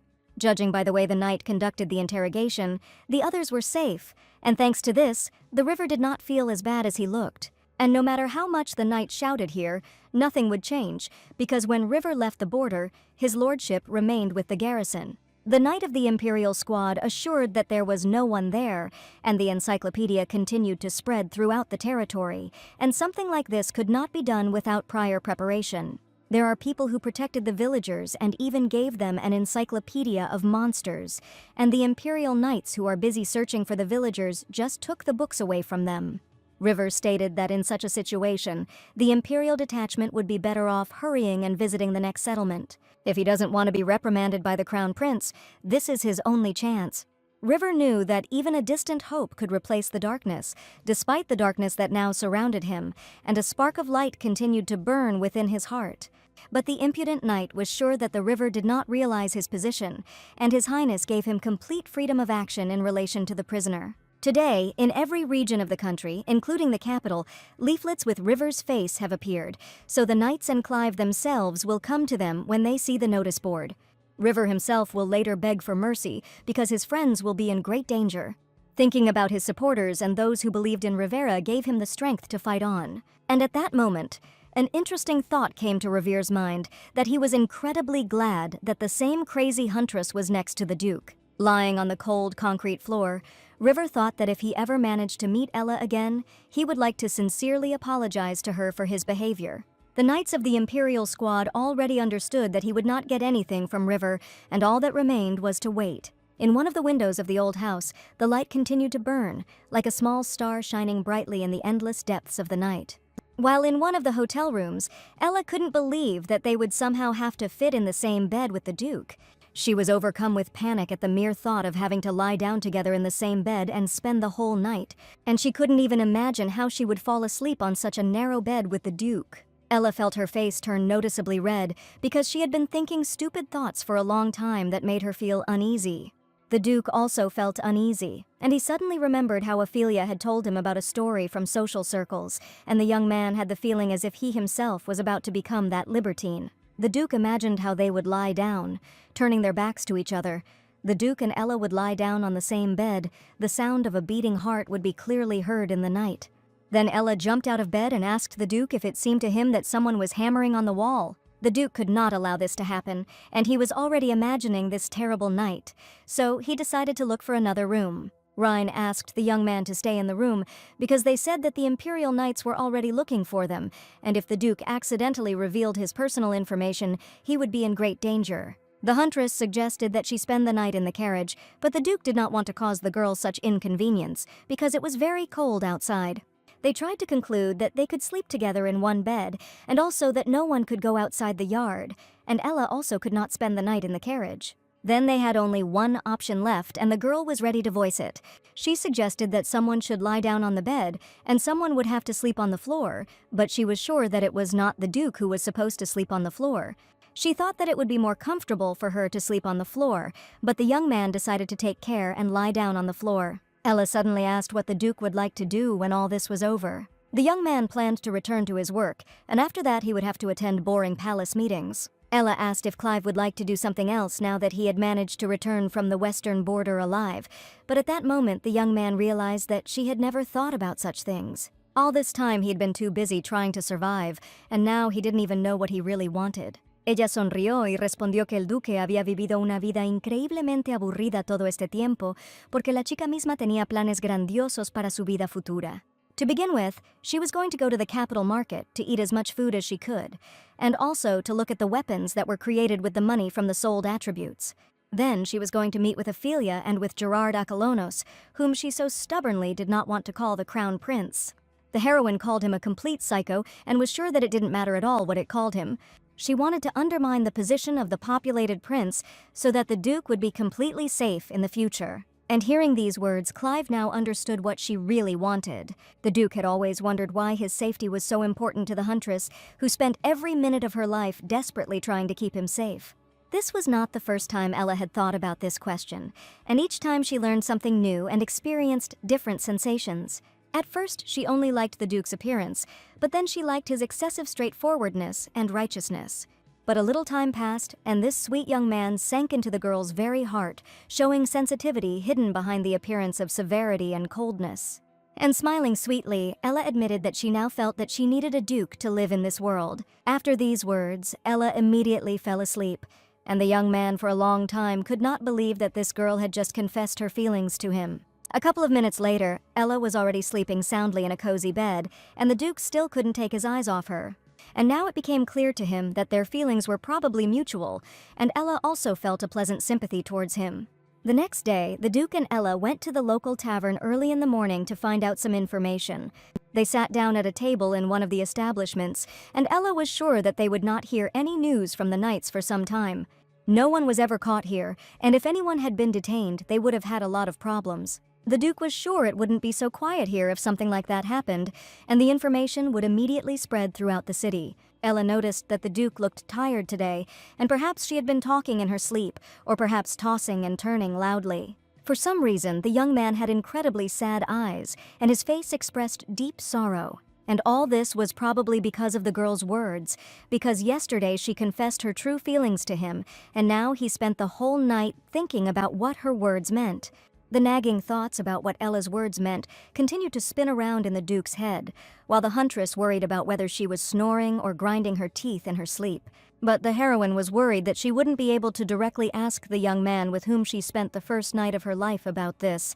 Without even starting a conversation, the girl got up from the table and quickly headed towards the tavern's exit. The Duke shouted at her to stop, but for some reason Ella didn't want to listen to what he was saying.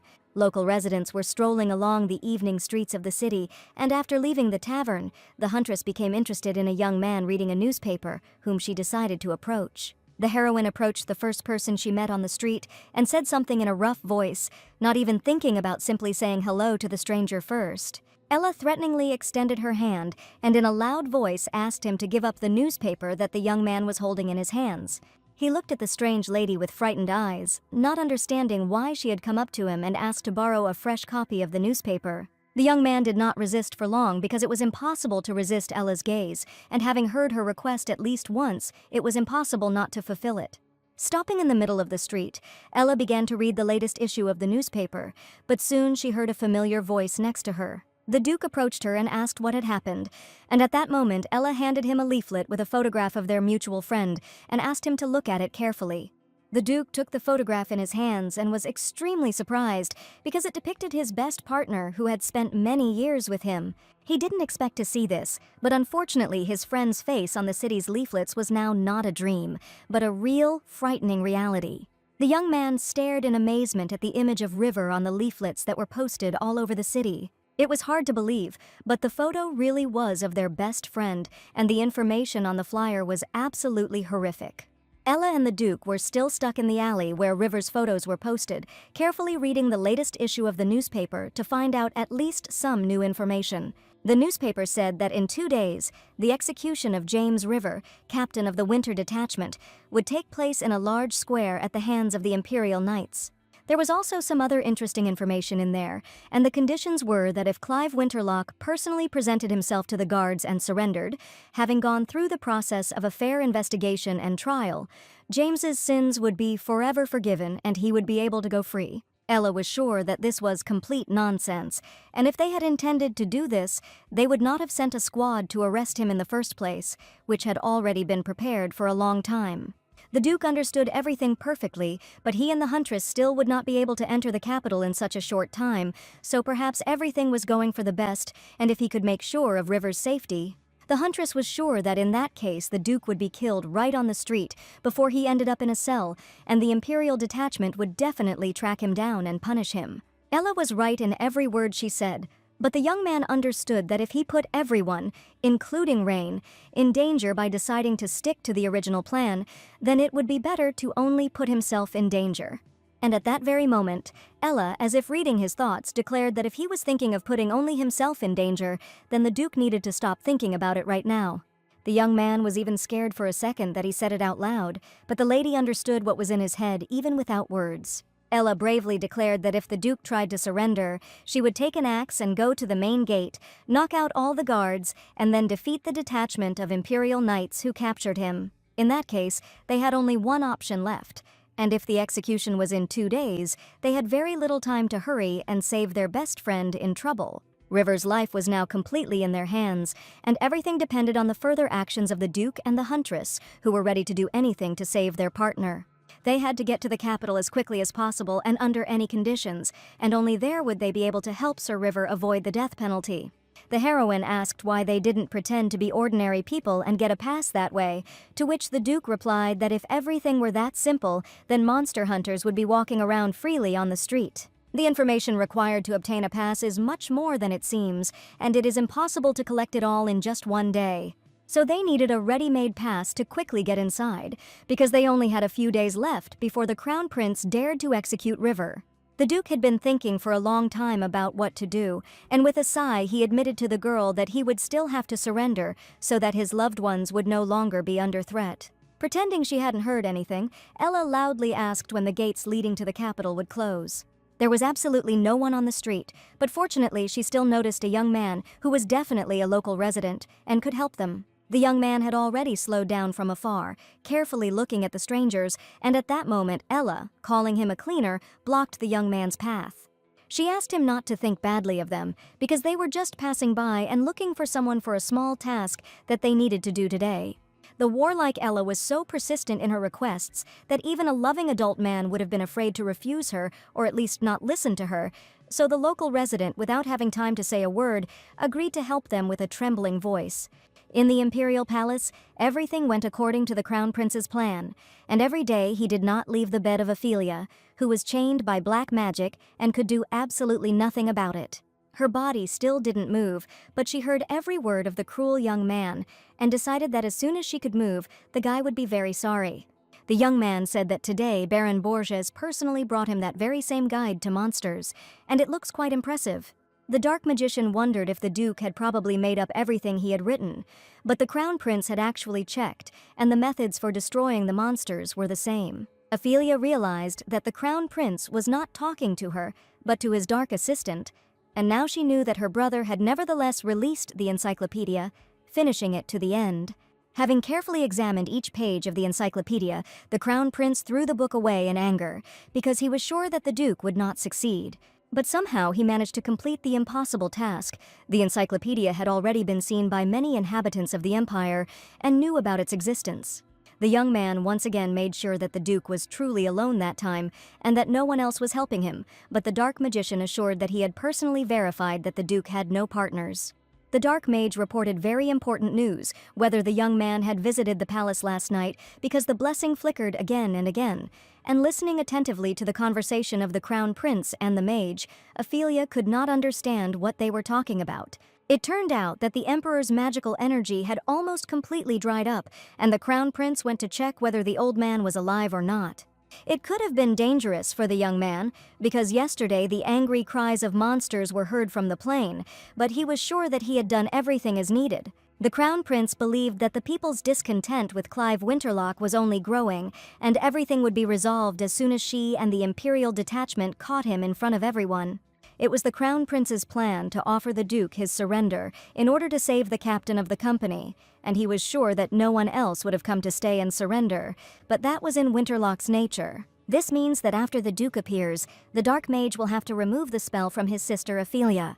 A notification has arrived at the Imperial Palace that Captain Gilbert Bray has arrived at the palace to report important news. The young man asked the butler to convey that he would arrive soon, and ordered the dark magician to deal with the spells cast on the monsters for now, and he decided to deal with the blessing himself. All this time, Ophelia heard every word spoken by the Crown Prince and the Dark Mage, and now knew what they were planning.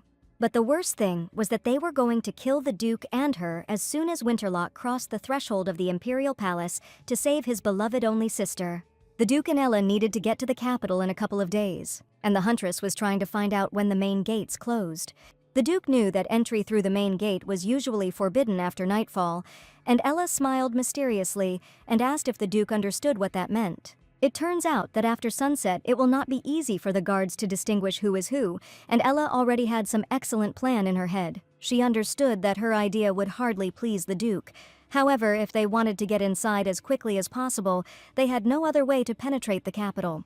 Ella promised that she would solve everything only with words, and under no circumstances would she take out her axe, and the Duke just had to believe her words.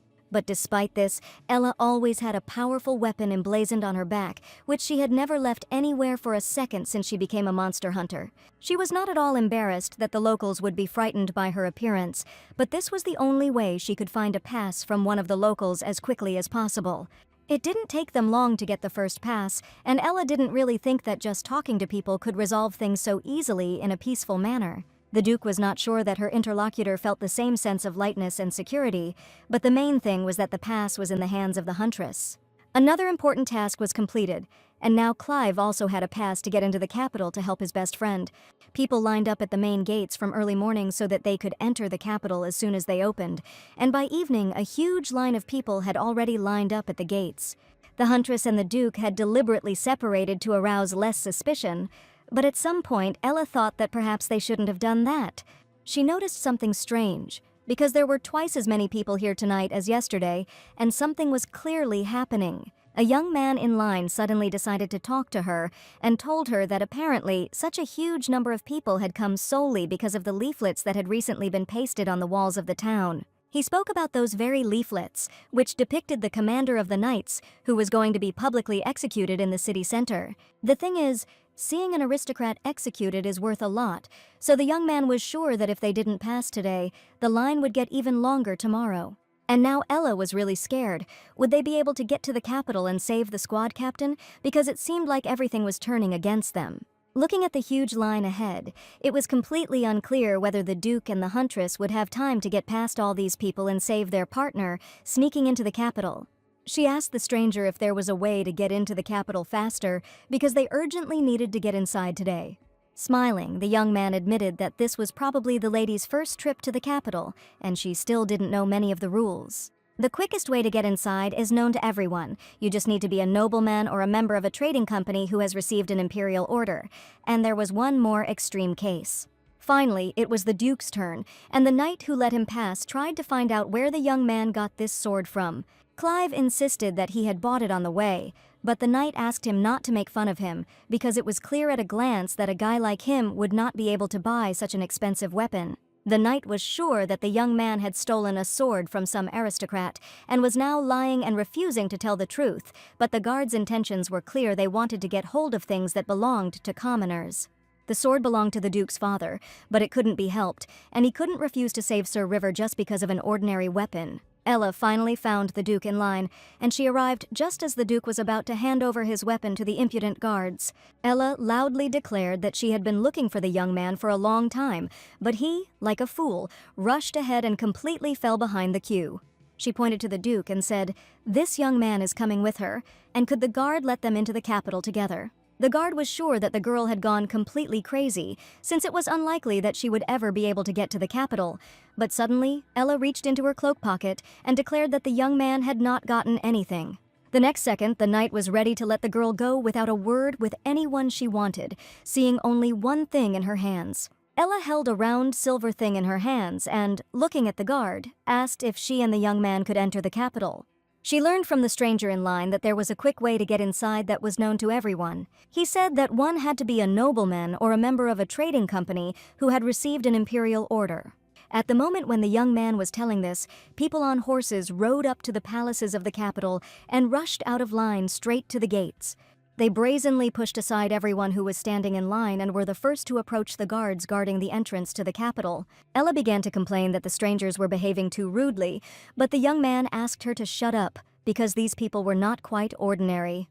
This became clear the very next minute when the guard bowed low before the strangers on horseback, asking if they were already returning. One of the men showed a silver medal, and it was because of it that the guard so easily let the cavalry into the capital without asking a single unnecessary question. Ella had taken careful note of this thing, thanks to which access to the capital was easily granted, and she knew she had to get it. The young man in line laughed and remarked that although the lady was in the capital for the first time, she was behaving too riskily, and did she really still not know who these people were? These people were representatives of the Marchioness of Lenin, and people who hold such a silver medal are completely inviolable. The Marquise herself spends incredible amounts of money on the capital, which is why her people can get in so easily, simply by showing a silver medal that proves their status. Actually, this was the last way to pass the gates without waiting in line, but such a way was definitely not for ordinary people like them, and at that moment Ella realized that she could skip the line and just enter the capital. She had just pulled out the same silver medal from her pocket, which finally came in handy at the most unexpected moment. Thanks to the mysterious silver medal, the Huntress and the Duke were able to pass through the gates into the capital without any problems. They deliberately went far enough away from the gate so that none of the knights would dare to grab them. But the strangest thing was that Ella had had the silver medal ever since she woke up here, but she didn't know that it could be used in this way. She thought that one day it would be useful, so she carried it with her everywhere. And her thoughts were not wrong, because with the help of this medal they passed through the gate. Ella wondered if the Duchess of Lenin was an unusual character whose name was only briefly mentioned in the novel, but then how the owner of this body had such a thing. And yet, in Fanrock, she clearly realized that she was not some behind-the-scenes character, but that she had a leading role in her omission. Finally, the Duke and Ella were in a safe place, and now the young man was very interested in where the lady got the strange medal from. It seemed to him that the girl was clearly hiding something from him, because they could have immediately passed through with her help. Ella no esperaba escuchar tal pregunta del duque, porque parecía a ella que no importaba en absoluto cómo llegaron a la capital. The Marquise from the novel is nothing more than an ordinary extra, but in this world she is the owner of a huge fortune, and since the hunter has a silver medal in her hands, it means that it is also part of her power. That is, in fact, Ella turned out to be a heroine, capable of seeing magic stones and possessing a mysterious medal. Now even she herself was incredibly interested in who this Ella Raine really was, who kept too many secrets in her fate, and whether she now aroused Clive's suspicions. Standing in the silence of the night, the Duke asked the Huntress for the third time what kind of silver token she had used to get into the capital so easily, but the lady remained silent. She did not know what relationship Clive and the Marchioness of Lenin had, and if they were political rivals, the Duke's suspicions were understandable. All Ella could answer was that she also didn't know where she got this silver medal from. Holding the mysterious thing in her hands, she looked at it and admitted that she had no idea what this silver medallion was for, and she didn't even know that she actually had it. The last time, the guard at Fenrock recognized her, claiming that he had met the Huntress in the past when she was about to change her life. But unfortunately, Ella did not recognize his face, and she only has memories of the last 3 years of her life. And now she looked at the mysterious thing, seeing her reflection in it, and did not understand who she really was, because it turned out that she still did not know too much. 3 years ago, before Ella took over this body, the original heroine was probably doing something. No one could explain how she could see the magic stones, or where she got the silver token of the Marchioness of Lenin, or how such a person could not even be mentioned in the original novel. It was the first time Ella had ever been so interested in someone, and she really wanted to know the whole truth more than ever, to understand who the real Ella Raine was. She said that while she was standing in line, a stranger told her about a silver token that would allow her to quickly get inside. Before this, she herself did not know anything. Otherwise, why would she rush to find or borrow a pass, since initially she could have gotten into the capital so easily? After thinking for a while, the Duke came to the conclusion that the girl's words could indeed be true, and it didn't matter whether he believed her or not. He told their story. One day, the Marchioness of Lenin invited him to join and said that it would be a successful union between two noble gentry. Her husband spent a lot of money on the capital and security, and she was a very influential person throughout the empire. He used many methods to manipulate people, and he was successful in doing so. But the Duke was sure that nobles should not behave like that, so he refused the Marquise's offer, and after that, their relations with the Lenin family finally deteriorated, because they considered Clive a naive child who still did not understand the world. Now, Ella had a little idea of what was going on, but she had never heard of the Marquis of Lenin before. Clive admitted that this in no way meant that he did not trust Ella, because this time he decided to listen to his heart. And even though the girl had a strange silver token, the Duke did not think that she had been pretending and lying to him all this time. The young man did not like to make hasty conclusions about people, and it would be difficult to hurt him with this. But she and Ella had already come a long way. She had bravely protected them all the time, solved the problem with security, and also drove away the wizard who could harm the inhabitants of many local residents. These were not all of her achievements, and after that, Ella helped write an encyclopedia of monsters and later saved the city from an invasion of flying quarry, taking on all command and responsibility. The young man smiled and sincerely admitted that without Ella, he would never have gone so far and achieved the success he had achieved on this expedition. She was not only a master of her craft, but also a person with a kind heart, ready to help in the most difficult times. It was a strange feeling, but there was something more connecting them, and initially, for the young man, Ella was just an excellent monster hunter. But now she has become a loyal comrade and a reliable friend, on whom he can always rely and trust that this person will never betray. Her devotion to courage became the young man's support more than once, so this fragile girl greatly influenced his fate. And even when darkness loomed over their lives and danger seemed imminent, it was Ella, with tireless determination and skill, who was able to change the course of events and find a way out of even the most difficult situations. The huntress's courage in any battle inspired not only the Duke, but also everyone who knew about her exploits, and now the young man wanted Ella to just know that her help had not gone unnoticed, and she had become a symbol of hope and strength for everyone. Placing his hand on his chest, the Duke tenderly said that he trusted the lady with all his heart, and never once doubted her actions towards him. For the first time in her life, Ella heard words of gratitude addressed to her, and out of embarrassment, she turned away from the Duke, declaring that it was time for them to go back. He knew that words of gratitude could mean a lot, and he hoped that Ella would feel the sincerity of his feelings. It was time for them to leave, because in just a few days the execution of their best friend was to take place. But Ella could not find the words to respond to the Duke's sincere speech, and only turned her gaze away and pretended that she had not heard anything. This day was crazy not only for the Duke and Ella, but also for one local resident, who was almost robbed by a guy with an axe, and after that, the girl took away his pass. For the young man, this was a terrible coincidence, and he did not understand why he had to threaten when he could simply ask.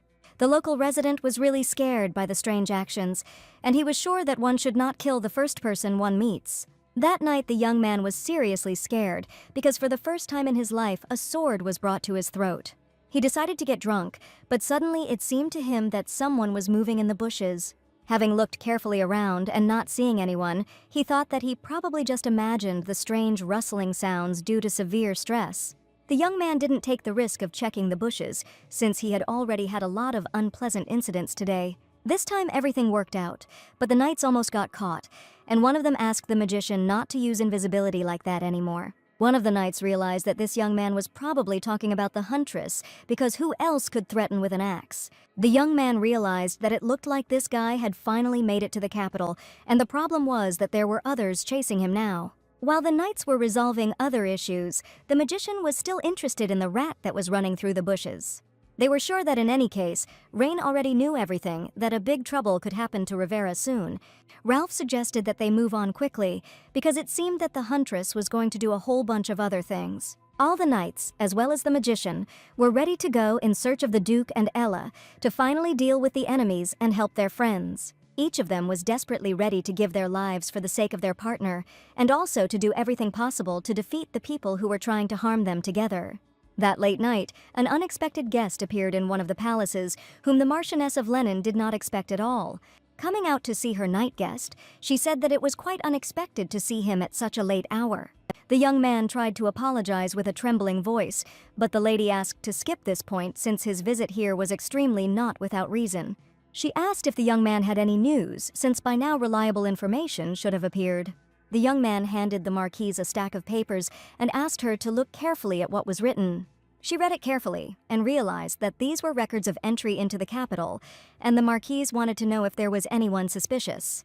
The heroine understood that Duke Winterlock had to get to the capital, and he would probably try to do so in every possible way, but the young man was sure that the Duke really had not come. But they noticed a man with blonde hair who looked like an ordinary merchant, but he had a silver token.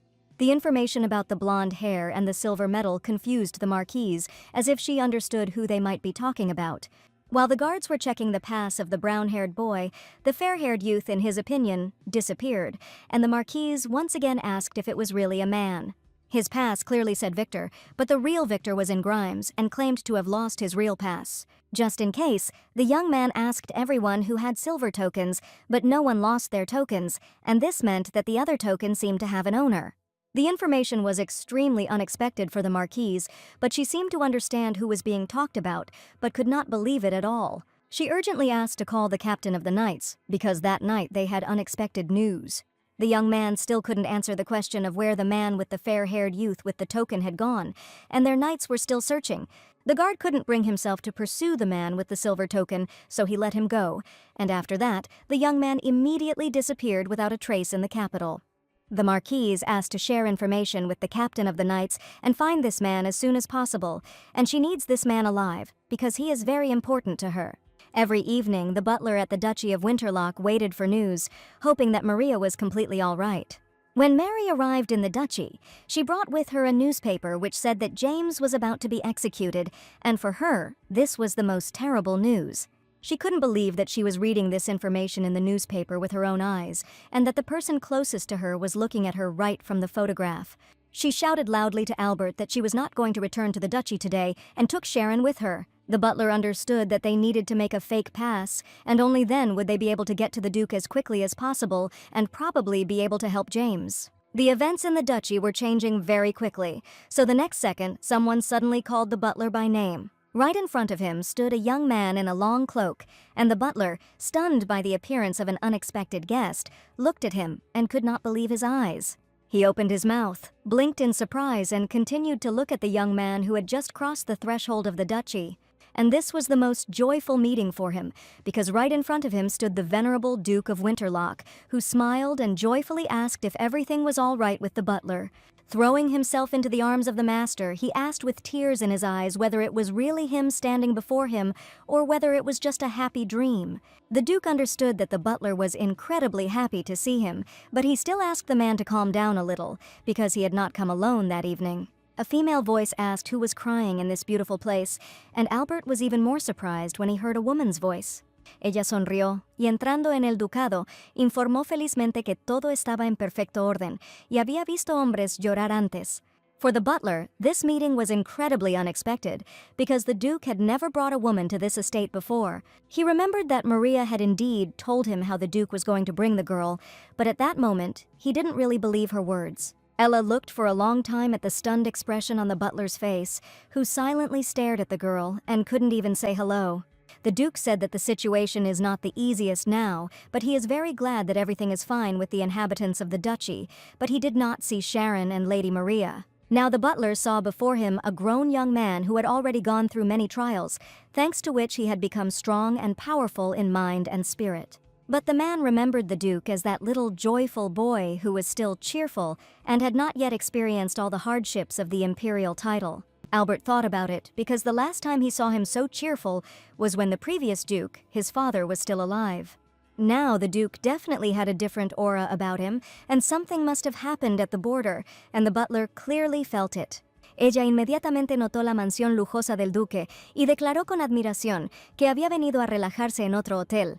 While the Duke was talking to the huntress, the butler could not understand why she dared to answer the honorable gentleman so rudely, and why the young man could even communicate with an ignorant lady. Sitting down on the cozy sofa, Ella declared that she was so tired that she could sleep for a whole day straight without getting up from this cozy sofa. She asked where her bedroom was, and perhaps the Duke should continue the conversation later, because Ella decided that right now she needed to get some sleep. Maria should have already prepared the room for the huntress, and Ella really wanted her bedroom to have the softest bed.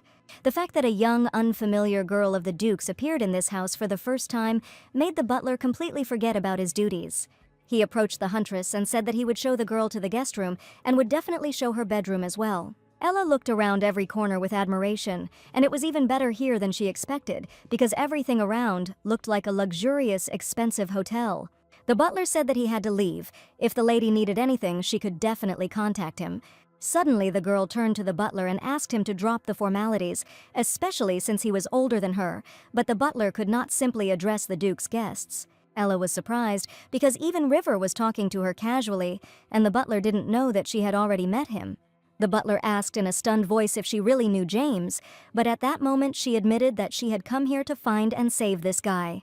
The butler bowed low and asked forgiveness for his rudeness, wishing the lady good night. Ella no entendió qué tipo de grosería estaba siendo discutida, pero también se inclinó educadamente en respuesta y se quedó sola en la habitación. She was very glad that she was finally able to reach the capital, but after looking around the room, she was only interested in one thing: were even the guest rooms of the Duke's mansion really that luxurious? The next morning was truly wonderful for Ella, because she finally woke up in a warm, soft bed, and the sun was shining outside the window and the birds were chirping pleasantly. Waking up very early, she realized that she had not slept so well for a long time, but they had very little time, so she and the Duke had to go.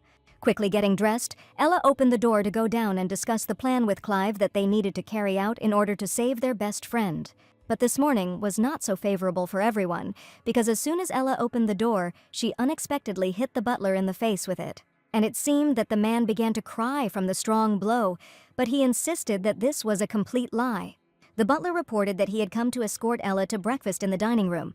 The hallways of the ducal mansion were lined with marble floors, and right now the butler and Rain were heading to the luxurious dining room. Everything in this place seemed very distant to the girl, because she had never lived in luxury before. When she saw the place where Ophelia lived, she now finally felt that how could a normal person be connected with a madman, and why she so wanted Gerard to finally get to Ophelia in the novel. Ella se dio cuenta de que mientras leía la novela estaba increíblemente tonta y entendió absolutamente nada sobre las personalidades de los personajes. They were calmly heading to the dining room, but suddenly Ella grabbed her axe, scaring the butler to death.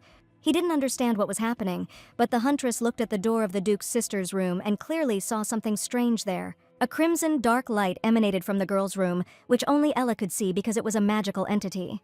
She asked whose room it was, since it was the one in the entire duchy that had attracted her attention so much. As soon as Ella learned that the room belonged to Miss Ophelia, everything instantly became more than clear to the huntress. The Duke was waiting for the ladies in the dining room, with helpful maids at his side. For a moment the Duke felt strange, because quite a long time had passed since Albert had gone after Ella. But he still hadn't returned, and Ella Rain hadn't come down from her bedroom either. Suddenly he heard the butler's voice coming from the stairs, and the man was clearly agitated about something. He said in a trembling voice that the Duke urgently needed to go up to the third floor. Clive sighed heavily, realizing that Ella had probably done something, and the butler was even surprised how he managed to find out about it. He stated that the guest was clearly crazy, and that she was now standing near Miss Ophelia's room, and for some reason she needed to go there.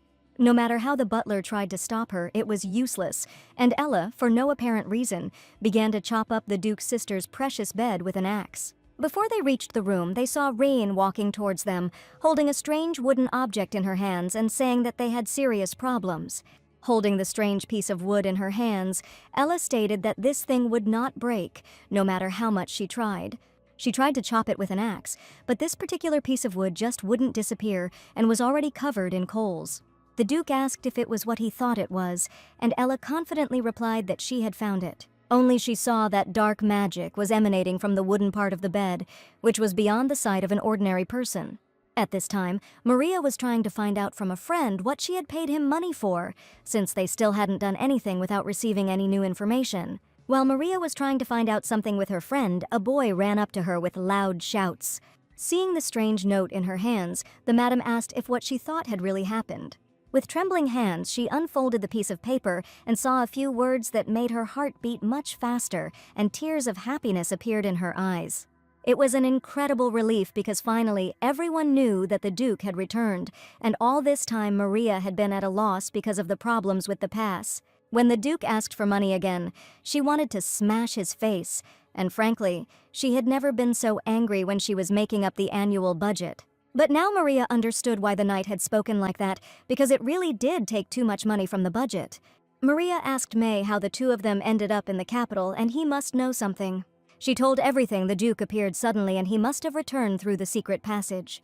But they also had a guest with them, and it must have been Ella, who somehow got hold of a pass, and Maria was incredibly happy that they both got to the capital safely. This morning, the butler asked the boy to deliver a note to the lady, so he tried his best to do it as quickly as possible. The young man tried to go through the secret passage, but it was so dark that he was unable to go down. But at that moment he heard the butler's cry from above and immediately ran to his aid. All this happened very quickly, and Maria really listened with interest to what happened next. Everyone understood that the butler and the famous huntress had finally met, but Maria was still worried about what happened there. They remembered with smiles how Maria fainted right in the cave, and Sharon bravely held her in his arms. The boy said that when the scream stopped, a dull sound was heard, and this was even more frightening, so he quickly went down the secret passage. Sharon assumed that Ella had probably struck with an axe, and it was unlikely that it could have been Albert, but all this was so strange that now Maria and Sharon needed to find out who was in the secret passage that evening and how to quickly save River.